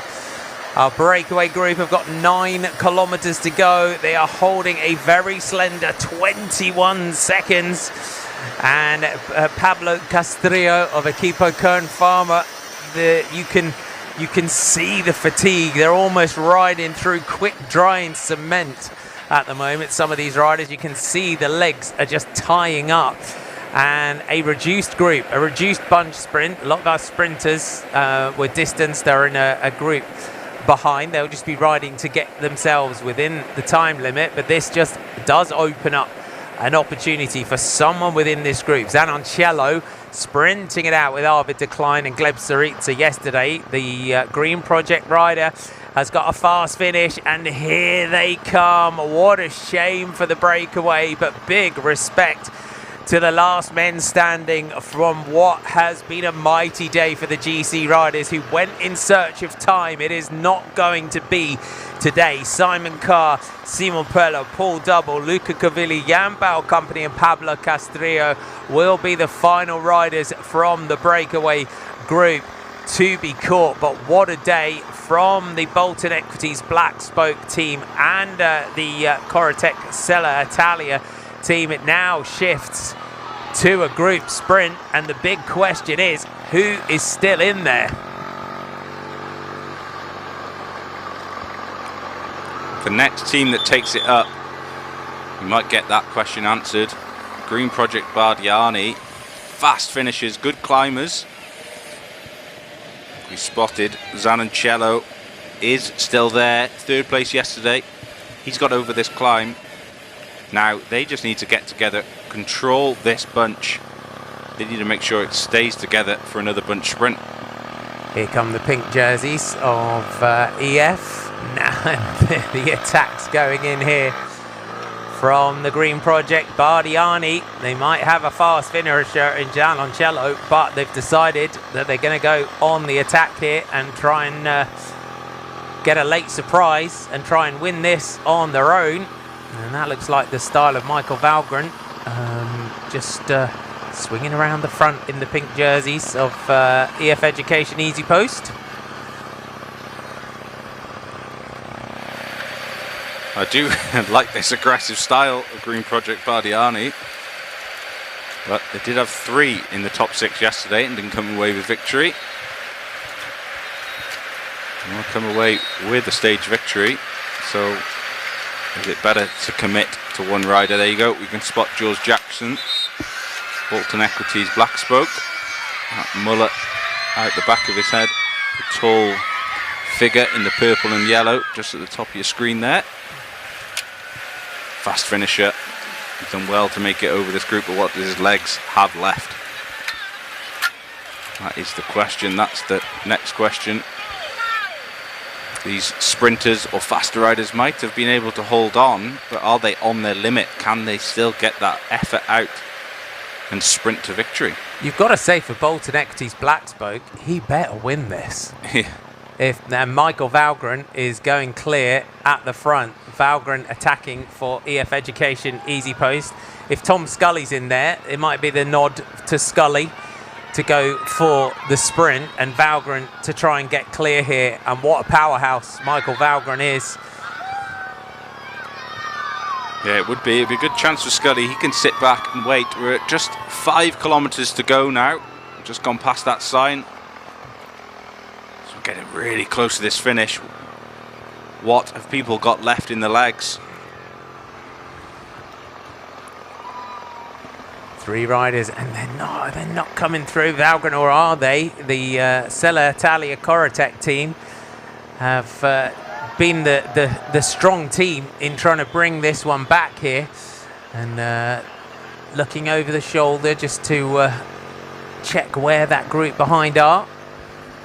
So our Bardiani rider Valgren just driving on, and this is what Valgren does best in this position, where he can just get a small gap and drive it off the front. The power of the EF Education Easy Post rider. Look at the damage that he is doing to this group behind. We've had some fast stages. The first 2 stages were rapid the whole way through. It's the same again today. What a race we've had. 4 kilometres to go now. Valgren of EF Education Easy Post, he's making things hard at the front. Yeah, it looks like Alexander Konishev, I think, is the rider that's with him, and then our Bardiani rider. We'll get a glimpse of who that is that's gone clear, but they are back together. Group comes back.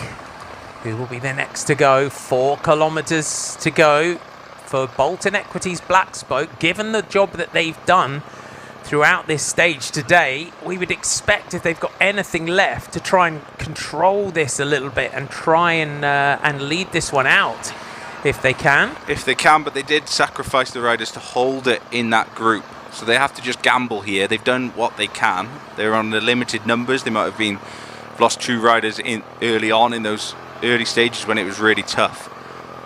But it's the teams like EF Education Easy Post. They have 6 riders at the front of the race. Love to see Scully have an opportunity to sprint.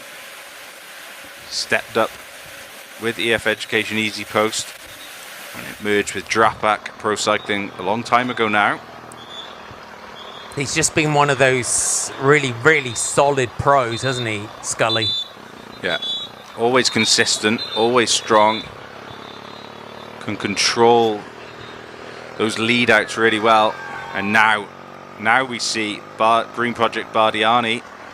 They move to the front this time. They are committed. I think they will all be getting around Gianoncello.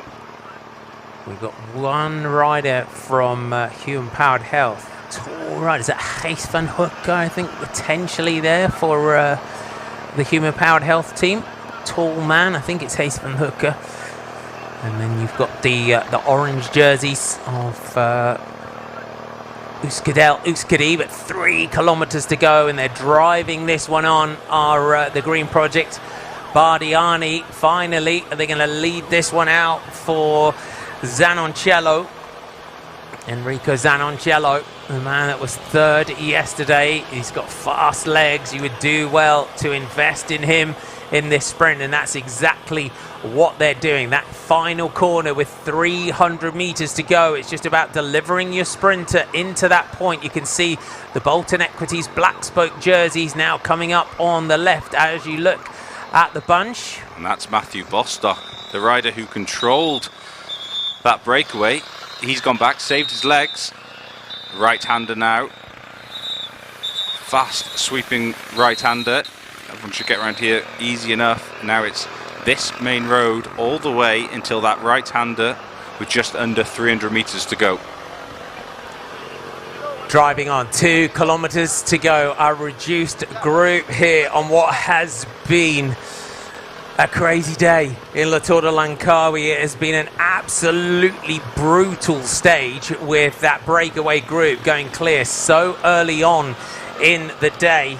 And they're chasing the finish here. Is that the national champion of Japan, Masaki Yamamoto, that's now come through towards the front. Kaharu Rao are right there.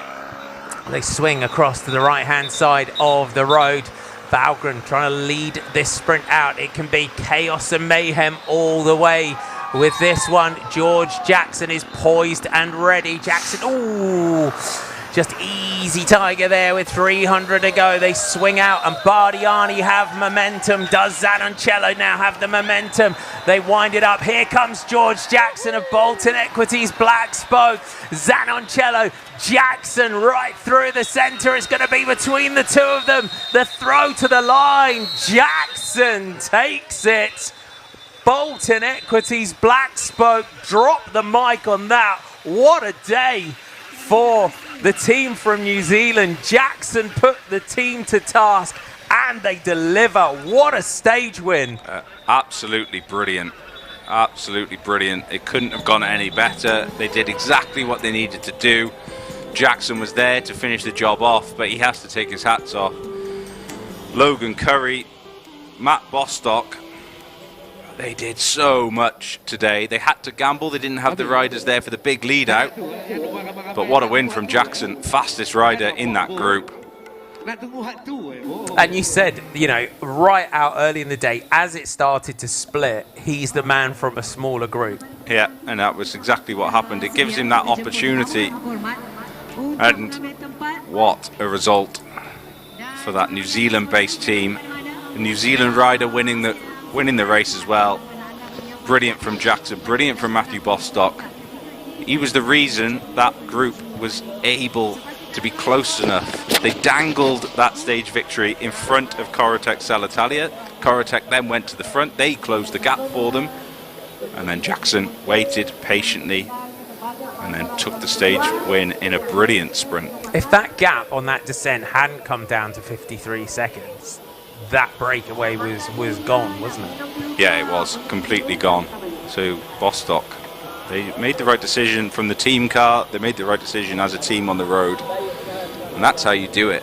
You have to do it in a way that it gets close enough that people don't get disheartened, and you allow other riders to then take the chase over. You have to gamble. There's always a chance of that gambling, but that's exactly what they needed to do. Without the numbers they had there, the big losers really, Green Project Bardiani again, they'd got lost in that sprint.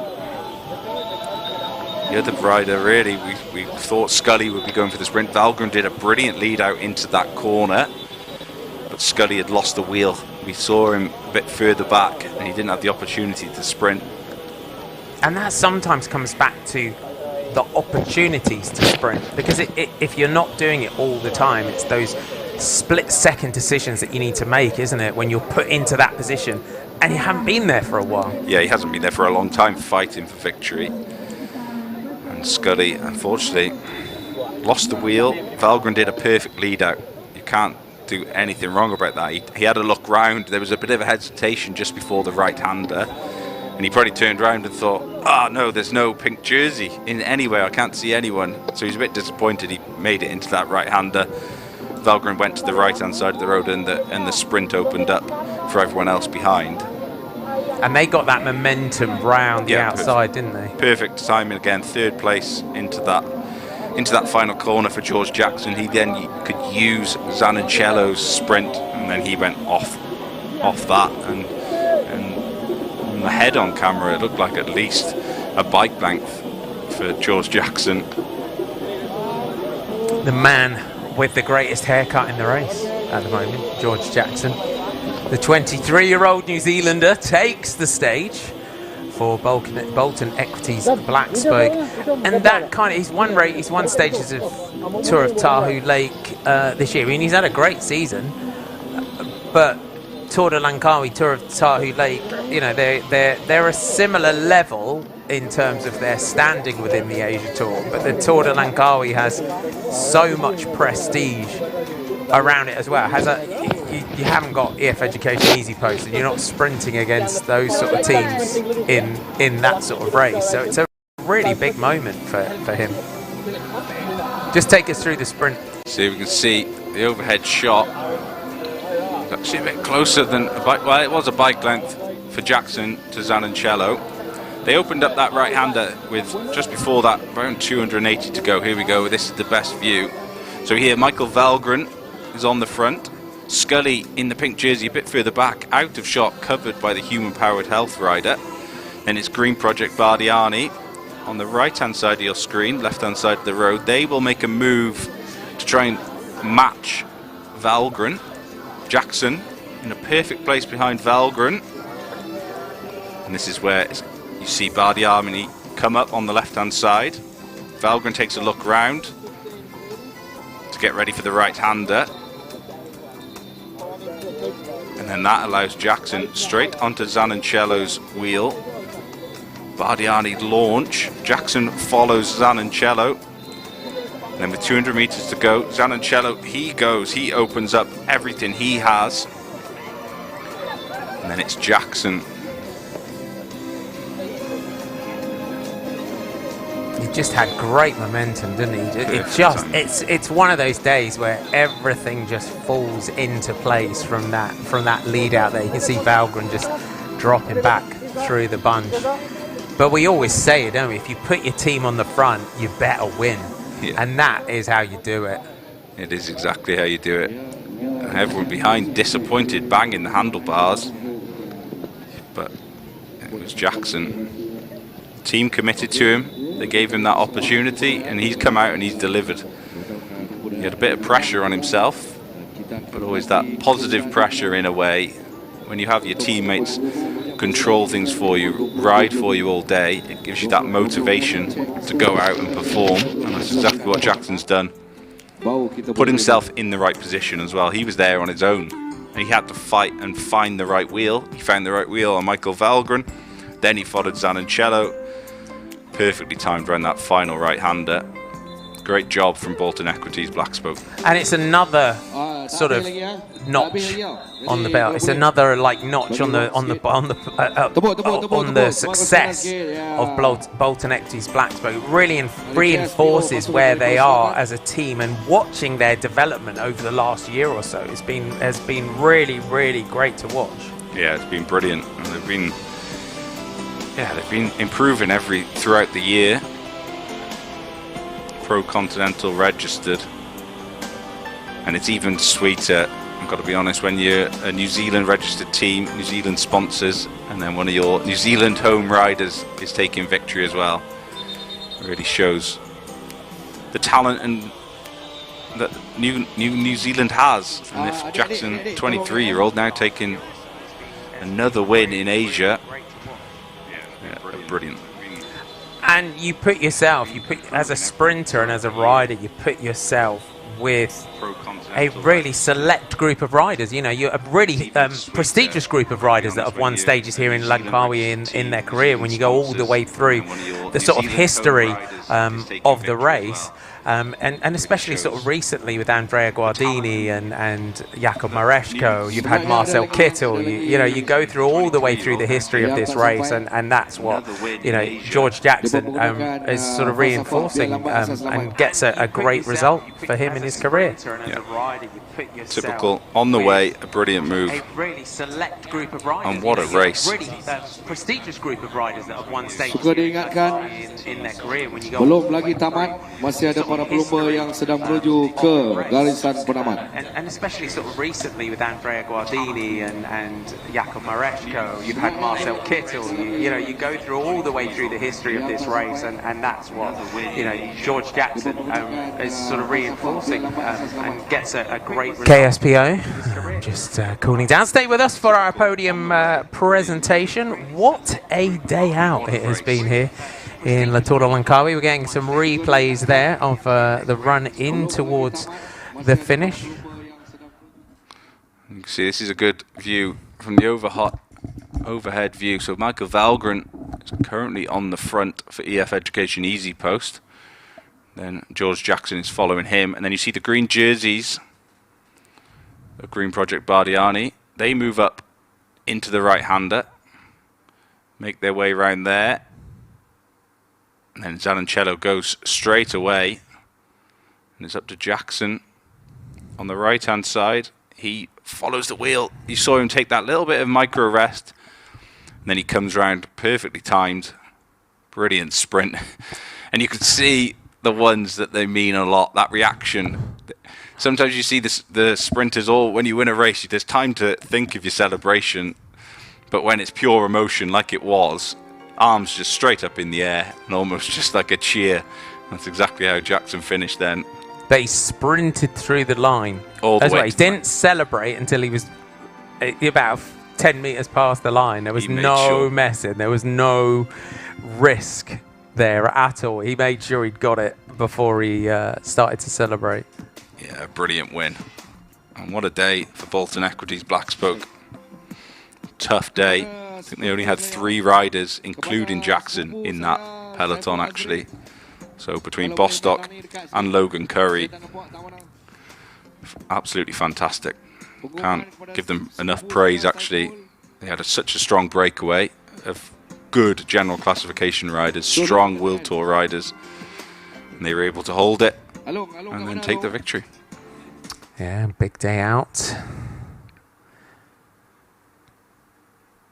Simon Carr of EF Education Easy Post, and they kick things off. I mean, we don't get many days like that on the road, do we? When a GC day are out there for almost, if we calculate just where they went, they were already clear at the summit with 151 kilometers to go, which is a 14-kilometer climb. And Simon Carr was already attacking from the bottom of that one, so it was not long after 10 kilometers into the race where he started attacking today. Yeah, they went out with a plan today to try and race. They've got to take those opportunities when they do. He did pick up a few bonus seconds, but... And there's your top 10. George Jackson takes it from Enrico Zanoncello, Carlos Canal Blanco, Euskadi, Hayes van Hook, Jurgen Myers. You got Ayman Rosli, Yambalat Sambaye, Lorenzo Conforti, Alexander Konishev, and Gorka Sorarin for Caja Rural. That is your top 10. Good result there from Sambaye. He was the man who jumped across and made it to that breakaway, and then still had legs to fight for the sprint and finish in 7th place. Yeah, big respect to him. Yeah, some ride. Gijs van Hoek getting up there for Humpard Health. Good day, good ride from him today. And our general classification now looks like this. Enrico Zanoncello takes over in the leader's jersey ahead of George Jackson. Simon Carr in 3rd at 4 seconds. Carlos Canal Blanco, Jan Bao, Jon Aguirre, Tom Scully, Pablo Castilla, Logan Curry, and Joachim Murgilday. Your top 10 we're being shown there at 8 seconds. So big changes. So disappointment in missing out on the stage win, but it looks like Enrico Zanoncello will take over as race leader. King of the Mountains now looks like this. Simon Pello leads with 20 points to Luca Covilli's 12. Matteo Salco there in third spot with 11 points. Many of our breakaway riders scoring points in the King of the Mountains today, but an 8-point advantage for Simon Pello going into stage 4 tomorrow.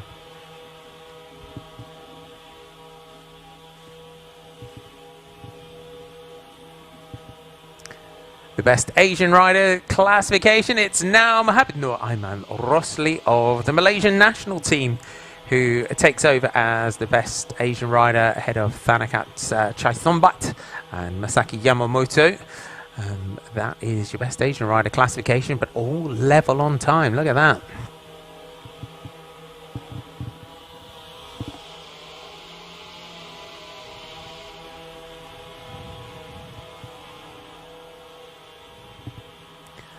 And there's your head-on shot of the sprint. Green Project, Bardiani, CSF, Faizan, launch Enrico Zanoncello out of that final corner. George Jackson on the wheel. Gets the momentum like an express train for Bolton Equities Black Spoke and takes the stage. Repays those teammates for the work done for him throughout the stage. Everyone banging their bars in frustration behind him. And there was his winning advantage, so wins it by a little over a bike length. You saw the way he celebrated. Really means a lot when you see your teammates sacrifice so much for you on the front, like they did today, and then you're able to repay them with victory.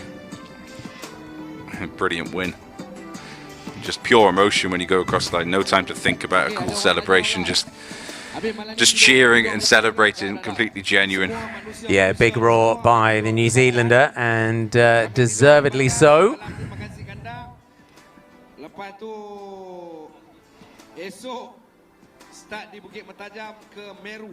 And tomorrow's stage, 140.2 kilometers tomorrow from Bukit Mertajam to Meru Raya. It's flat early on. One intermediate sprint at Bagan Sarai. We're 38.1 kilometers into the stage. We have a Cat 3 climb at 82.6 kilometers at Kuala Kanggar. And then we have 2 more intermediate sprints along the route at Talang and Sungai Siput. And then it is a flat finish. So should be another day for the sprinters tomorrow before we head to the Genting Highlands on stage 5. That will be the big general classification decider in this year's Tour de Langkawi. Let's try and put that into some highlights. What a day out for the riders here in Le Tour de Langkawi on stage 3, and that's neutralised section. We wanted a day for the general classifications to come out and play, and they did just that. It was a frantic start to the stage. Ismail Groshpe here of the 7-Eleven team, one of the first attackers. Then it was the turn of Sukri Ashman and the Bolton Equities Black Spoke rider, Logan Curry. That was the first breakaway of the day. As we came towards the first KOM, though, it was a breakaway group that managed to go clear and building a decent advantage up towards the summits. And it was Simon Pello that had designs on the King of the Mountains jersey, taking that ahead of Castrillo, Covidi and Salco. On the descent, the gap would grow to our breakaway group.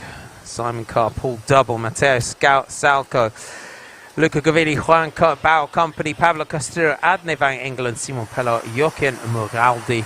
That was the makeup of the group. On to the climb at Puja Titiwangsa, and it would be Simon Pello that would crest the summit of that one and take maximum points in the King of the Mountains classification. They were then joined at the front by Jambaland Sambayer. The gap had been kept under control by Matt Bostock of the Bolton Equities Black Spoke team, which allowed Jambaland Sambayer of Terengganu Polygon to jump across the gap. The team from New Zealand, what a day out for them. On to the final climb of the day. Simon Carr making his move, and he would crest the summit ahead of Paul Double, with Luca Cavilli in third, Simon Pello in fourth. They would be joined at the front by Juan Bao and Pablo Castrillo. The chase by the Sella Italia Corotec team did the work. It would be no cigar for them though. Bardiani leading out, but the day belonging to Bolton Equities Black Spoke and the New Zealander George Jackson. After a great lead out here by Michael Valgren of EF Education Easy Post, he would have been looking to deliver Tom Scully to the finish. But that final corner, you can see the Green Project riders launching Zanoncello. Beautiful save of the day by them as Michael Valgren looked to line it up for the final corner, but Jackson coming through off the wheel of the Green Project lead out like he'd been fired out of a cannon, and delivers for the New Zealand team. The 23-year-old New Zealander takes the stage for Bolton Equities Black Spoke.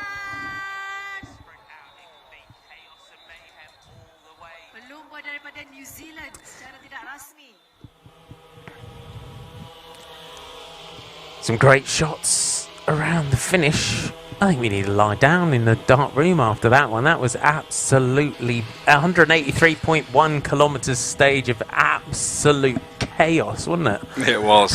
It was a proper bike race. No messing around, no waiting around. Big group of sprinters. Distance on the early climbs, they never made it back. And that group of 9 and then group of 10 really took the race on. It was brilliant. And it's so unusual to see, but so refreshing, isn't it, to see a group of riders that are willing to go that long and that hard and that deep to try and take a victory. And they nearly had it. It was touch and go. And they were represented by the good teams. So there was only 3 teams left to chase. So all the pressure was on them in a way. They had no other choice. If they want to win the stage or keep their general classification hopes alive, they had to bring that break back. Of course, that's way easier said than done as well. So a brilliant race, entertaining race from start to finish. So I'm glad we got it from line to line. Actually, that start was fantastic. EF Education Easy Post taking the race on. They know there isn't many opportunities for general classification, and they didn't want to just leave it down to stage 5.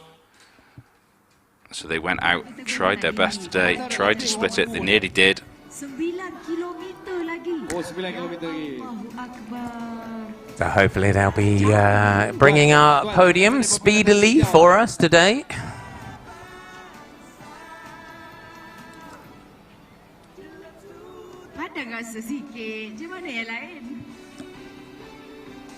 Quite blustery at the finish there as well in that home straight. Yeah, it is. A bit of wind.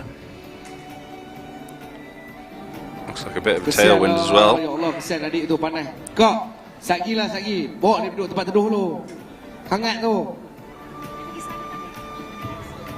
Oh, dia tengok helikopter. Oh, ni drone. Drone.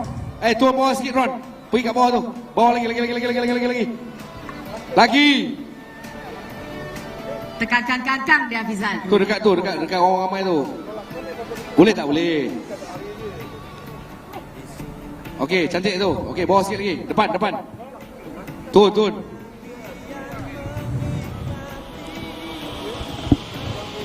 Allah, makcik tu buang kat pis belum tentu masuk TV, makcik.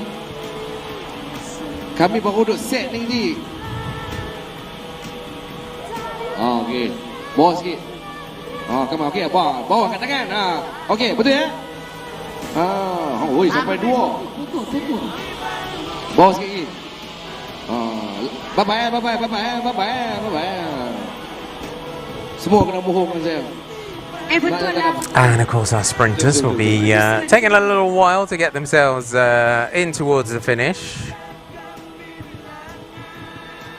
Our other stage winners will be getting ready for the podium presentation. We will be bringing that to you momentarily.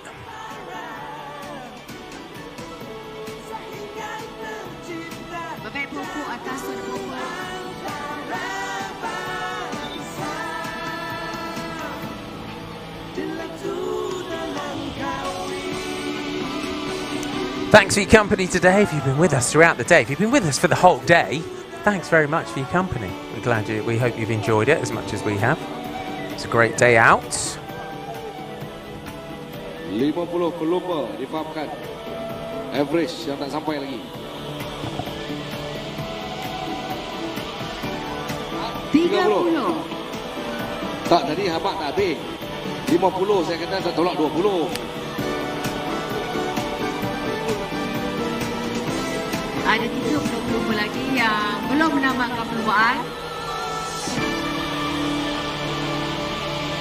38 minit. Boleh ke sampai? Okey. Okey, dapatkan laporan akhbar sinar harian dan juga utusan Malaysia esok. Apa tak keluar gambar balik ni yang bersiap doang. Aku cari apa? Cut off time dia lambat lagi. Cut off time lambat 38 minit. Mesti sampai punya, mesti sampai.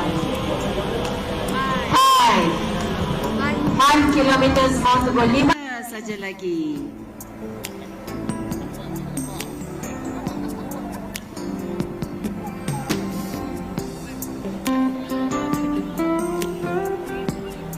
Mungkin ada berita gembira dari pasukan Malaysia.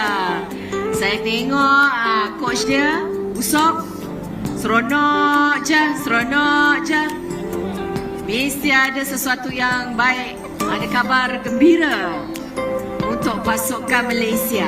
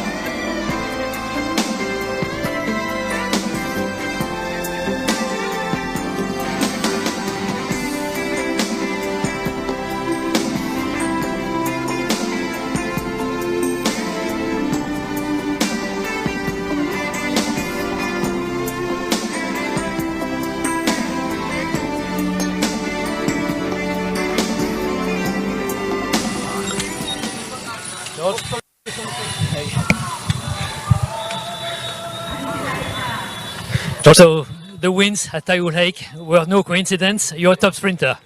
Yeah, no, I felt good today. I said at the press conference of the day before the race that I'm not a pure climber, so we got over the climbs and there was not many sprinters, so we were in a good position. And these boys just chased all day because it was that dangerous break, so yeah, we're happy to get the job done. How confident were you to catch the breakaway?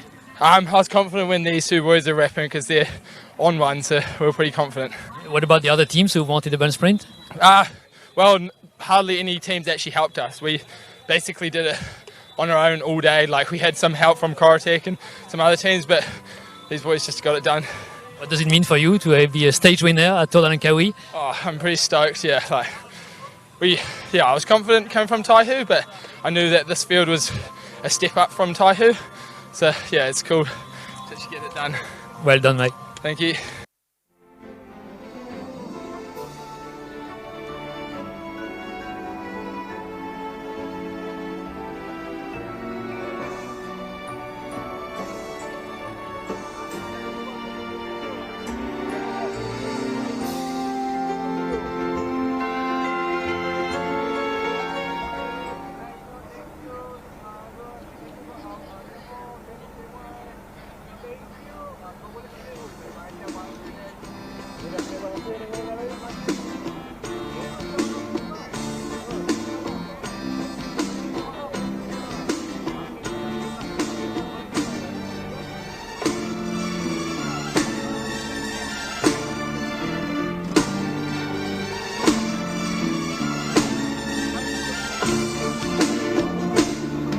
Mai cek, oi mai cek mai, kita ke negeri Kedah.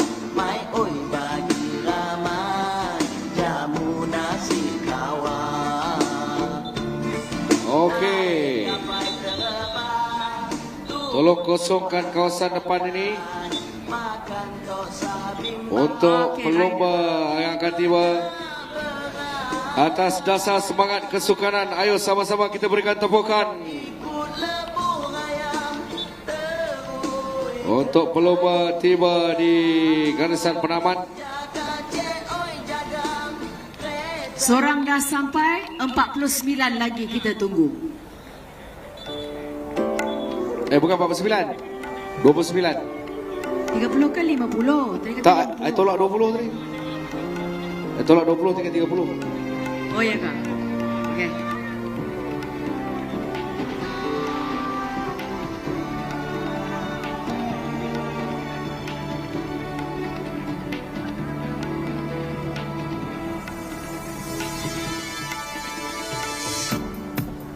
Di sini mulanya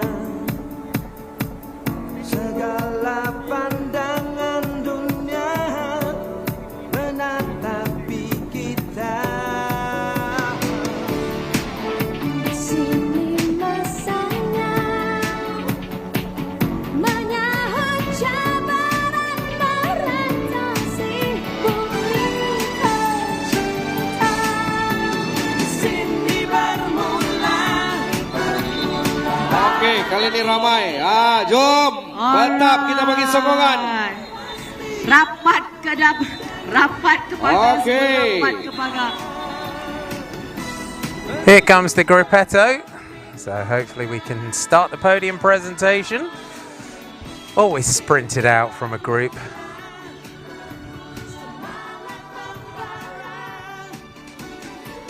There's your leader's jersey crossing the line. So 30 minutes the gruppetto crossing the line.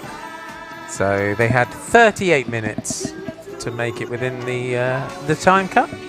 Yep, pure class, done with perfect ease.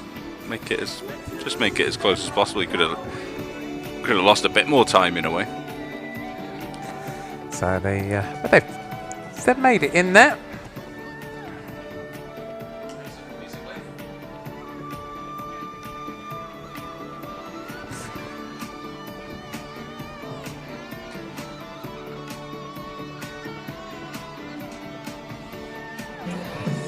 Carlos, your first Tour de Langkawi and your first top 3 at the Tour de Langkawi. Are you happy with the sprint?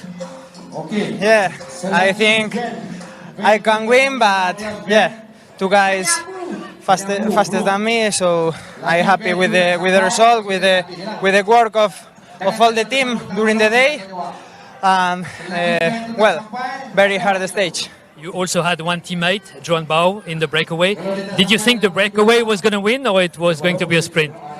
And at the first hour of the race, we think the breakaway will win because they go very fast, and have a lot of guys in the front, so we think they win, but then we stay at 1 minute the gap, and in the end Corratec and I think Bolton push very hard and close the gap. You are a versatile rider, former mountain biker. You can sprint, you can climb. Are you ambitious for the overall classification now? No, I think the 5th stage is very, very hard. The finish, a lot of kilometers at 10% and more. So, well, I think I can go for stages. Well, in the 5th stage, try to do my best and let's see. Suerte. Gracias.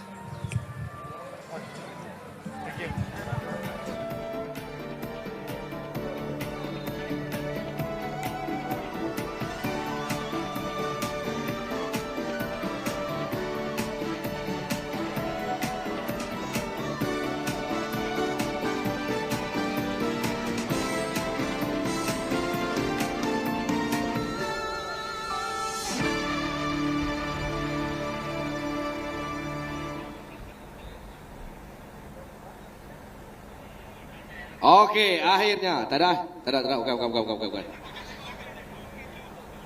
4 kilometer lagi. Ya Allah, lamanya. Van kau orang. Van tu 4 kilometer lagi. Ya Allah, ya Tuhanku. Sampai Macam hati. ni van tak qualify, cut off time. Tinggalkan van. Dia tahu tak pukul 3 ni perut lapang ni nak makan. Gamak van ni. Arif, kita boleh hantar van balik. 3 kilometer umpama 30 kilometer pada ketika ini. 3 kilometer umpama 30 minit. Sebenarnya tuan-tuan dan puan-puan.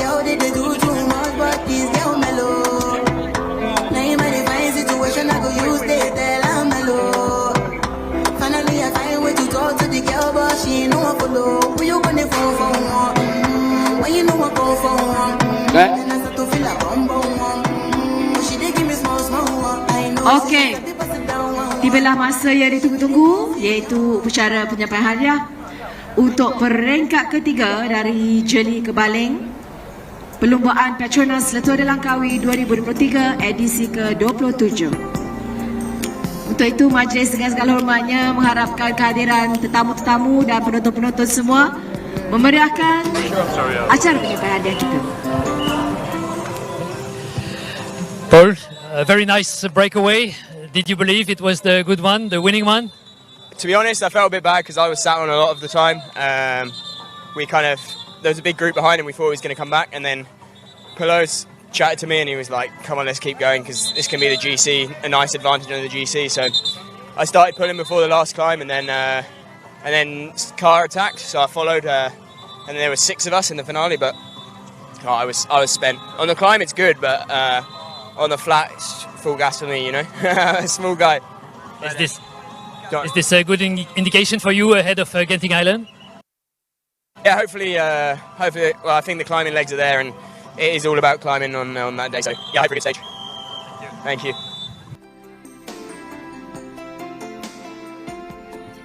Tough day out there for Paul Double. Not Sasha Vimas. Paul Double will be looking for, as he said, the Genting Highlands, the climbing stage. That's where the man from Winchester in England will come into his own.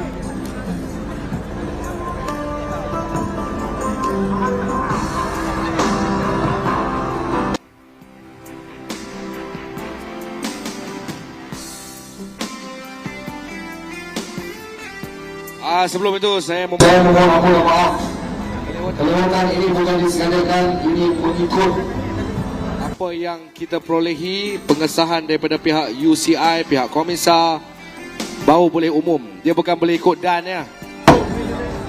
Mana servis datang, servis datang.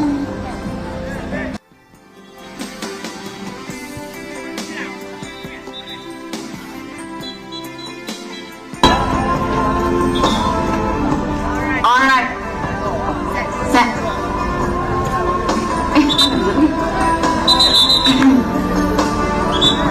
Terima kasih. Oh, belum nak turun sini juga.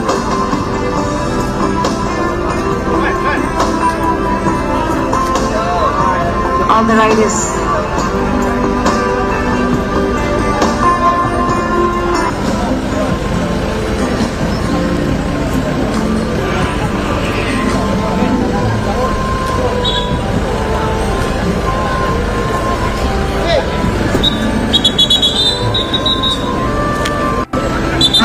Bisa? Jom. Sebelum cuaca rak-rak rum.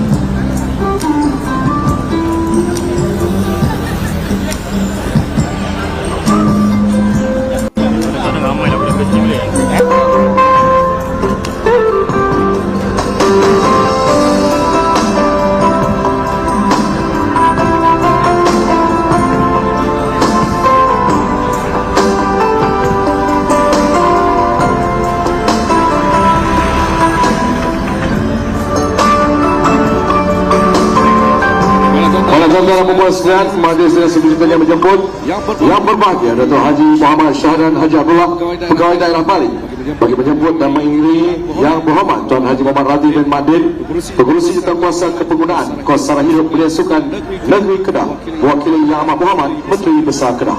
Ladies and gentlemen, we are going to see for the third stage, PETRONAS LANGKAWI 2023, the 27th edition, for the stage winner. And for that, we'd like to invite all the VVIPs, all our guests of honors to be on stage to give away the prizes for the stage winners.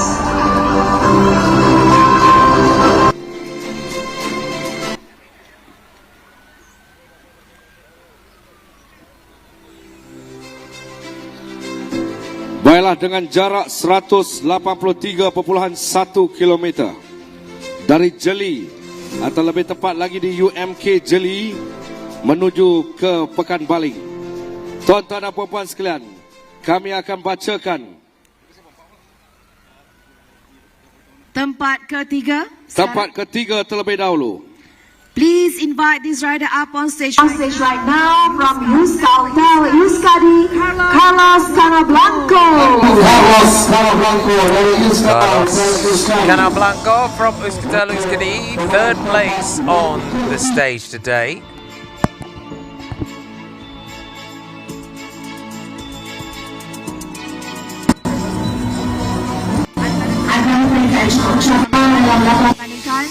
Seterusnya kita ada hadiah cenderahati juga kita berikan kepada pelumba kita Carlos Canablanco. Baiklah, tempat kedua, ladies and gentlemen, Let's see who's the rider going to come on the podium. Dari pasukan Green Project, Bardiani siap. Let's invite this rider up on stage, Enrico Zanocello. Zanocello.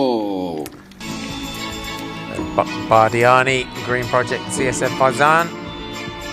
Zanocello takes second on the stage. Enrico.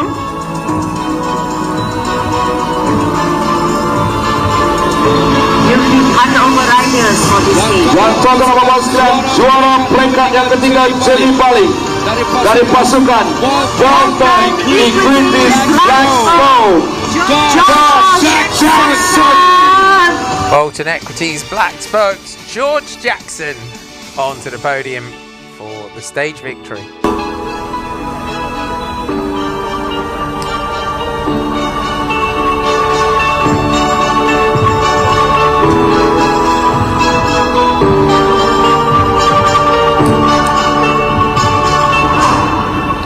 Alright, ladies and gentlemen, your stage winner. Petronas Ketua Langkawi 20. And they have it there, 1, 2, 3. Pemenang bagi peringkat yang ketiga Jeli Baling. Carlos Canablanco, Enrico Zanocello, and your stage winner George Jackson. George Jackson untuk 3 pemenang peringkat yang ketiga. Congratulations and thank you. Majlis ucapkan ribuan terima kasih kepada Yang Berhormat Tuan Haji Muhammad Radhi bin Madin, Urusi Jawatankuasa Kepenggunaan Kos Sara Hidup. Beliau Sukan Negeri Kedah mewakili Yang Amat Berhormat Datuk Menteri Besar Kedah. Okey, seterusnya kita ada anugerah ataupun hadiah Most Competitive Rider powered to you by O2. Bubbles O2. On to the most combative rider of the day. Untuk itu, majlis dengan sukacitanya untuk Most Combative Rider menjemput Yang Berusaha Encik Richard Ibrahim, Susah Bahagian Khidmat Pengurusan KBS, bagi mewakili Yang Berusaha Encik Baba Atan, Wakil Bubbles O2 untuk tampil ke atas pentas. Dipersilakan. Thank you, Bubbles O2. Naturally oxygenated water, empowering our most combative rider. Okay, ladies and gentlemen, put your hands together for this rider from EF Education, Simon Carr. EF Education Easy Post, Simon Carr, your most combative rider of the day.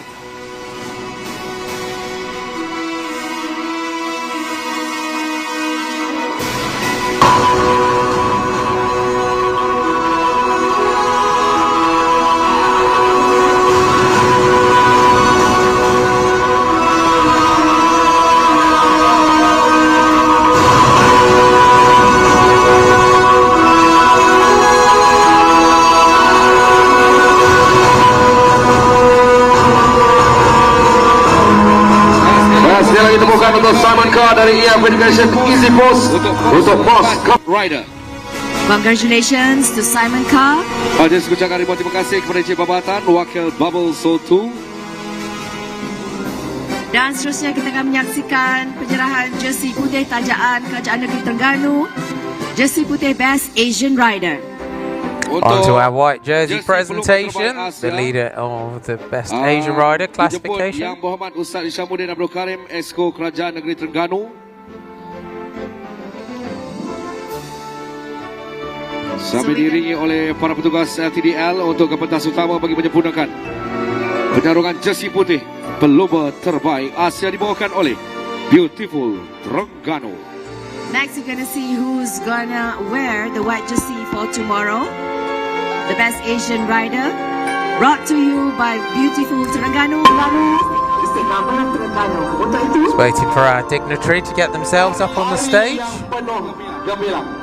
Hari yang menggembirakan dan ianya terjadi di bumi Baling. Tuan-tuan dan puan-puan sekalian, pelumba terbaik Asia akan menyarung jersey putih tajaan Kerajaan Negeri Terengganu dari pasukan kebangsaan Malaysia.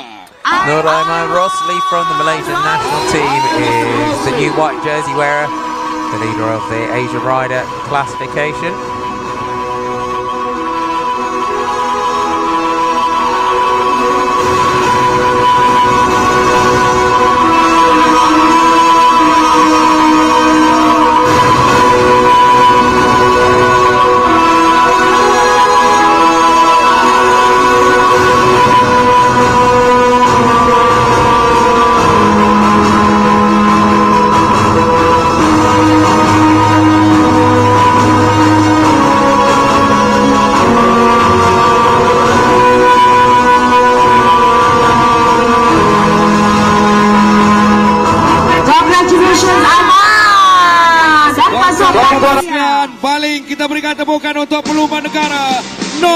Mohammed Ahmad Rosli is your new white jersey wearer.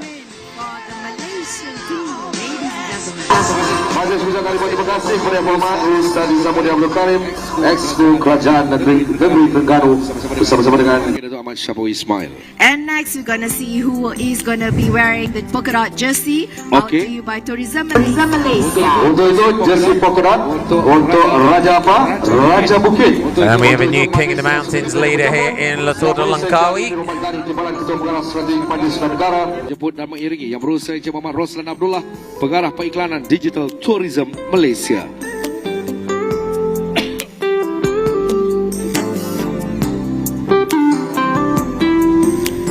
Thank you to Tourism Malaysia kerana bersama-sama menjadi antar penaja yang terbaik untuk edisi 2007 ini. Baiklah, tanpa membuang masa, mari kita jemput pengubah ini. Masukkan 2 Pro Cycling Team, Simon Pello. Simon Pello dari Tuno Pro Cycling Team. Simon Pello is your new King of the Mountains leader. For Tudor Pro Cycling, big day out for the man that has controlled this race over the first couple of stages. For Arvid de Klein, his sprinter puts himself into the King of the Mountains jersey and with quite a commanding lead. Gutsy day out there in that breakaway today for Simon Pello. Our best climber as of the third stage from Germany to Bali. 183 kilometers today. A lot of climb, Tuan-tuan dan puan sekalian, pelumba yang memakai jersey polka dot Raja Bukit, tepukan untuk Simon Pello. Simon Pello dari Tourism Malaysia. Majlis ucapan terima kasih kepada Encik Ros, Pengarah Periklanan Digital Tourism Malaysia dan juga Yang Berusaha Encik Arifin Ghani. Kita akan beralih ke jersey berikutnya, iaitu jersey orange. Tajaan on to our points jersey. Yes, and next we're gonna the best. Untuk ni sprint Raja Pecut. Yes, Raja Pecut. Untuk itu majlis he's getting told to stand up. He's been waiting for an hour. He's been out there in the breakaway all day long. I think we can forgive him for having to sit down on the stage.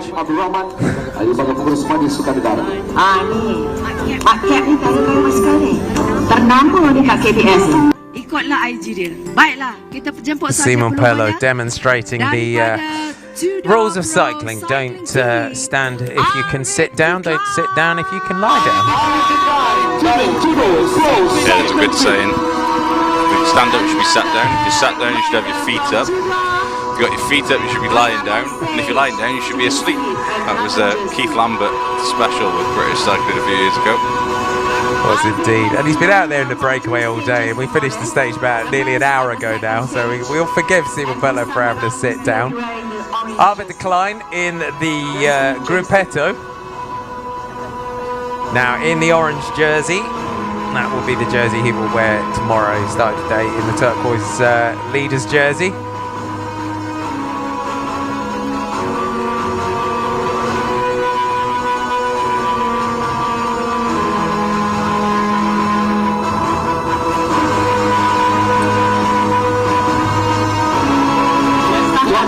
dan puan-puan sekalian dari Tudor Pro Cycling Team, Arvid de Klein.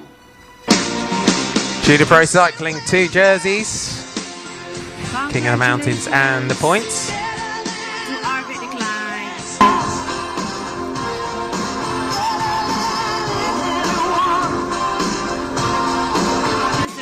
Just the rider. Okay. Majlis ucapkan ribuan terima kasih kepada Yang Berbahagia Dr. Nur Hasmat dan juga Yang Berusaha Encik Idwan Arif.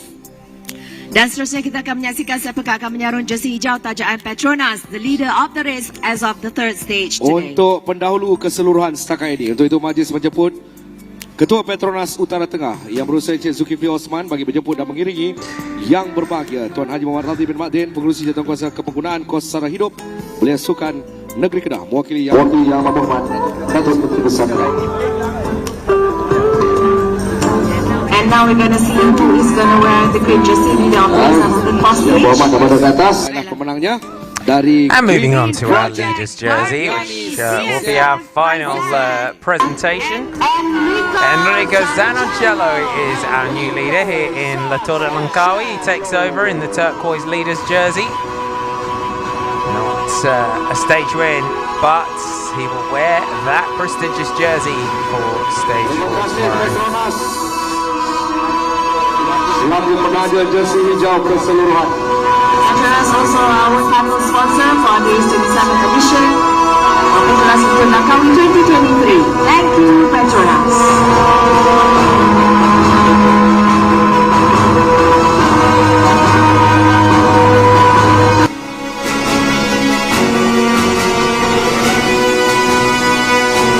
And there you have it, there's your new race leader. Green Project Bardiani, CSF Faisans, Enrico Zanoncello.